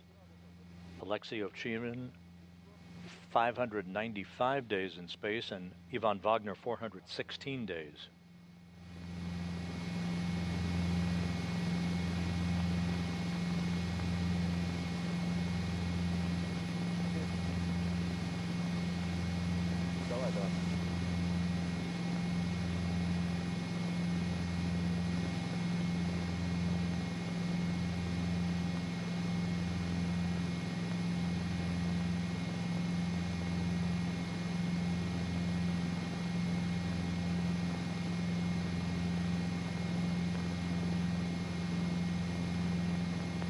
And the reports from the search and recovery forces now confirm that the Soyuz landed and was pulled onto its side by winds at the landing site that often will pull the parachutes and thus result in the Soyuz moving from an upright position to landing on its side. So the Soyuz is on its side. That will not be an impediment to extracting the crew.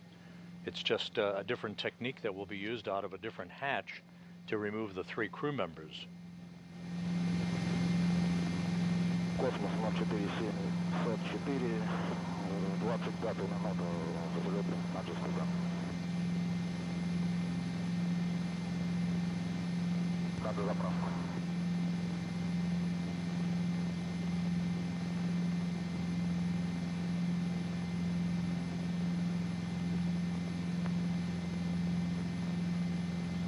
Продублируйте, пожалуйста. 704, 25 минута взлет на Джифказан, надо заправку.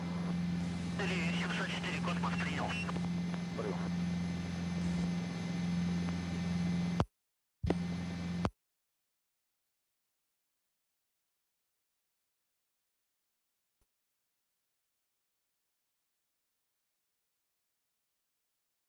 Выключился.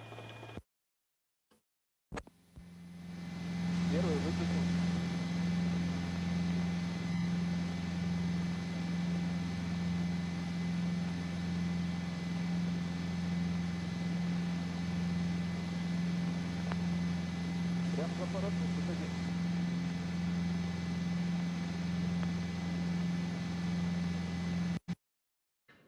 This is Mission Control Houston. Once again, you're looking at the front screen at the Russian Mission Control Center in Korolyov outside Moscow, and the graphic on their center screen with the words, Есть посадка, they've landed, as they did at 8:20 p.m. Central Time, 9:20 p.m. Eastern Time, 6:20 a.m. Kazakhstan time on Sunday morning on Don Pettit's 70th birthday.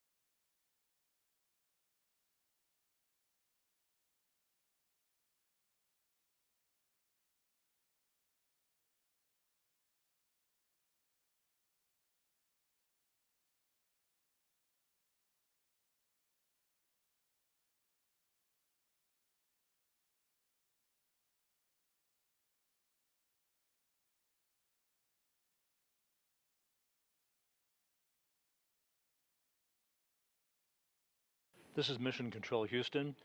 As we mentioned a moment or two ago, the video from the landing site deconfigured for the moment while the television truck belonging to the search and recovery forces moves toward the capsule. The Soyuz MS-26 landing and being pulled over onto its side. That was confirmed by the Rosaviatsa recovery team. Landing occurring at 8:20 p.m. Central Time, 9:20 p.m. Eastern, 6:20 a.m. Kazakhstan time. All of the deorbit events went as planned. From the time of undocking that occurred at 4:57 p.m. Central Time, through the deorbit burn, through all of the entry activities, the module separation, in which the three sections of the Soyuz separated from each other pyrotechnically, the descent through the atmosphere, the parachute deployment sequence, that all went by the book, resulting in a touchdown just about 56 minutes after sunrise on Sunday morning at the landing site in Kazakhstan, some 91 miles to the southeast of Zhezkazgan. The Russian Mi-8 helicopters have descended. They're all on the ground now, as they will begin to make their way toward the spacecraft to ensure that it is safe before other personnel approach the vehicle to begin the extraction of the crew.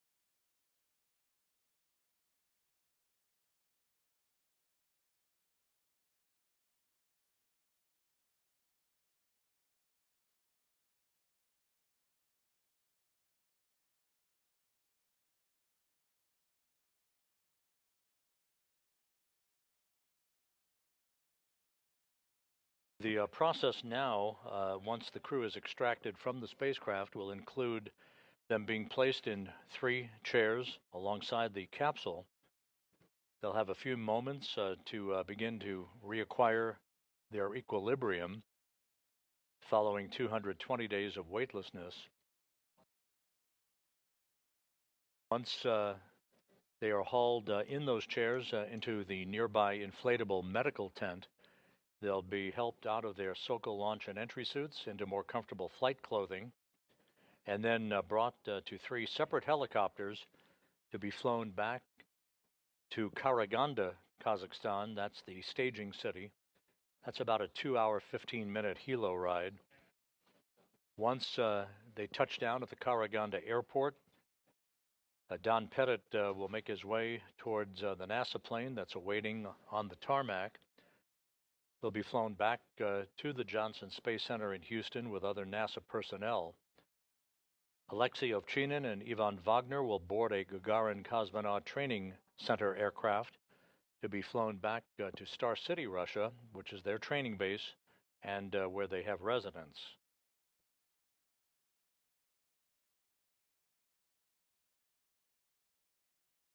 While the Soyuz MS-26 mission has come to a conclusion, work on board the International Space Station is continuing at a very rapid pace.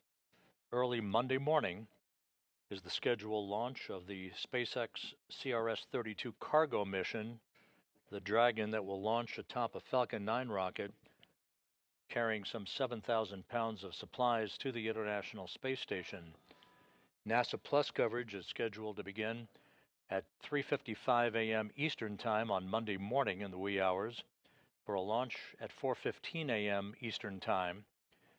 That will set off about a 28-hour rendezvous sequence, culminating with a docking to the International Space Station's Harmony module Zenith port, the space-facing port, at 7 7:20 a.m. Central, 8:20 a.m. Eastern Time on Tuesday morning.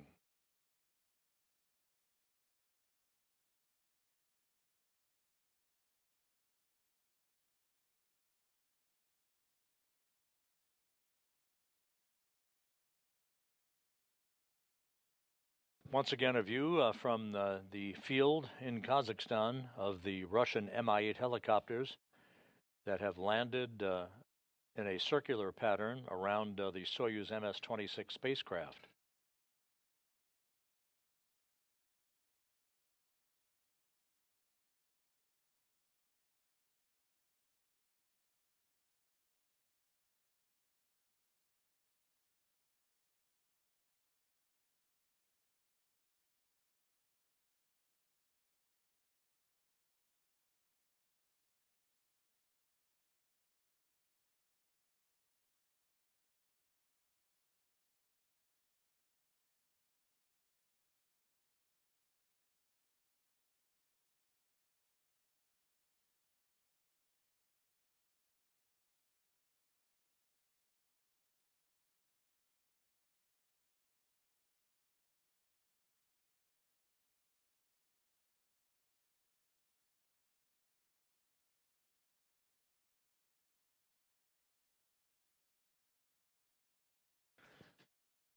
Following the arrival of the SpaceX CRS-32 cargo mission to the International Space Station, this coming Thursday, April 24th at 2 p.m. Eastern Time, we will hold a spacewalk preview briefing at the Johnson Space Center, looking towards a spacewalk, US EVA as it's called, 93, that is targeted for May 1st by NASA astronauts Anne McClain and Nicole Ayers, to build up a mounting bracket upon which the next series of ISS rollout solar arrays will be delivered on a future flight.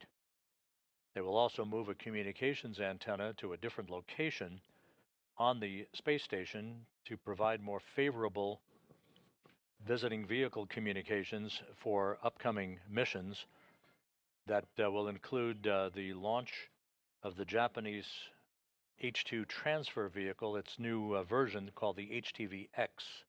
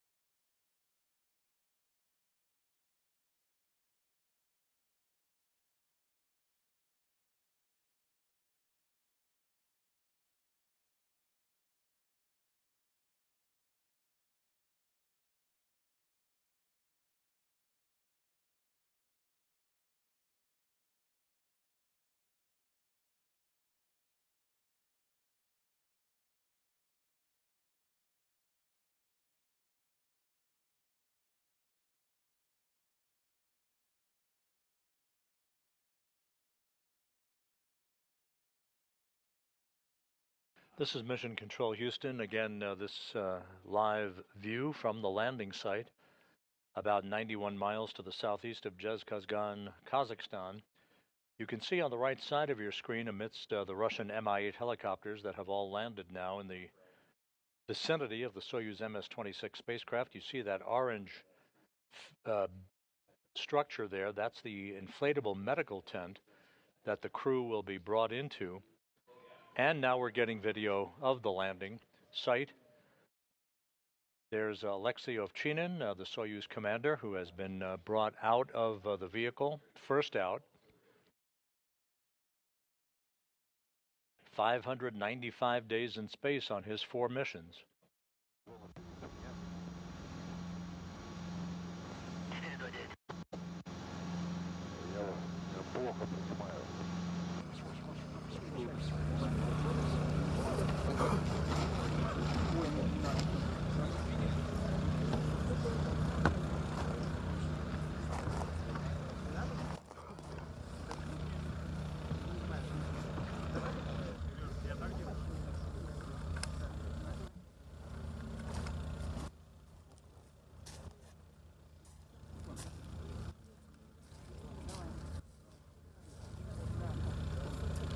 Once again, a look at Alexey Ovchinin, the veteran cosmonaut, Soyuz commander. He was the station commander up until Friday for Expedition 72 before handing over that task to Takoya Onishi, the Japan Aerospace Exploration Agency astronaut. There's a view of Bill Ingalls, the NASA chief photographer, who's right at the hatchway of the Soyuz vehicle.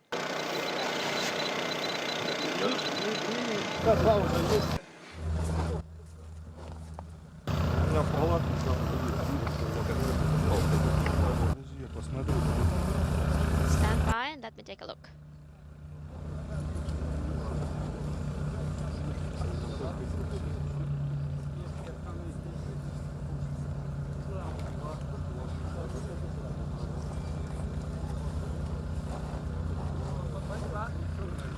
Сейчас проверь, есть шум.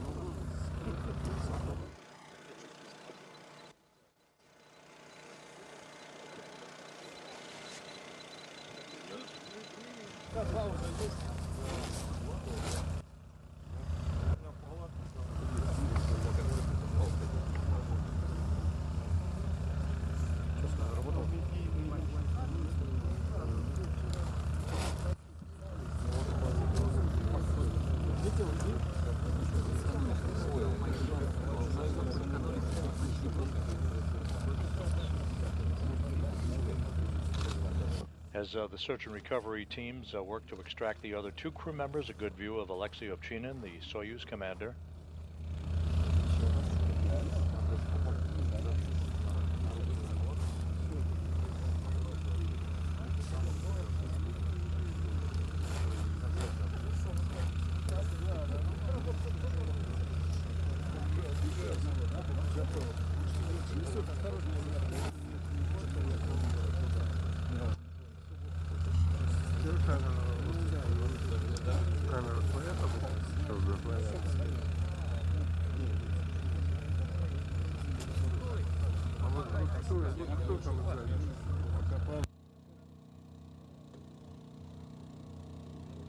As mentioned earlier, touchdown occurring at 8:20 p.m. Central Time, 9:20 p.m. Eastern Time.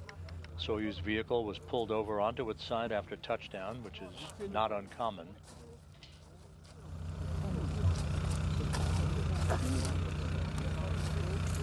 Чуть-чуть ближе удочку. Slightly closer, please.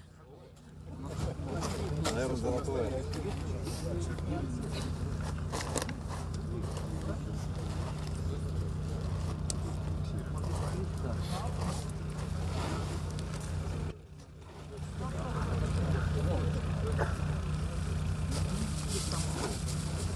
Давай, я... On Easter Sunday in Kazakhstan, Alexey Ovchinin peeling a hard-boiled egg. And Don Pettit now being extracted. Fine.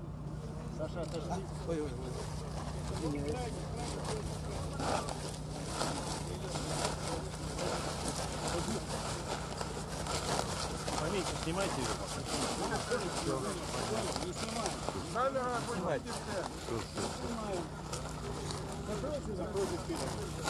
Камера все опустили.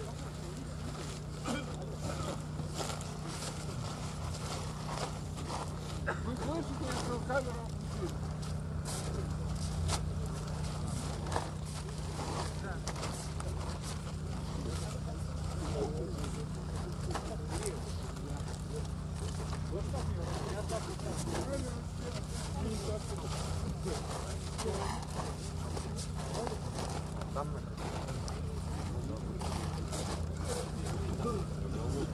Under overcast skies, the temperatures at the landing site in the high 40s Fahrenheit.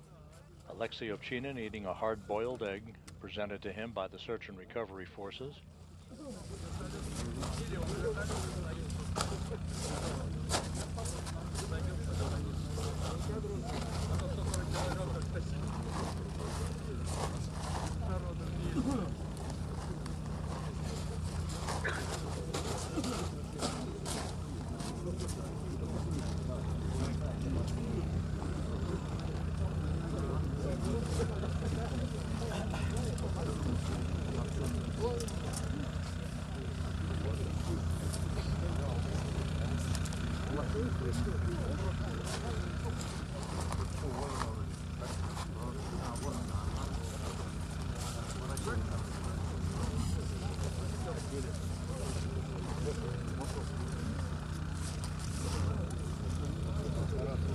This is Mission Control Houston. Once again, Ovchinin and Don Pettit of NASA are out of the Soyuz vehicle. Ivan Vagner is the last that is in the process of being extracted.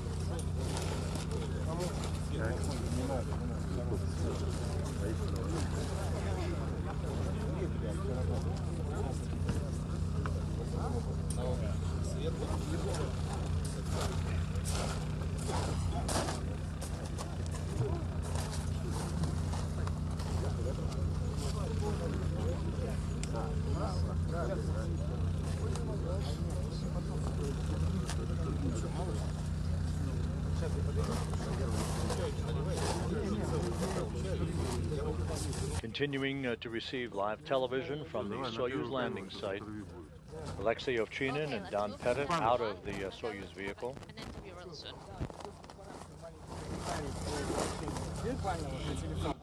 Ivan Vagner in the process of being extracted. Lower, please.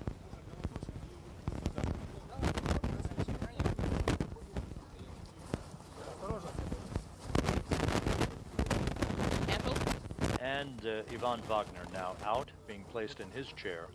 All three crew members out of the Soyuz.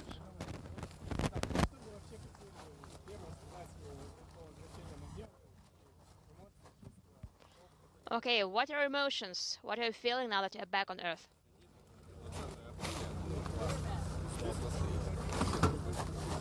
It's Easter, the 20th of April, inaudible.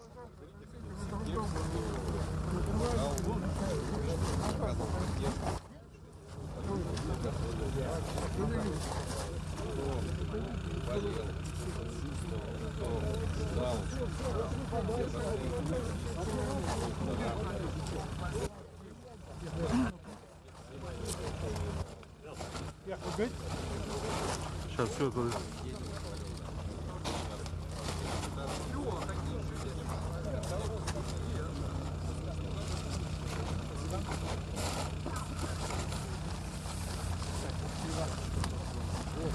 Давай. Отойди в сторону, в сторону. Move to the side, please. Назад. And back.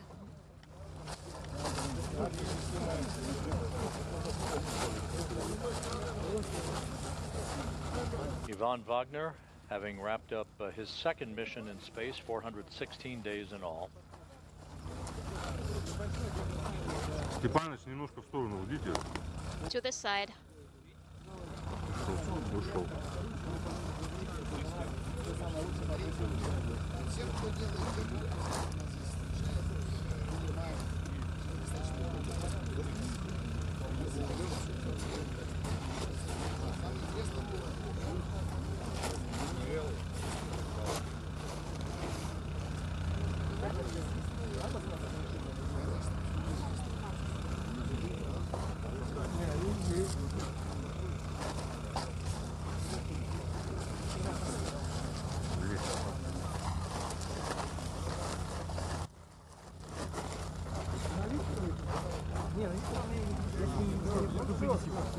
Его увезли уже, унесли.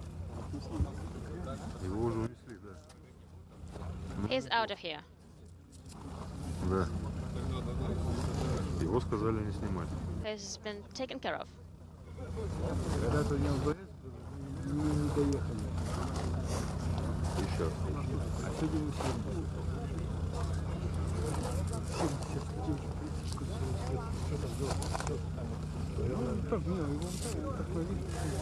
This is Mission Control Houston. The video again coming to you from the landing site in Kazakhstan, some 91 miles to the southeast of Zhezkazgan. A bullseye landing for the Soyuz MS-26 on Easter Sunday, Don Pettit's 70th birthday, bringing to an end Pettit, Ovchinin, and Vagner's 220-day mission aboard the International Space Station. All of the entry and landing events occurred on time and on schedule, with touchdown occurring at 8:20 p.m. Central Time, 6:20 a.m. Kazakhstan time on Sunday morning, about 56 minutes after sunrise.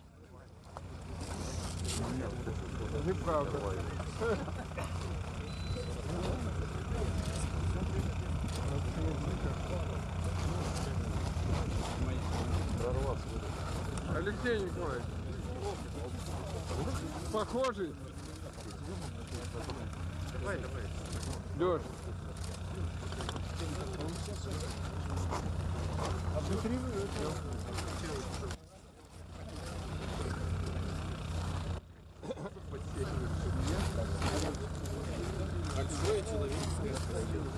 Thank you so very much. The crew displaying nesting or matryoshka dolls. This is typical of all Soyuz landings, gifts to the crew members from the search and recovery teams.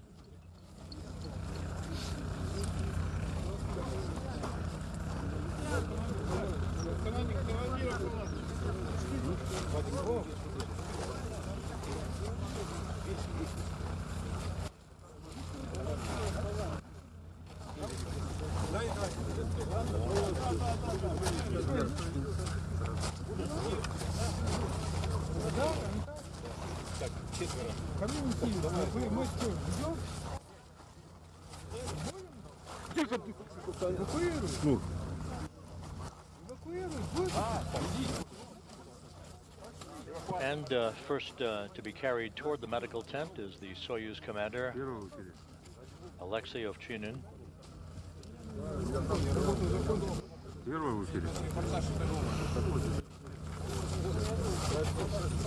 Once inside the medical tent, the three crew members will be helped out of their Sokol launch and entry suits. They'll move into more comfortable flight clothing and will subsequently board helicopters to be flown back to the staging city of Karaganda, Kazakhstan.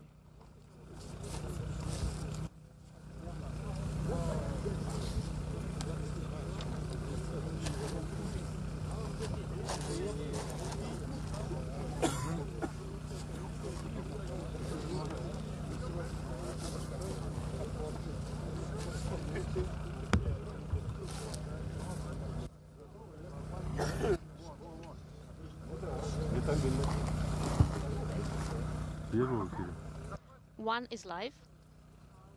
Ivan Vagner taking a few sips of hot tea.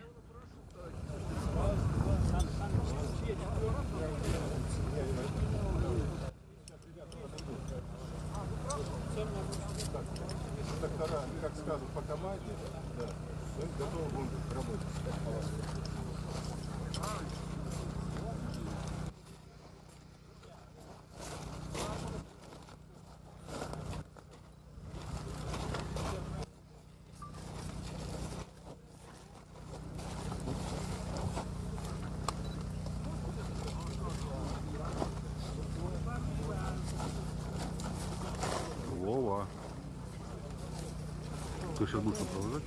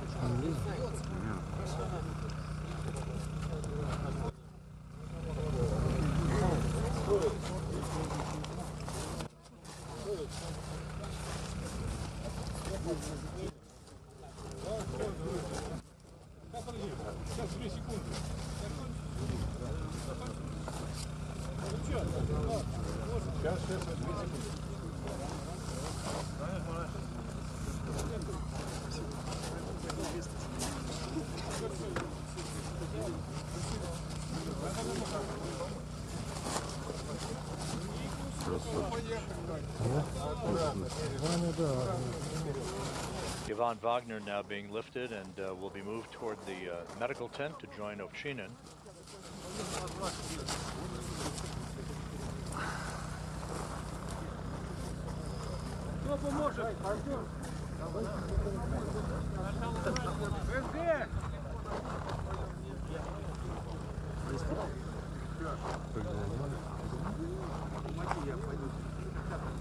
Мы же не американцы. Ну да. Сейчас. Что, убираете вы? Да, конечно. Все это даже. Wrapping up? Oh, yeah.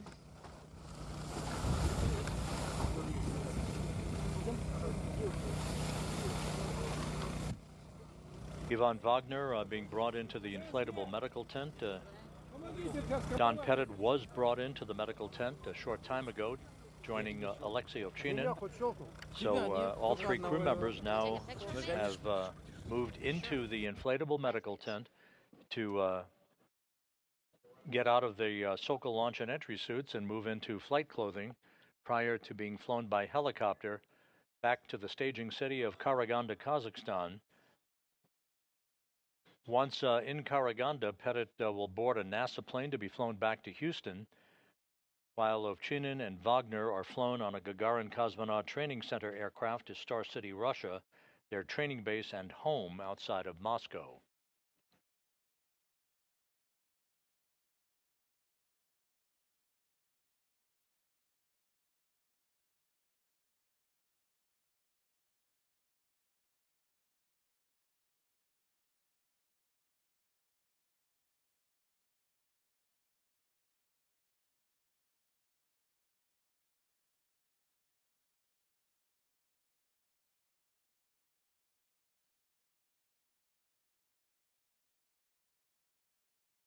This is Mission Control Houston, a view here inside the International Space Station Flight Control Room at the Johnson Space Center at Mission Control. The mission of Soyuz MS-26 has come to an end with the on-time successful landing of Don Pettit, Alexey Ovchinin, and Ivan Vagner, all three crew members extracted from Soyuz, all three crew members inside the medical tent at the landing site, landing occurring at 8:20 p.m. Central Time, 6:20 a.m. Kazakhstan time on Sunday morning, wrapping up a 220-day mission that spanned 93.3 million statute miles. With the three crew members out of Soyuz and in the medical tent, they'll be flown back by helicopter a short time from now to the staging city of Karaganda, Kazakhstan, where they will split up. Don Pettit moving into a NASA plane to be flown back to Houston, while Ovchinin and Vagner are flown back to their training base in the Gagarin Cosmonaut Training Center aircraft to Star City, Russia. So that will wrap up our coverage.